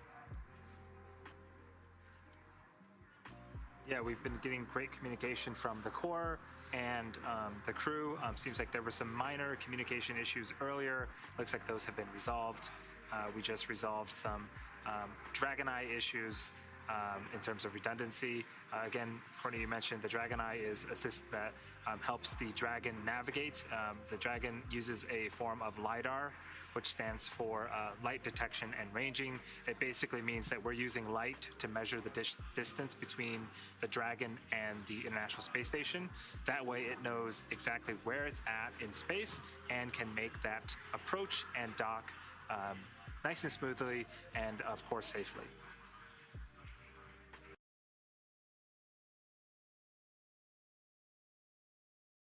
And if you're just joining us, welcome here to the launch pad. You're watching our live coverage as Crew 3 makes its final approach to the International Space Station. On your screen right now, a live view of the ISS from Crew Dragon as they have passed through waypoint 0, going straight to waypoint 1. Showing off as the new kid on the block, the brand new Crew Dragon Endurance on its first mission, passing through those waypoints and arriving early at these waypoints as well, well over an hour ahead of the original schedule. If you're new here, welcome. My name's Zach. I'm the host here at the Launchpad, where I answer your guys' questions live in the chat. We're going to keep mission controls audio on as we progress through the final approach and docking here. We keep sending in those questions. Tag us at the Launchpad and we will answer them. Docking expected at 6:30 p.m. Eastern or 11:30 p.m. UTC, about 34 minutes from now. So keep sending those in. If you're new, take a moment, engage that subscribe button. If we can hit 10K subscribers during this stream, we're going to do another giveaway in the chat. So make sure that you stay with us through docking to hopefully take part in that. I know you've got 100 subscriptions already, so what's one more? We believe space is better together, so make sure you do that. We cover all things space, launches, dockings, recoveries, starbase testing, and more. We're glad to have you all here. Also, I know lots of new people jumping on. Let us know where in the world you're joining us from. We know people are joining us from literally every continent of the world that we have seen. We're glad to have you all here with us. We'd love to give you a shout out as you all tune in. Take a moment, share the link out, let people know we are less than 30 minutes away from docking of the Crew Dragon capsule Endurance to the ISS. On your screen there, you can see over that center screen showing the maneuvers of Dragon approaching the ISS, so it knows how it has to approach at the exact right angles and positioning to be safe. You can also see that those solar arrays have been locked in position as Dragon will approach to make sure that there is enough room for that there. Keep sending in your questions and let's listen back into Mission Control at SpaceX. Watching our live coverage as Crew 3 arrives at the International Space Station. About the size of a basketball court. And of course, the International Space Station itself, the size of a football field. Those arrays provide enough power for all of the equipment aboard the International Space Station, including communications, navigation, environmental control, and life support equipment. And of course, those hundreds of experiments throughout the orbital lab.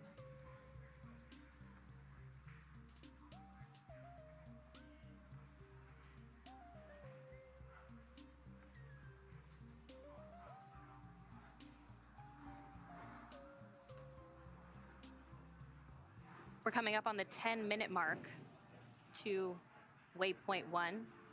Again, waypoint 1 is 220 meters in front of the International Space Station, the second to last stop before docking today.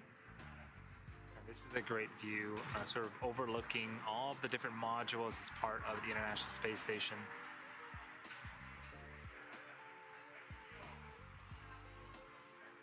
An orbiting lab, the only one of its kind.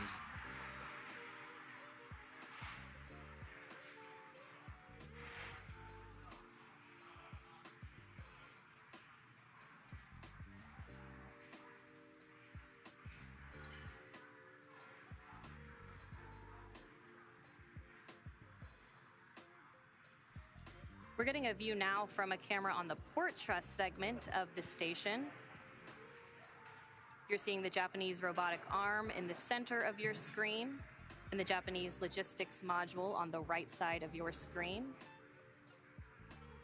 That houses some of the experiments conducted aboard the station on the Japanese side.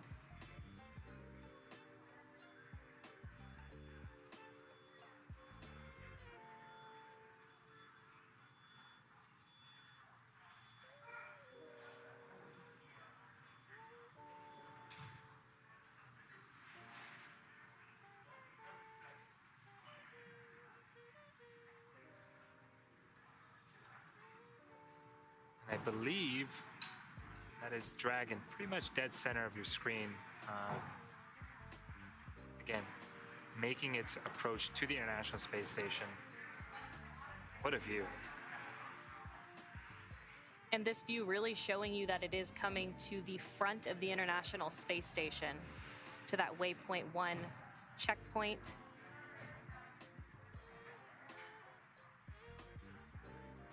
Dragon and the International Space Station still over the Pacific Ocean.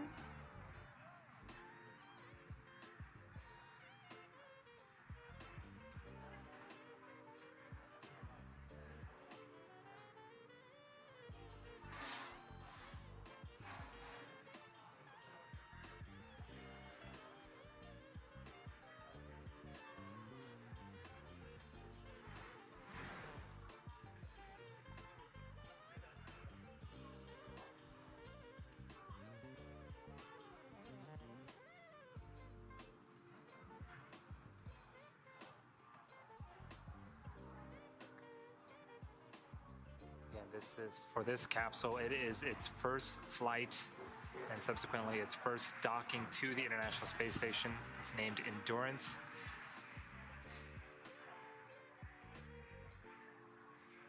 We're about 7 minutes away from reaching waypoint 1.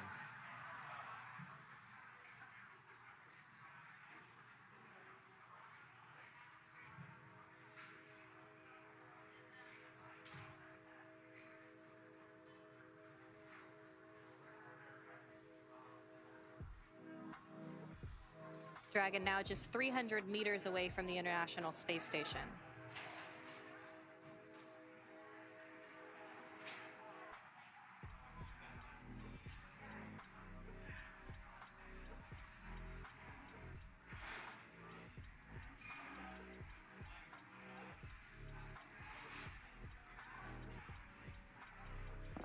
And Dragon SpaceX on the big loop. Expect reconfiguration of the C2V2 return link shortly.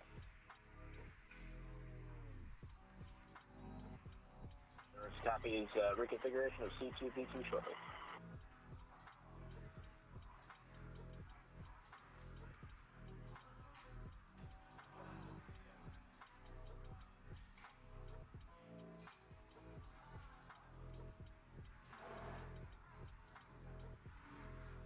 So a couple of things are going to happen as we reach waypoint 1. The sensors on Dragon will work to get basically a lock on the forward docking port that it's targeting. Once it has a lock, it will automatically deploy those soft capture ring.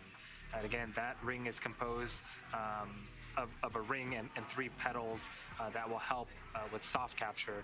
And what that means is initial contact with the International Space Station. It sort of inserts itself into the docking port and is effectively locked into place. So that way the 12 hard capture hooks can do their job and sort of seal and tighten that docking. And C2V2 that you heard a little while ago, that's the common communications for visiting vehicles. There is a link between the International Space Station and Cargo Dragon, or Crew Dragon, providing data and telemetry. A lot of that telemetry is what Mark Vande Hei will be using to monitor the approach from inside of the International Space Station.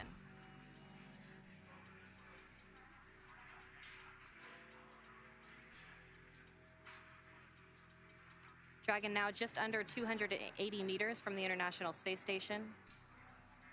Coming up on waypoint 1 at 220 meters right in front of the station. That milestone will put it right in line with the docking axis.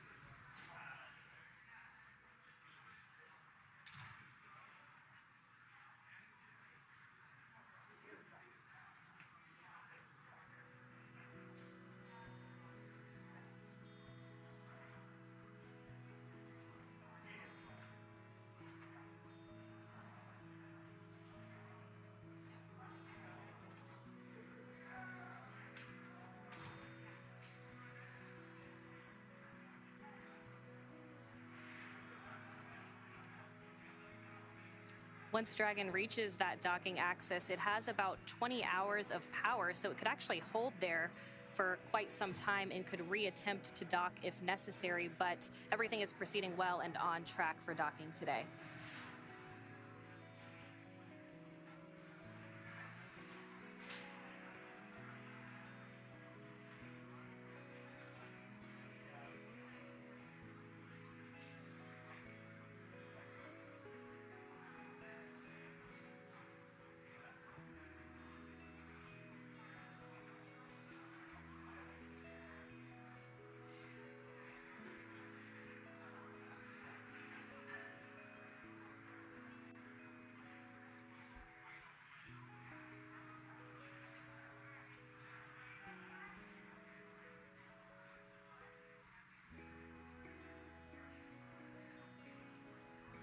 Again, this is a live view of Dragon.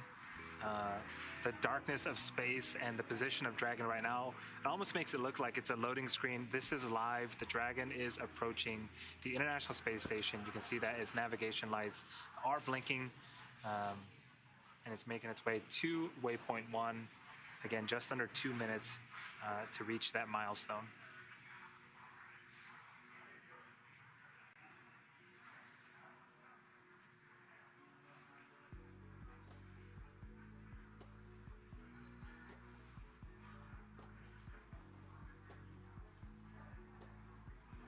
This is a different angle, Dragon at the center of your screen, and parts of the International Space Station, its destination, is at the bottom right-hand side of your screen.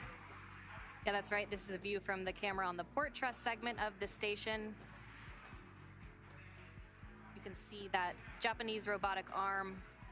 Dragon SpaceX on the big loop. Approach 1 and soft capture ring extension will begin shortly. Dragon will continue its approach to waypoint 2. The big loop observes copies. We'll continue to waypoint 2 and expecting soft capture ring extension once we transition to approach.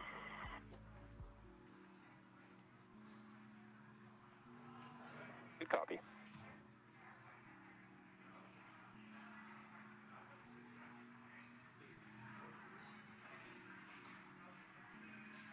All right, so we just heard that they will proceed past waypoint 1 onto waypoint 2.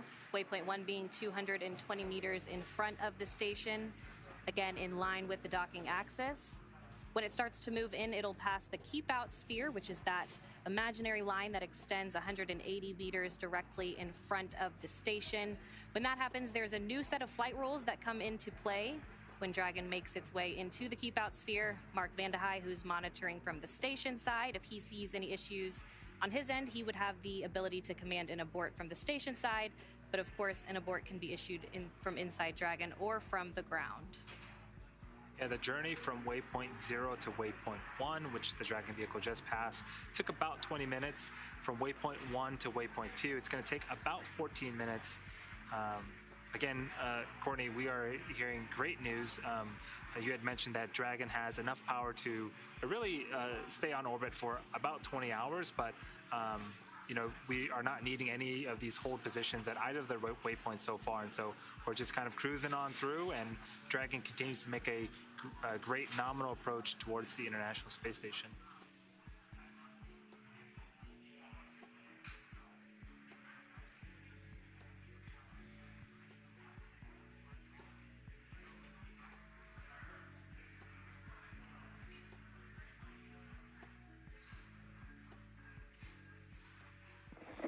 C2V2 link reconfiguration complete.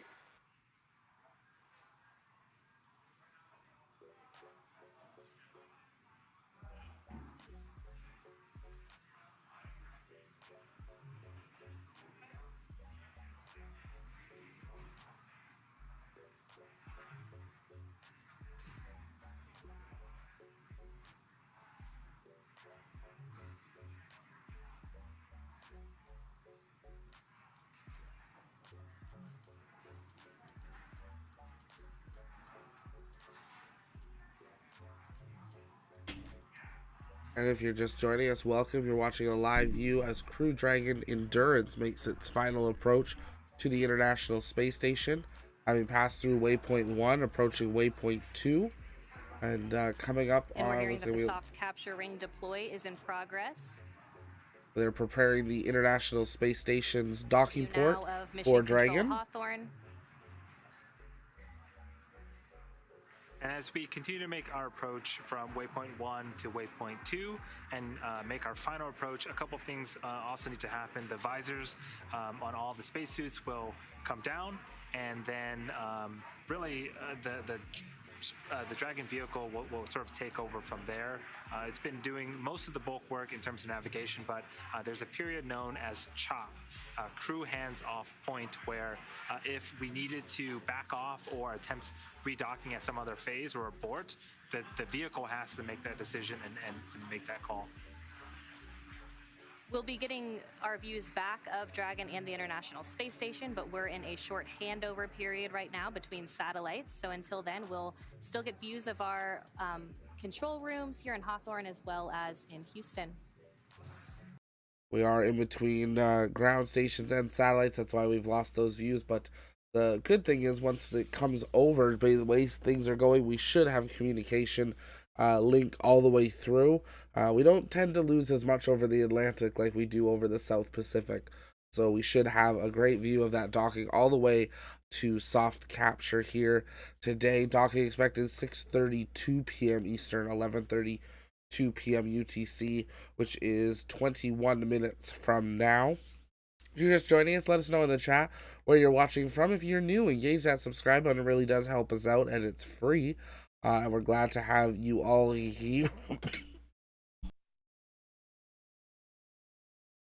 Excuse me. Glad to have you all here. I know we've got Virginia from Washington State, Shannon's in Massachusetts, Clarence in the USA, Jim in Lancashire, England. Great to have you here.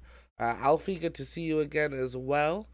We've got Marty in Pickens, Arkansas, Magdalena in Poland, Tubular's in the Netherlands. As always, great to see you again. Great to have you all here tonight. Kyle's in Massachusetts, Mars in Virginia, and Marcus in Florida. Great to have you all here. If you guys have questions, you can send those in the chat. We'll continue answering them as we approach. And then following docking, we still have a number of processes to occur before we see hatch opening and that welcome ceremony. But yes, the crews will eat together, Shannon, later tonight.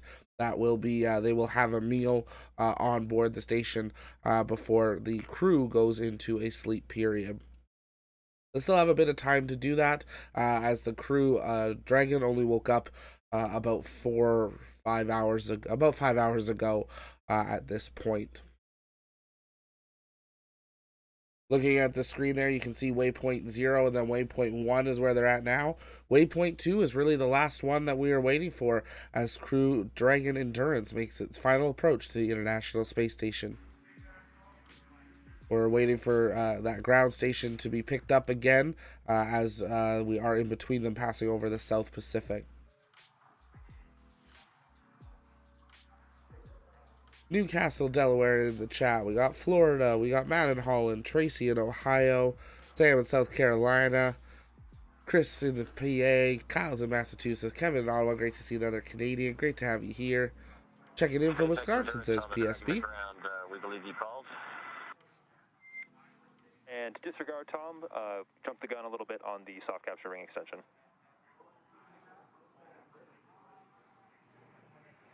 You disregard.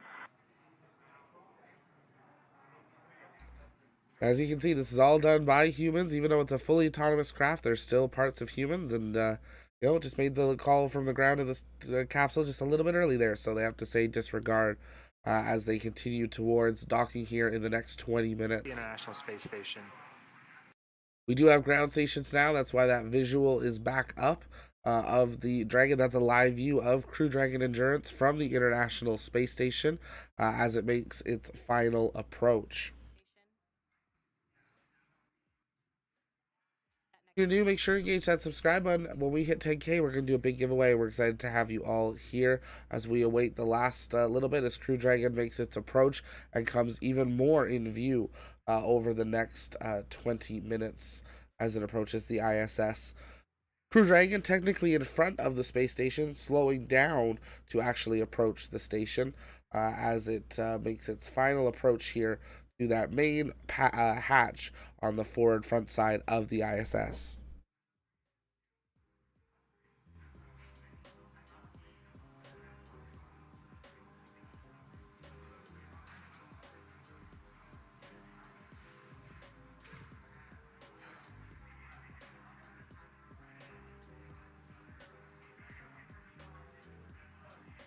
And Dragon is going to soon be crossing that 100-meter threshold from the International Space Station. We started off with just a blurry dot of Dragon a few hours ago, and now we're getting some really... On the big loop, soft capture ring extension complete. Copy, it's on the big loop. We see the same. Okay, so that soft capture ring extension is complete. As you were saying, we can really start to make out some of the features on Dragon. Yes, if you look very closely underneath the nose cone, right on the front of Dragon, there are 4 holes. Those are where the 4 forward bulkhead Draco engines are mounted. And if you look between those holes, there's another dot. Those are the umbilicals that we were mentioning earlier. That is what will plug into the International Space Station.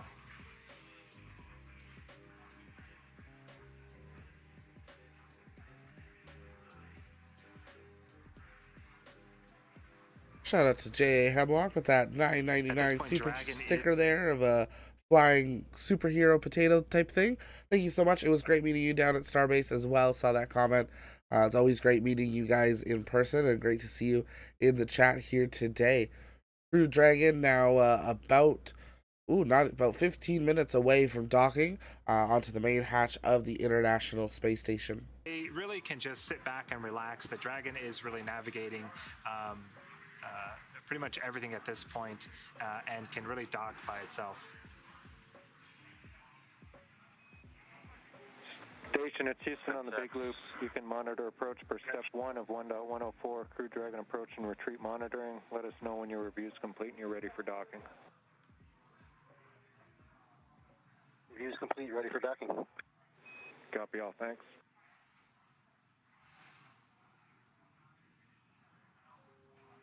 SpaceX Endurance, just for your information, we saw an object look like a knurled knob, although difficult to tell with distance in our centerline camera view from upper left to lower right from our view is not visible anymore.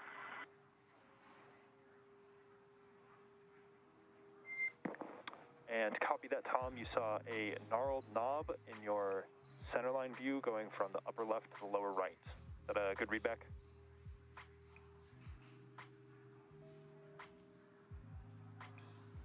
A good readback. It could have been a small nut.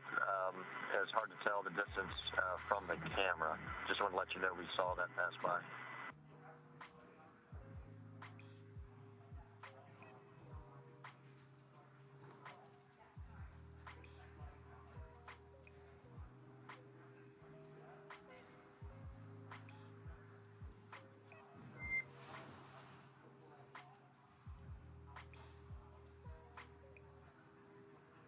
Just as a heads up, we are going to start seeing Dragon get darker and darker here for two reasons. One, it's getting closer to the ISS. Copies all.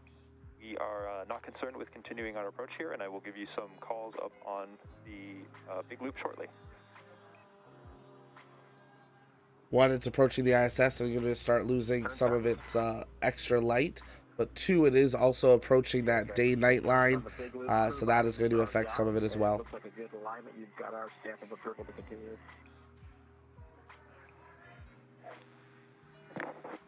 And Dragon, SpaceX on the big loop, we are anticipating that we are going to enter a hold here at waypoint 2 for some more favorable lighting conditions. Right now we're expecting approximately 10 to 12 minutes for that hold, and we'll keep you posted as we watch those lighting conditions improve for this final sunset before docking. Endurance copies on the big loop. We can go visors back up then if that's the plan. Otherwise, we're happy with lighting. But you guys obviously have a better estimate of what it's going to look like in a few minutes. So we'll go visors up until you tell us you're ready to continue.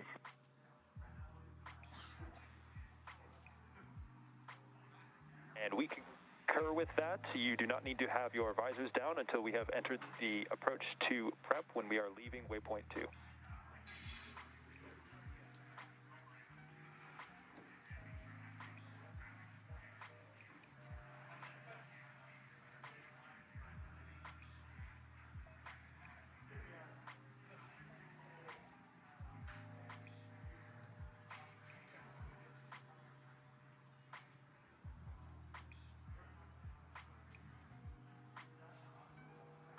But we heard there, just as I was saying, that they're going to enter a night period, that they are going to actually have Dragon hold at its current location until they have some better lighting conditions. So our docking time will get a slight delay here, as they believe it will take about 10-12 minutes until they have that better lighting. So we're going to take that docking time down, but we are in that final docking sequence of Dragon, currently holding its position. Keep in mind, when it's holding, it's still flying over 17,000 miles per hour, just a few meters off of the International Space Station. The crew all suited up in their seats, strapped in. Last thing they have to do is close their visors, and they will do that once they begin the moving off from this waypoint closer to the station. So if you guys are ready for docking, take a moment, engage that like and subscribe button. It helps us out. Keep sending in those questions. We do have a slight hold here for the next little bit as Crew Dragon Endurance makes its first ever approach to the International Space Station, the third SpaceX Crew capsule in their soon-to-be fleet of 4 capsules.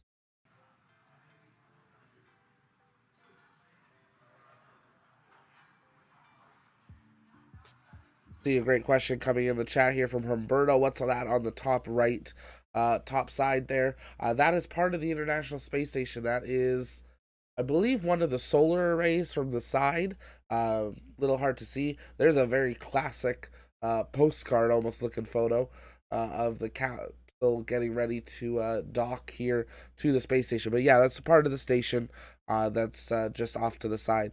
They don't have headlights. They do have navigation lights on board, so they do have lights that they could use should they need them, but at this point they have decided to not proceed until they have a little bit of a better lighting, which makes sense. They're not in a rush.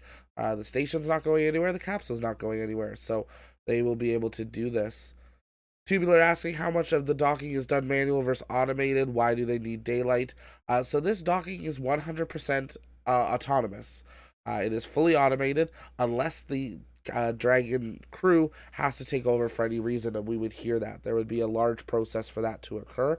But this is fully autonomous. But because the station still has to do stuff, and NASA would like to just have a better view, that's why they wait for some better lighting. You can see them coming up to that sun line as they pass over Peru and into Colombia and Brazil. Great questions. Keep sending those in the chat there. So this is a relative hold in relation to the ISS. Correct, Alfie. Spot on there. A short hold, about 10-12 minutes until they expect to have the lighting conditions that they would expect to have. Keep in mind at this point, Station and Crew Dragon will approach each other very, very slowly. So even though it's only a few last meters that they need to approach, they will still take that time to make sure they have enough daylight for that full approach, just because of how long it can take. They do have the navigation lights on. There will be a few other lights that they turn on station. We obviously cannot see those with our current view, but those lights are turned on as well. If you're new, welcome here to the launch pad. We want to take a quick moment at this point while we're waiting for docking to occur, just to remember again, today is Remembrance Day here in Canada. It's also, I believe, Veterans Day in the States, and I know Europe is recognizing it as well. So again, just to those of you watching, if you have served in the past or are serving, thank you so much. If your family has, send them a thanks from us as well, and thank you for your sacrifice of having them serve. We wouldn't be able to get to dream of doing this type of stuff if it worked for them. So we are eternally grateful. And that's why we'll always wear our poppies in November here in Canada and have those on our logo as well in the early November time. Another view from the ISS there, just really quickly, showing that Dragon's just out of view on that side angle, but hopefully we'll see that as it goes. They better hurry before they run out of air. They've got enough air to last 3 or 4 days on capsule, so they're totally fine there. The Keep Out Sphere, genius. Yeah, some of their names are pretty good. How fast is it moving right now? So Dragon is currently holding stationary away from the ISS, but they are both moving over 17,000 miles per hour. Technically, they are falling back to Earth, but they're falling at a consistent amount around Earth. But that gets into a much bigger topic there. How does the capsule stay still like that?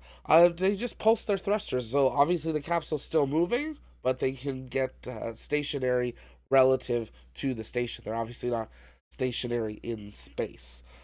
Just like they would if they were trying to rendezvous with the station, they actually pick up speed or slow down speed. Today, the ISS was here, Dragon was behind. Dragon actually passed underneath the ISS, came above it, and now is slowing down to dock to the front of it. So that is what they are doing.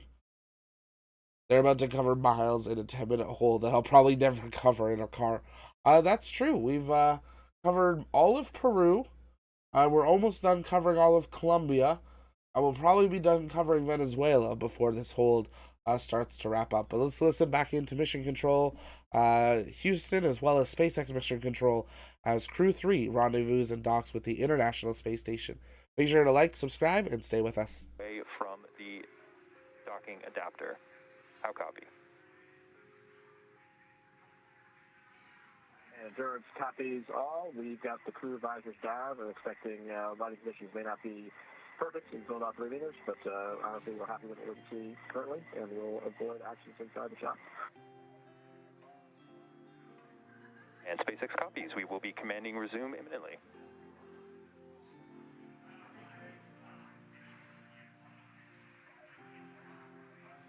So it does look like we are going to resume approach for final docking. The cruise visors are now closed. And it does look like at about 3 meters, they are going to get a bit more favorable lighting conditions, which is great news. And CHOP, as you heard, that crew hands-off point, meaning if there were an abort scenario, it would need to be done autonomously by Dragon. Yeah, as I was mentioning earlier, that soft capture ring makes initial contact. Once it does make initial contact, it effectively pulls the Dragon into place for the hard capture hooks to drive into place. There are 12 of them in total, and they are actually faceted around in a circle a little bit wider than the soft capture rings that we just saw on screen, but those 12 hooks will effectively keep Dragon in place. Station. Hey, from Station Houston on the big loop, you can commence monitoring steps 2 and 3 in 1.104. Thanks. Just like we thought, there comes the darkness. Darkness comes a little bit later when it's the sunset at this point because of the Obviously, they're higher than the Earth, so the sun lasts a little longer. Now, though, we can get a great view of those navigation lights and hopefully some of those you can thrusters. See the firing of the Draco engines. This is, again, there are 16 of them on the Dragon, and they will continue to fire for any type of micro adjustments that are necessary. There are green and red navigation lights on the outside of Dragon as well. Then also that centerline camera in the middle. Again, all of these sensors help for Dragon to autonomously dock with the International Space Station. Dragon now just under 14 meters from the International Space Station. Making that slow and methodical approach to the International Docking Adapter.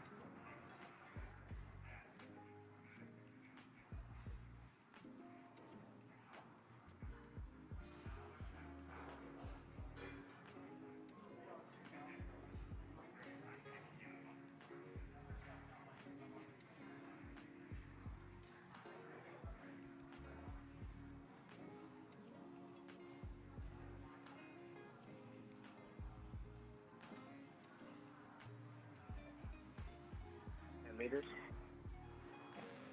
Copy 10.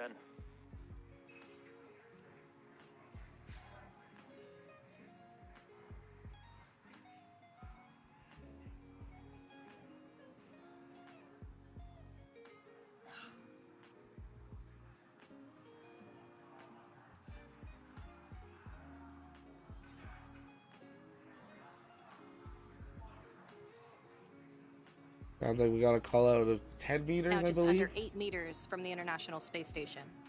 8 meters coming in for a dock there. You can see how dark it is, but those navigation lights lighting up that This is hatch what there. Dragon is seeing. What you're seeing on screen is the International Space Station and the forward Node 2 port. You can see there are a bunch of lines around that frontmost ring. That is where the hard capture hooks will drive into place. And right in the center of that is the docking target. Copy 5.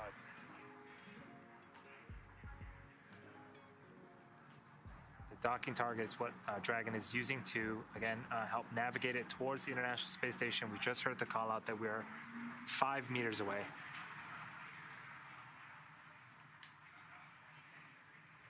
Meters, that'll be probably about 4 meters now there. You can see those navigation lights starting to light up the hatch a little bit more. We are starting to pass over the Atlantic Ocean, so we might have a little drop in signal here, but hopefully it'll hold off as we see this capture moment. Copy, chop. So chop, that means all crew has to be hands off. The crew cannot touch anything now. Dragon is going in for the dock.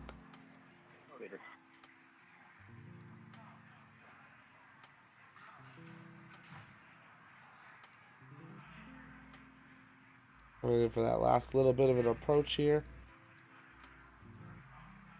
That looks like soft capture there. Soft capture confirmed. There we go.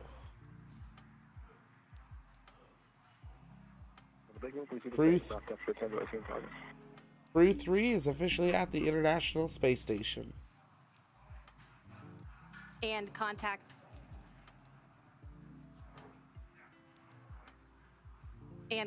confirmed at 3:32 Pacific time as the International Space Station and Endurance were flying 263 statute miles over the Eastern Caribbean.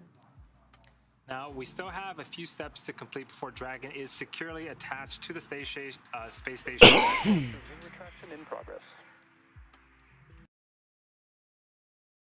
So we see some great questions coming in. What does soft capture mean? So soft capture is the first thing that occurs when a new capsule arrives at the International Space Station. The two come together and they very slowly grab, and they have a couple clamps that go, but it's pretty loose. There's a little give. Now they're going to have other clamps come, and these are the big clamps that really lock onto the station and bolt it into place to have hard capture and a strong seal. Then they'll do some pressure tests to make sure that there's no issues between the two docking ports. They'll also do a pressure test to the vestibule of the space station, and then they'll go through the process of opening the 3 hatches. So there's one hatch on the ISS, one on the Dragon, and then there's a second hatch on the ISS that is the part that actually opens to space. There's a vestibule area as a pressurization chamber in between. So some steps ahead. From this point on, we should start to see live views of the ISS. We probably won't see inside Dragon much more, as the crews now will be able to, once they have hard capture, doff their suits or get out of their suits, prepare cabin for opening of the hatch, and then the crews will come through. But Crew 3 has arrived at the International Space Station. Great to see a successful first docking early ahead of schedule, and even with that slight delay for the lighting, just 2 minutes later than originally expected. If you guys have questions, keep sending those in the chat. We'll keep listening to Mission Control, waiting for that hard capture confirmation and an estimated time of hatch opening. International Space Station and Endurance, we're flying 263 statute miles above the Eastern Caribbean. Once hard capture is completed, Dragon is firmly affixed to the International Space Station, but not quite able to exit the Dragon quite yet. There are still a couple of things that need to happen. The space between where Dragon's hatch is and the International Space Station hatch is known as the vestibule. It is unpressurized right now, so we got to make sure that we put air into it, pressurize it. That way it's safe for both the folks inside Dragon and the folks on the International Space Station. And there are a couple of procedural things that need to happen before we can open up the hatches on both the Dragon and the International Space Station side. That's right. So right now we have what's called a soft capture. Again, we won't have hard capture until those 12 hooks are fully driven in those 2 parts. 6 will drive at a time. I'm sure that the crew is super eager to get out of Dragon and enjoy the International Space Station and start their work.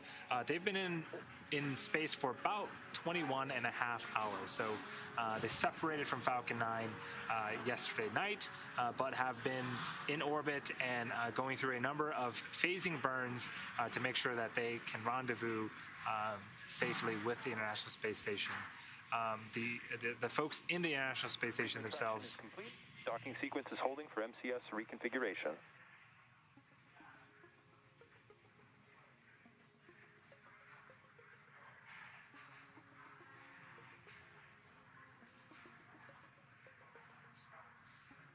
So the International Space Station crew has also been helping on their end as well, monitoring Dragon's approach and making sure they are doing any type of prep work necessary, again, to get that A-Pass hatch open and welcome the new members to the International Space Station.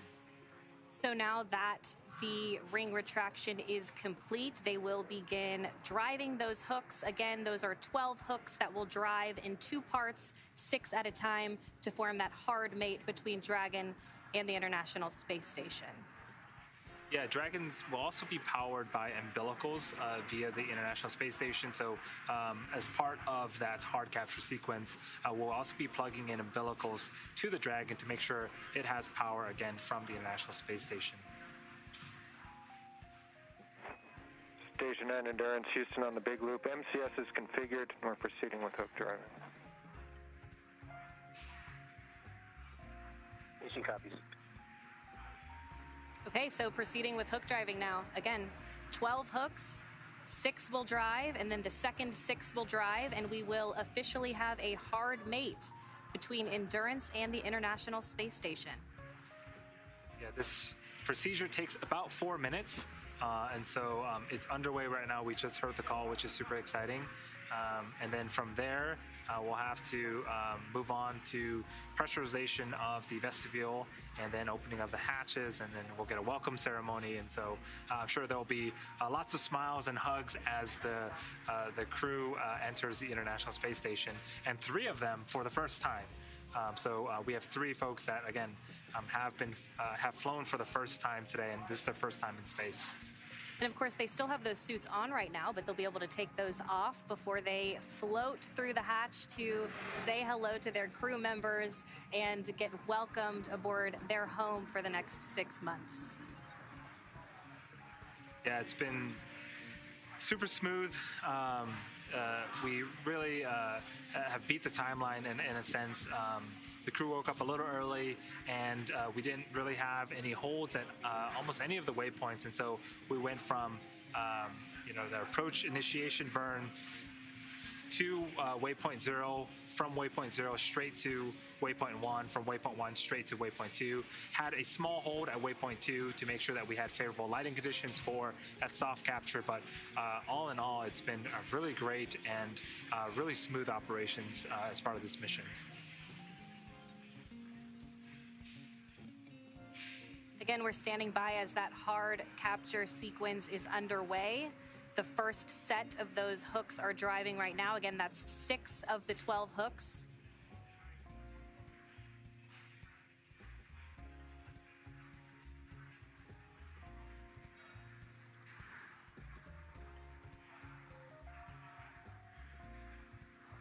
Yeah, part of the reason why the docking sequence is split up into 2 phases is with the design of the soft capture ring, those pedals really allow you a little bit of more margin when you're docking, and so it allows the spacecraft basically just to get close, and then we have some mechanical features that will really allow it to get that hard mate that we're looking for.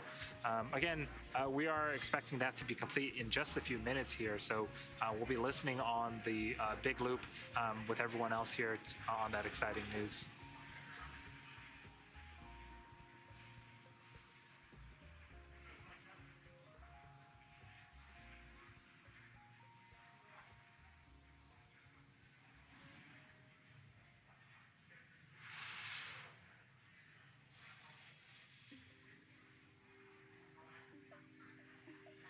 Okay, the first set of 6 hooks have driven. That second set will start now. Once those 12 have all driven, we will have a hard mate. So again, those first set of 6 have driven.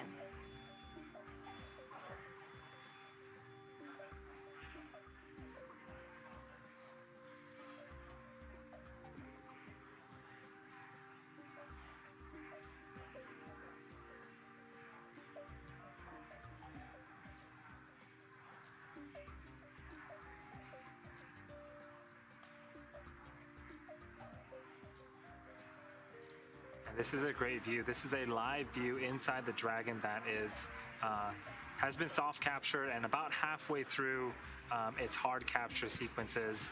On the left-hand side of your screen is Raj Atari. He is the commander, and to his right is Thomas Marshburn, who is the pilot of this mission. Not on screen, we didn't get too many views of them, but to Rajachar's left, I believe, is Kayla Barron, who is the mission specialist, and the other mission specialist is Matthias Maurer. And so everyone but Thomas Marshburn, again, this is their first space flight, the first time at the International Space Station, their first time riding the Dragon. So it's all super exciting, and we got some video footage of them earlier. They were playing a game of who could spin the most without hitting anything.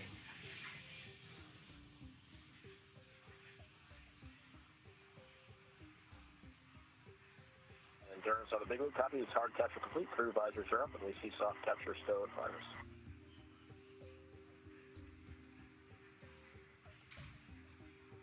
SpaceX copies.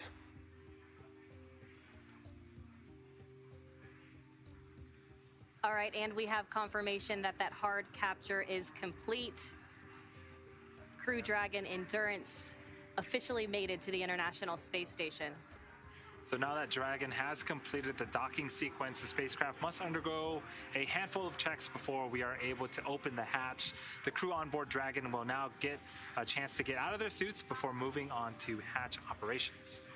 Yeah, that's right, and things will be picking up inside the station too as NASA's Mark Vande Hei gets the hatch on the station side ready to be opened and starts pressurizing that area known as the vestibule between the Dragon and station hatches. So for now, let's go to Sandra Jones for a refresher on what's ahead now that Dragon is officially docked.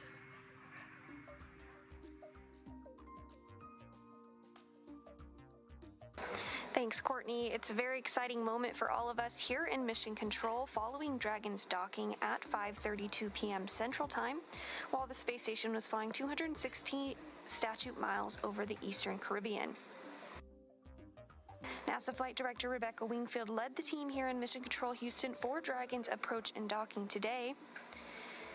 And to their right is Capcom Joshua Kutrick, who will be communicating with the crew aboard station to step through procedures in preparation for hatch. Right now, there are 3 astronauts and cosmonauts aboard the space station. That includes NASA's Mark Vande Hei, as well as Roscosmos cosmonauts Pyotr Dubrov and Anton Shkaplerov, who is the current space station commander. Now that Endurance is docked to the space station, Mark Vande Hei will secure some hardware and will move right into hatch operations. First, he'll open the large hatch at Node 2 forward, giving him access inside the pressurized mating adapter. Then he'll pressurize the vestibule, which is a small space between the hatches on Dragon and the space station. Because this was exposed to the vacuum of space prior to docking, he'll need to fill it with air to make sure the pressure is nearly equal to that of the International Space Station and the Dragon. He'll use a small valve on the station to introduce air into the vestibule. SpaceX on the Big Loop. Docking sequence is complete. Welcome to the International Space Station.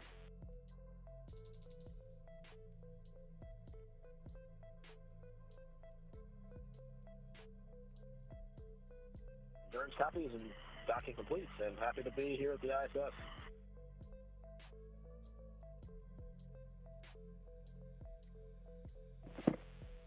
Ground will be enabling hardline power and comm connections shortly. You have a go to doff your suits per procedure 4.012. We will take the cameras external shortly. We've got to go to start suit doffing for 4.012, and you're taking the cameras external. And you can see the excitement of the crew officially docked to the International Space Station. One of them on board, number 600, the 600th person in human history arriving at the ISS.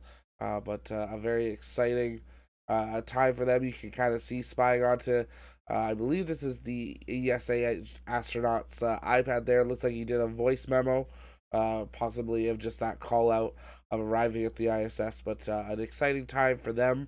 If you're still with us, take a moment, send in questions. We still got a bit of time. They'll hatch open and that welcome ceremony. We'll continue answering those. And don't forget to like and subscribe. But Crew 3 officially at the International Space Station. On Dragon to ground, the cameras are external.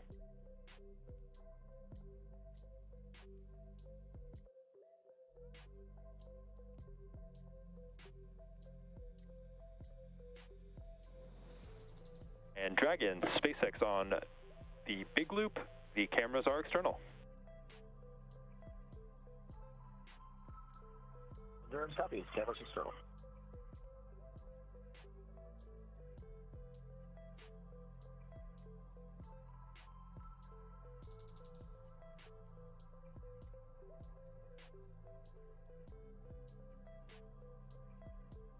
And SpaceX Dragon on Dragon to ground on the cabin mic. How do you hear?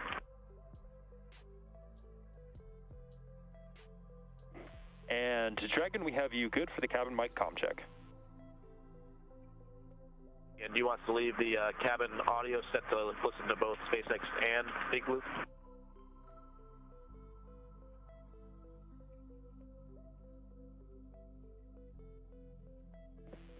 And that is affirmative. Leave them both in that configuration.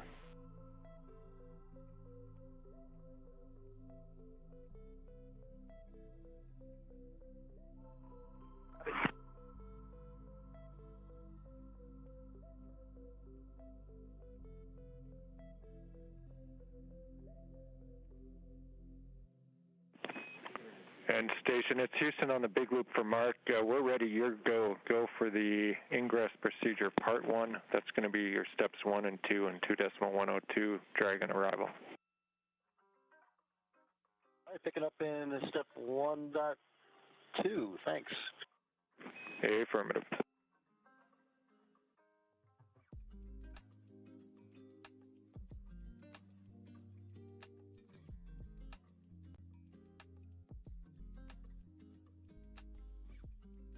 And those words between NASA astronaut Mark Vande Hei on board the International Space Station and Capcom Josh Kutrick.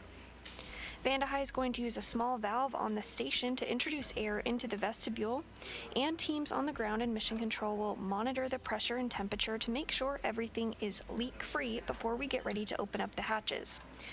We expect it to take about 2 hours to get everything pressurized and check out before we open up the hatches.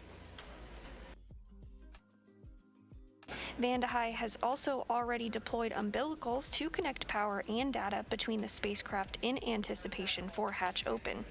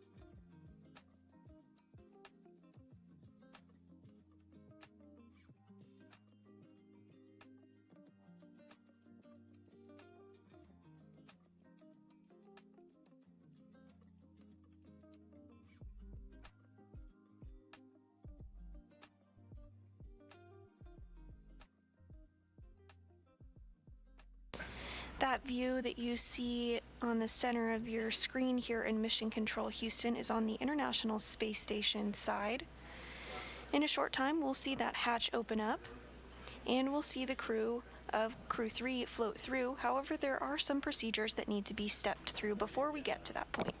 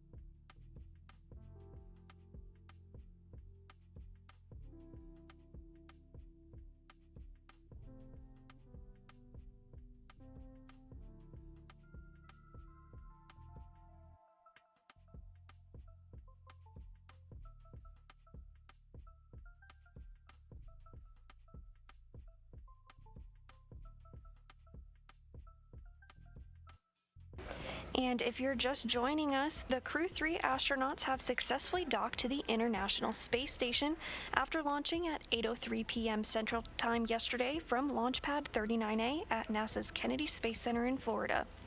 The crew of Rajachari, Kayla Barron, Tom Marshburn, and European Space Agency astronaut Matthias Maurer docked to the orbital outpost today at 5:32 p.m. Central Time.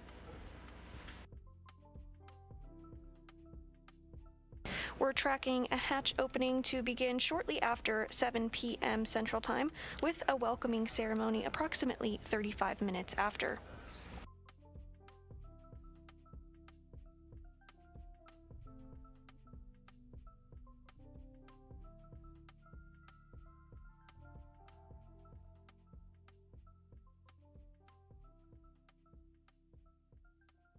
This view now of NASA astronaut Mark Vande Hei as he begins to work through those procedures ahead of hatch opening.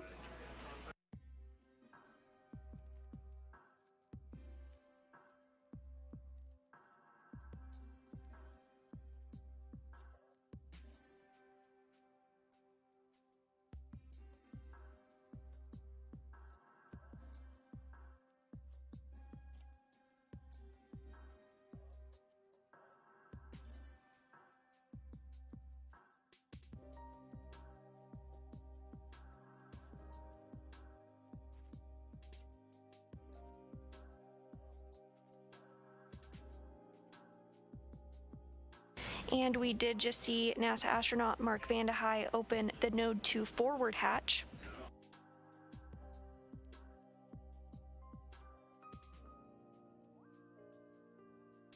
Houston Station on 2 and step 1.4, the Node 2 forward hatch is open.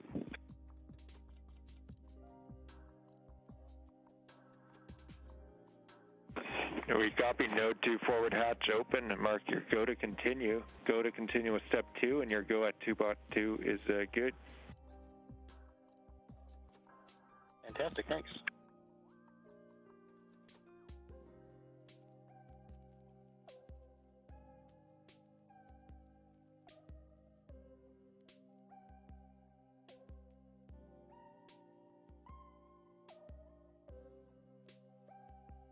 And Endurance, SpaceX on the big loop.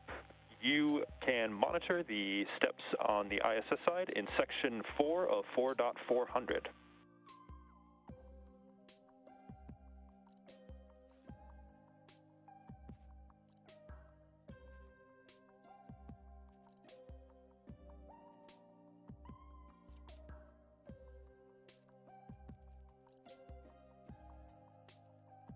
You cut out halfway through the transmission. You wanted some monitor or something? And repeating my call, but if desired, you can monitor some of the vestibule pressurization actions that Mark is performing on the other side of the hatch in section 4 of 4.400.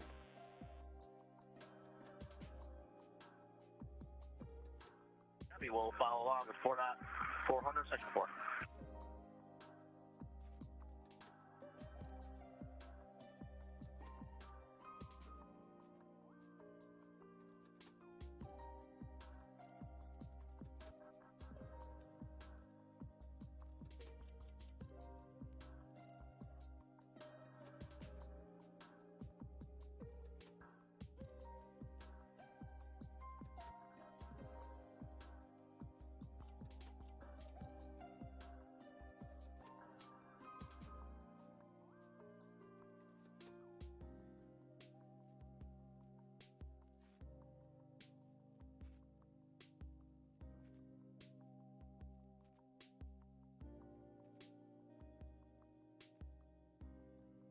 And on the right-hand side of your screen is a view of Mission Control in Hawthorne, where flight controllers will look after the Endurance Dragon and its system.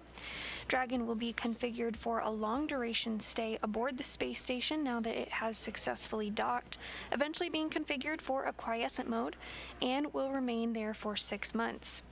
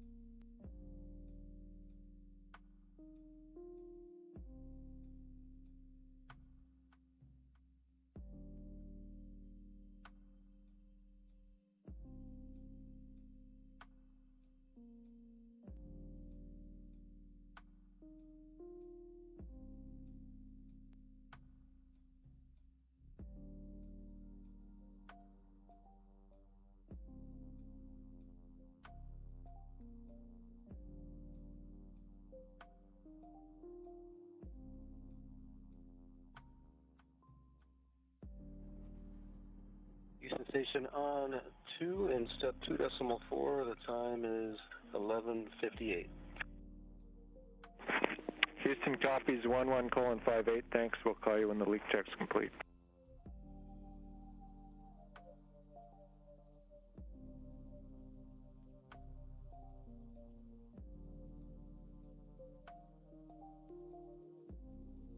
Vande Hei has successfully opened up the large hatch at Node 2 forward, giving him access inside the pressurized mating adapter, which you see on the right-hand side of your screen there. He's working to pressurize the vestibule, which is the small space between the hatches on Dragon and the space station. Because this was exposed to the vacuum of space prior to docking, he'll need to fill it with air to make sure the pressure is nearly equal to that of the International Space Station and the Dragon. He's using a small valve on the station to introduce air into the vestibule, and teams on the ground in mission control will monitor the pressure and temperature just to make sure everything is leak-free before we get ready to open up the hatches. We'll likely hear some of those calls from the ground to the space station as vestibule repress continues.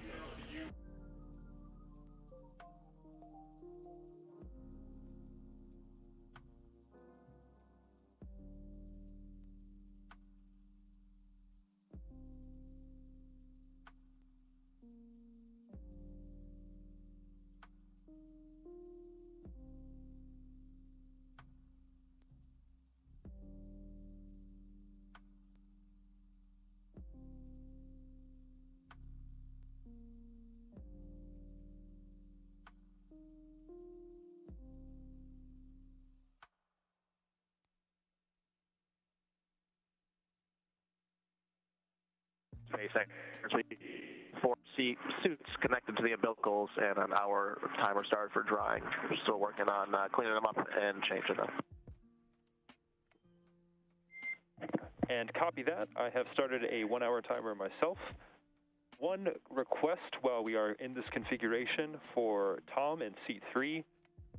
Tom, if you're able to inspect your umbilical, the side that mates to your suit, as well as the suit umbilical QD, and just see if there's anything off nominal from the pins or the O-rings. Just trying to do a little more troubleshooting from the wind noise earlier during the approach phase.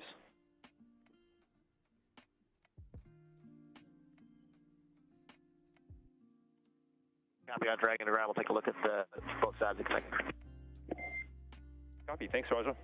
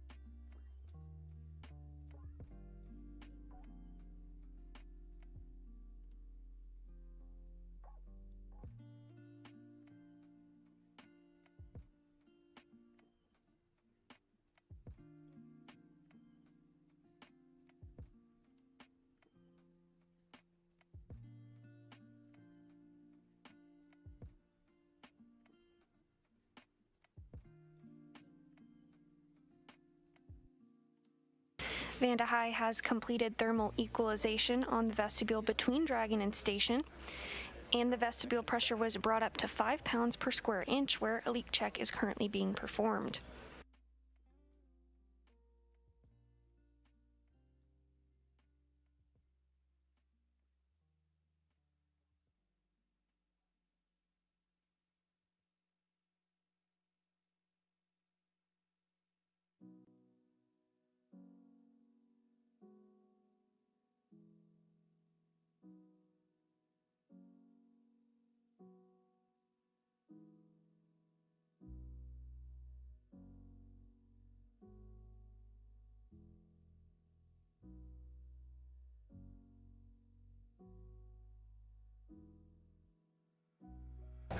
We've been pretty lucky with our external camera views so far. This view is from the Japanese exposed facility pointing at the forward end of the International Space Station, where Dragon is currently docked with the Crew 3 astronauts on board.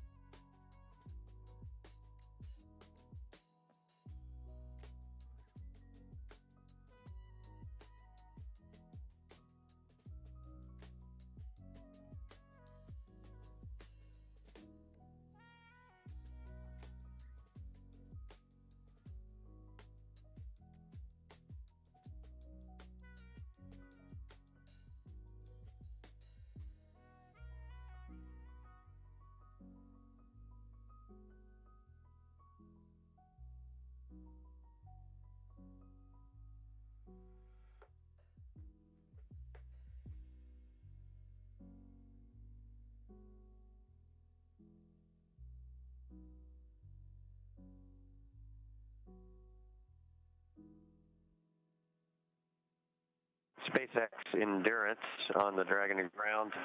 We've inspected both the umbilical side and the suit side, and also the other ports as well. Every O-ring is intact. There are no cuts. There's no FOD, and the electrical pins as well. We don't see any damage to those.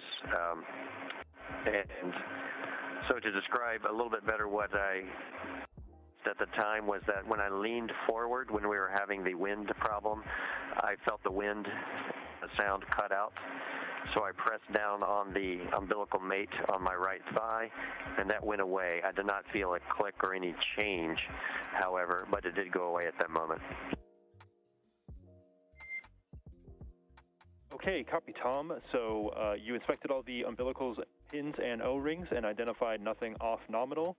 And from the event itself, when it did occur, when you leaned forward to press your umbilical to your suit QD, that's when the noise went away. And then when you got back, it did not, the noise was confirmed to go away. Is that a good readback?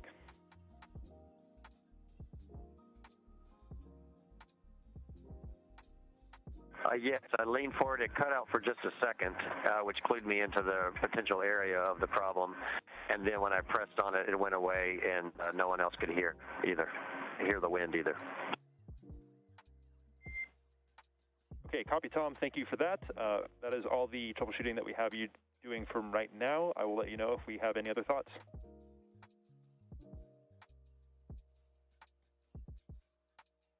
We copy. Thanks. And Dragon, for awareness, since the suits are drying, you do have a go for sections 1 through 3 of 4.400.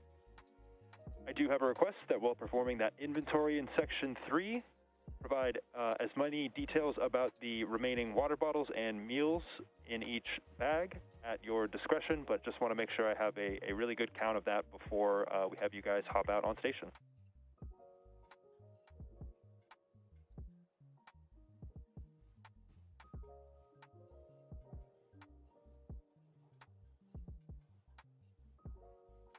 And we copy go for 1 through 3 of 4.400, and we'll give you a detailed inventory in step 3. And thank you, Endurance.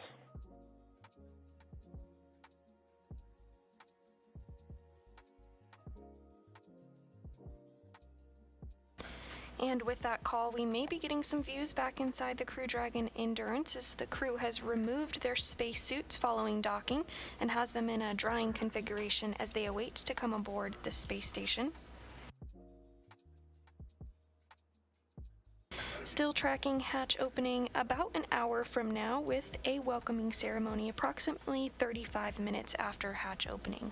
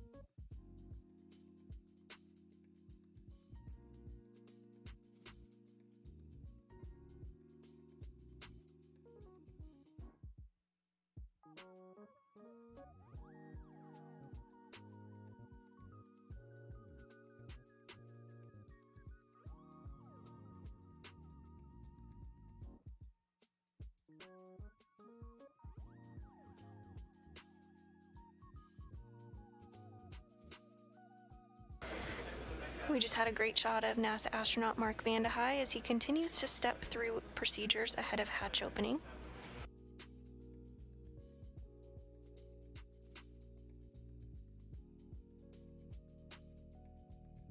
Directly in the center of your screen, below some of those cargo bags, is the hatch that we will eventually see the Crew 3 astronauts float through as they come aboard their home aboard the International Space Station. They're home for the next 6 months.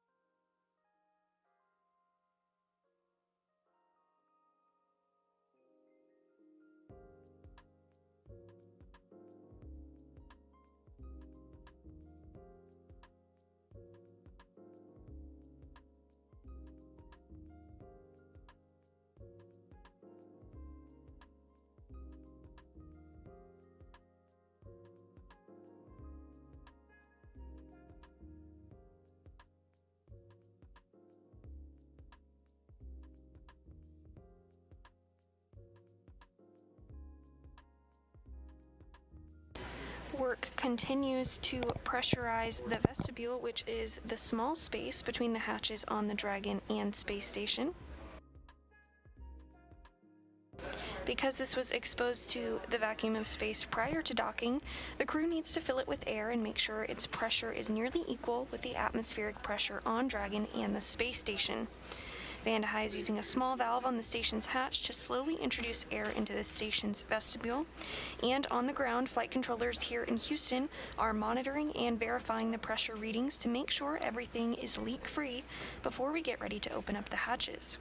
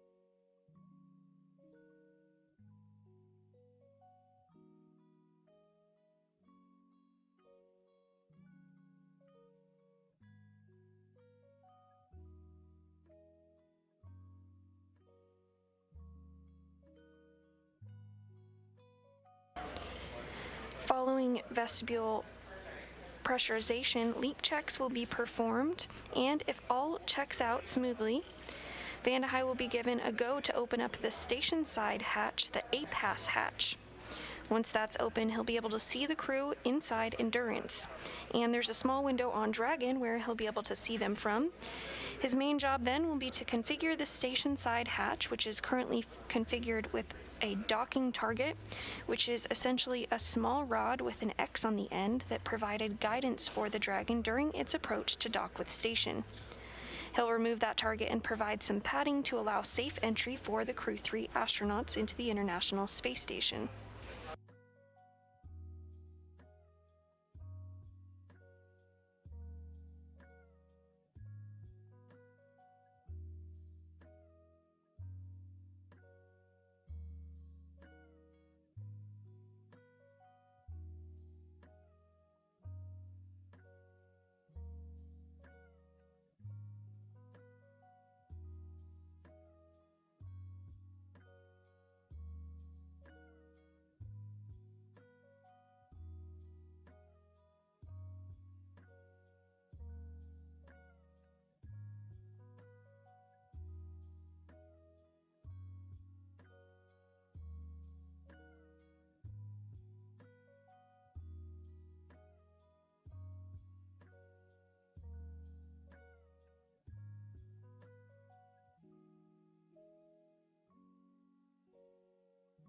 Vanda High now working to configure some of those cargo bags.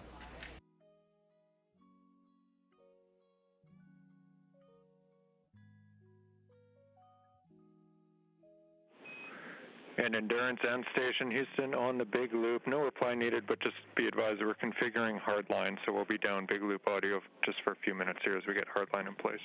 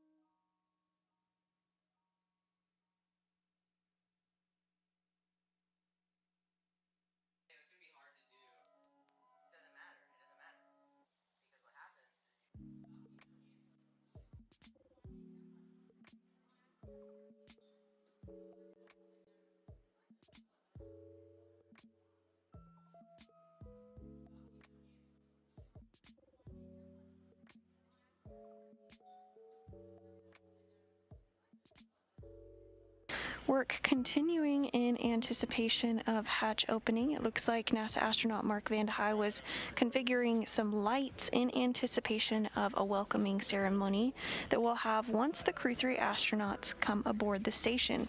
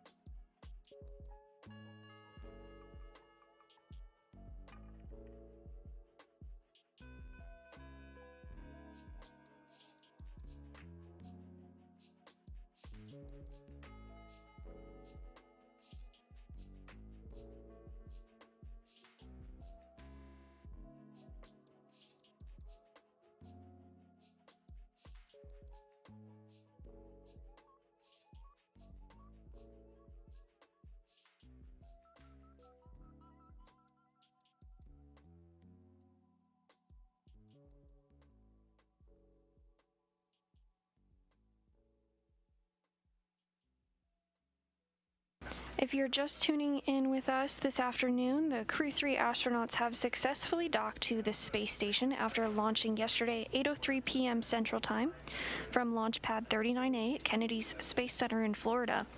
The crew of Atari, Kayla Barron, Tom Marshburn, and European Space Agency astronaut Matthias Maurer are docked to the orbital outpost, which happened a short time ago at 5:32 p.m. Central Time. Inside the space station, NASA astronaut Mark Vande Hei is making incremental steps toward hatch opening, now slated for a little under an hour from now.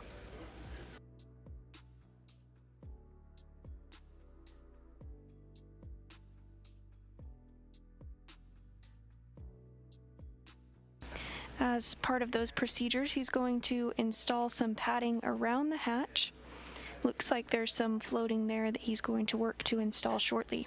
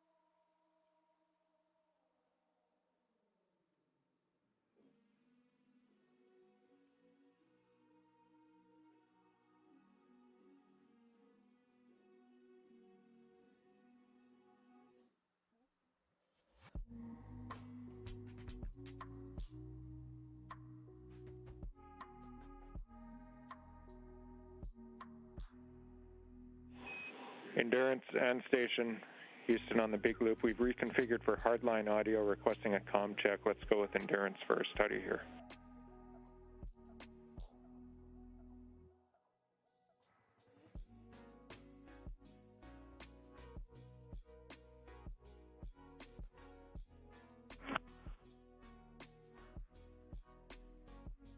Endurance has you loud and clear on the big loop.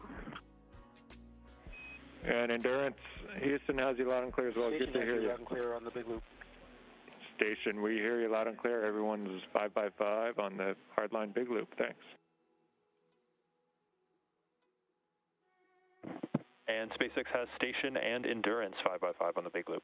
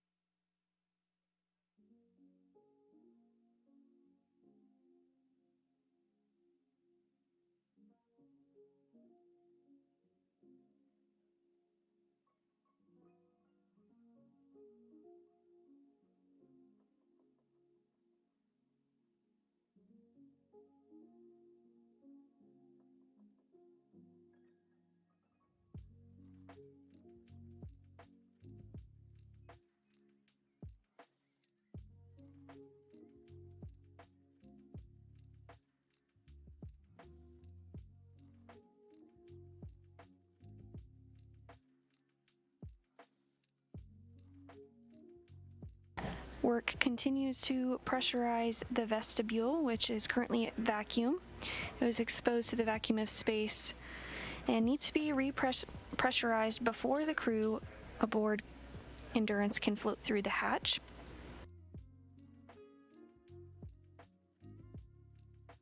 You can see the A-Pass hatch, which is the androgynous peripheral assembly system, in your screen there. It's surrounded by some cargo bags, pretty much dead center, maybe a little below on your screen there. Eventually we will see that open and the crew of Crew 3 float aboard the space station.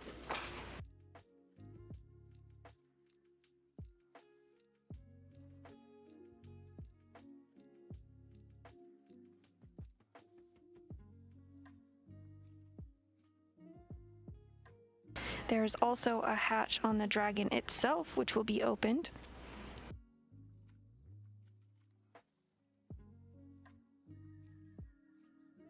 And here shortly, we may be getting some video back inside the Endurance vehicle.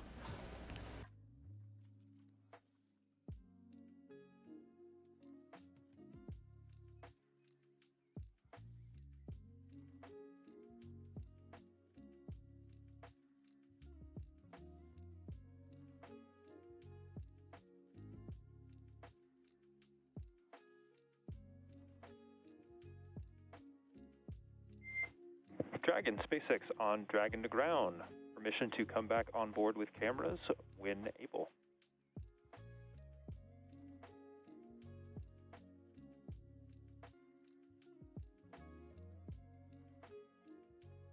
SpaceX Dragon, just stand by for a few more minutes, please.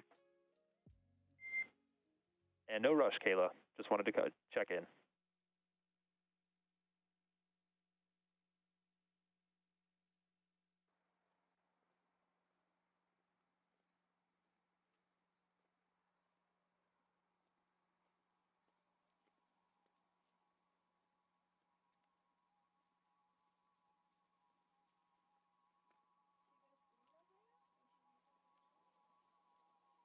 Throughout our coverage, we'll be taking your questions live and answering them on air. If you have a question for us, use the hashtag AskNASA to submit it.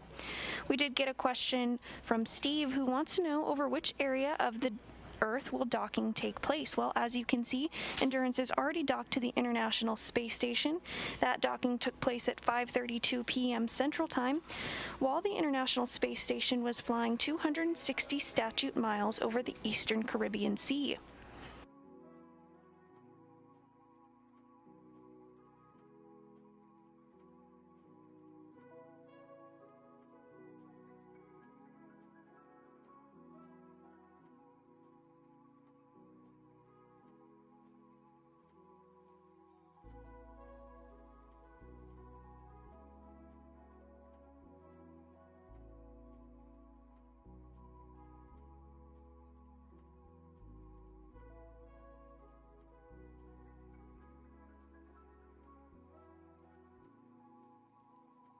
And if you're wondering where the International Space Station is currently flying, it is flying off the southern tip of Australia, 269 statute miles high at a velocity of 17,500 miles per hour. That means the space station orbits the Earth every 90 minutes and sees a sunrise or a sunset every 45 minutes.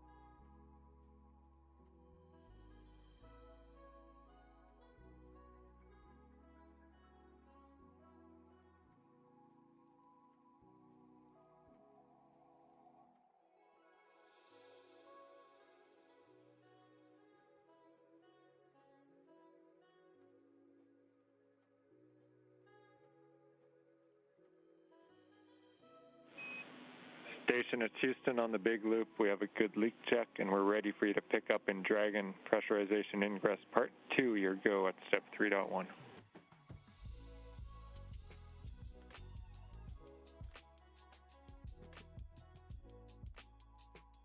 Okay, that's in work. That's good words. And just while I have you near an ATU, we're also getting ready for Dragon Hatch Open, of course, and the PAO event. And just looking at our downlink, if you could zoom in just slightly, a touch of zoom on the Node 2 camera, I think we'll be set.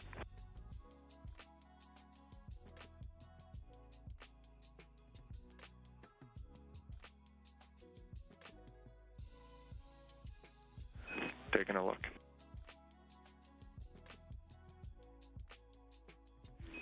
And words backwards, that's perfect, Mark. Thank you.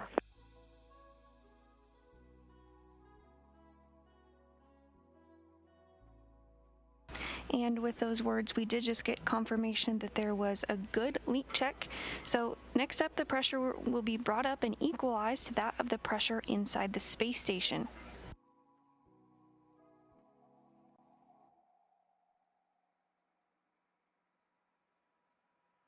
Additionally, we heard some words about some slight camera adjustments for an upcoming welcome ceremony that will have about 35 minutes after hatch opening.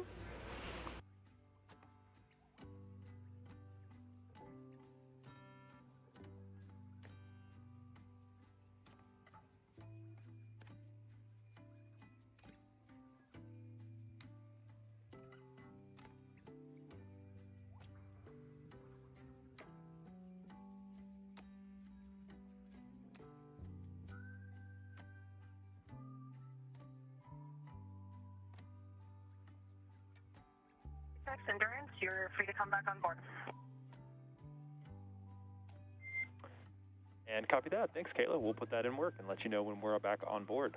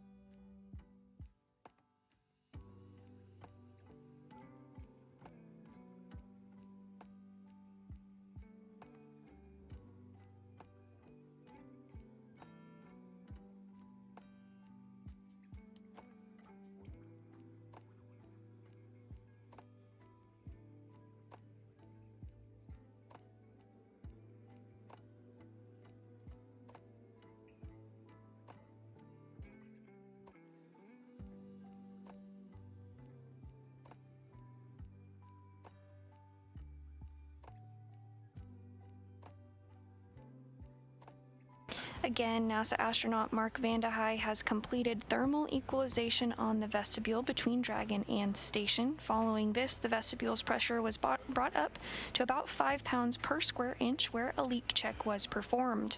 Everything checked out smoothly with that leak check, so the pressure is now being brought up to equalize it between that of the pressure inside the station. Once pressure is equalized and after a couple more checks, Vande Hei will be given a go to open up the station side hatch, the APAS hatch. Once that's open, he'll be able to see the crew inside Endurance.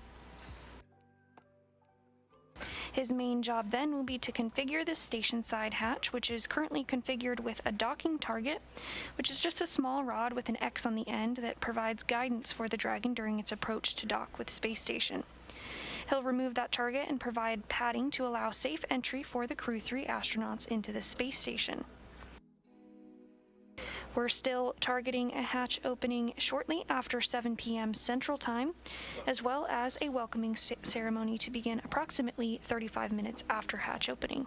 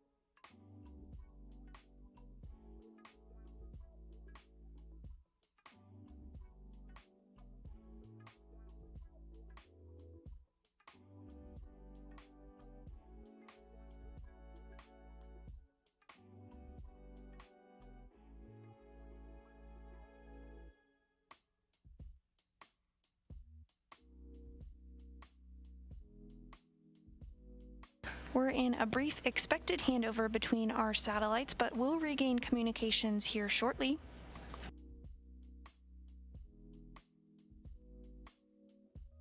And as a reminder, we are taking your Ask NASA questions throughout the broadcast today, so if you have one, send it our way using the hashtag AskNASA. Our next question comes from Carrie, who wants to know, do they get to watch any TV shows or movies on their downtime aboard the space station? This is a great question, Carrie, and yes, indeed, the crew members do get to watch TV and movies. They can be sent up from teams on the ground. In fact, last night, NASA astronaut Mark Vande Hei stayed up a little bit past his bedtime so that he could watch his crewmates launch to the space station. So if you watched our broadcast last night, you were watching it alongside an astronaut.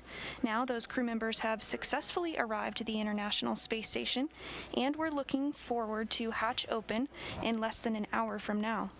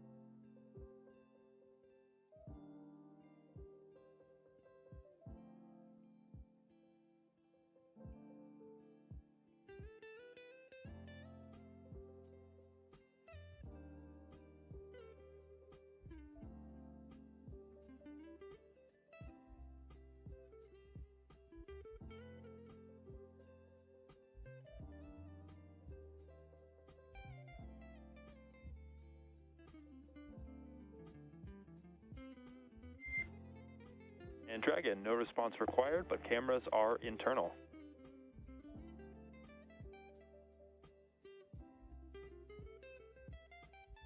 Endurance copies.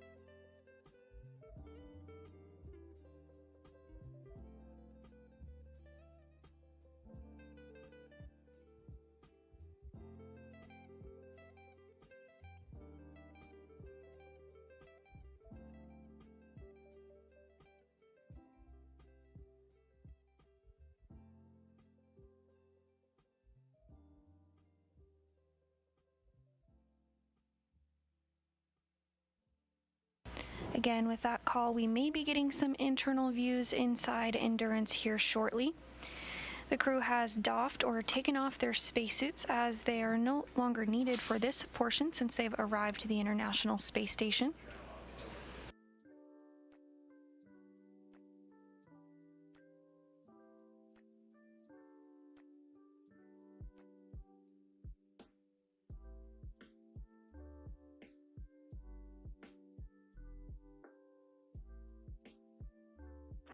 For tracking purposes, Endurance, we're on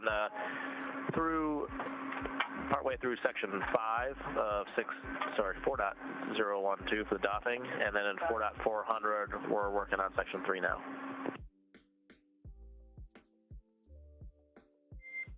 And copy that, Endurance. I have you the same as waiting. I see about 18 minutes left on my suit drying timer, and then you guys are working through section 3. Thanks for the status update.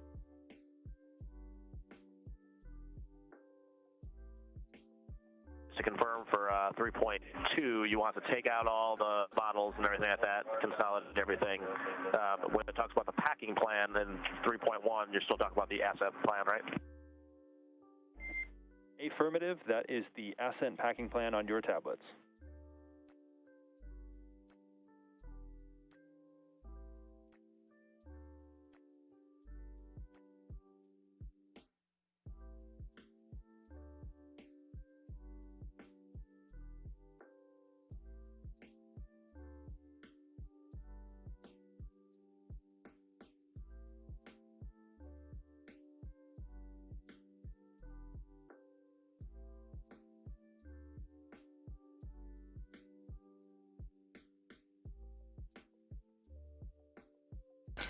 On board the International Space Station, NASA astronaut Mark Vande Hei continues to work through procedures in anticipation of hatch opening. He's configuring cargo bags in order to be able to open that hatch here shortly.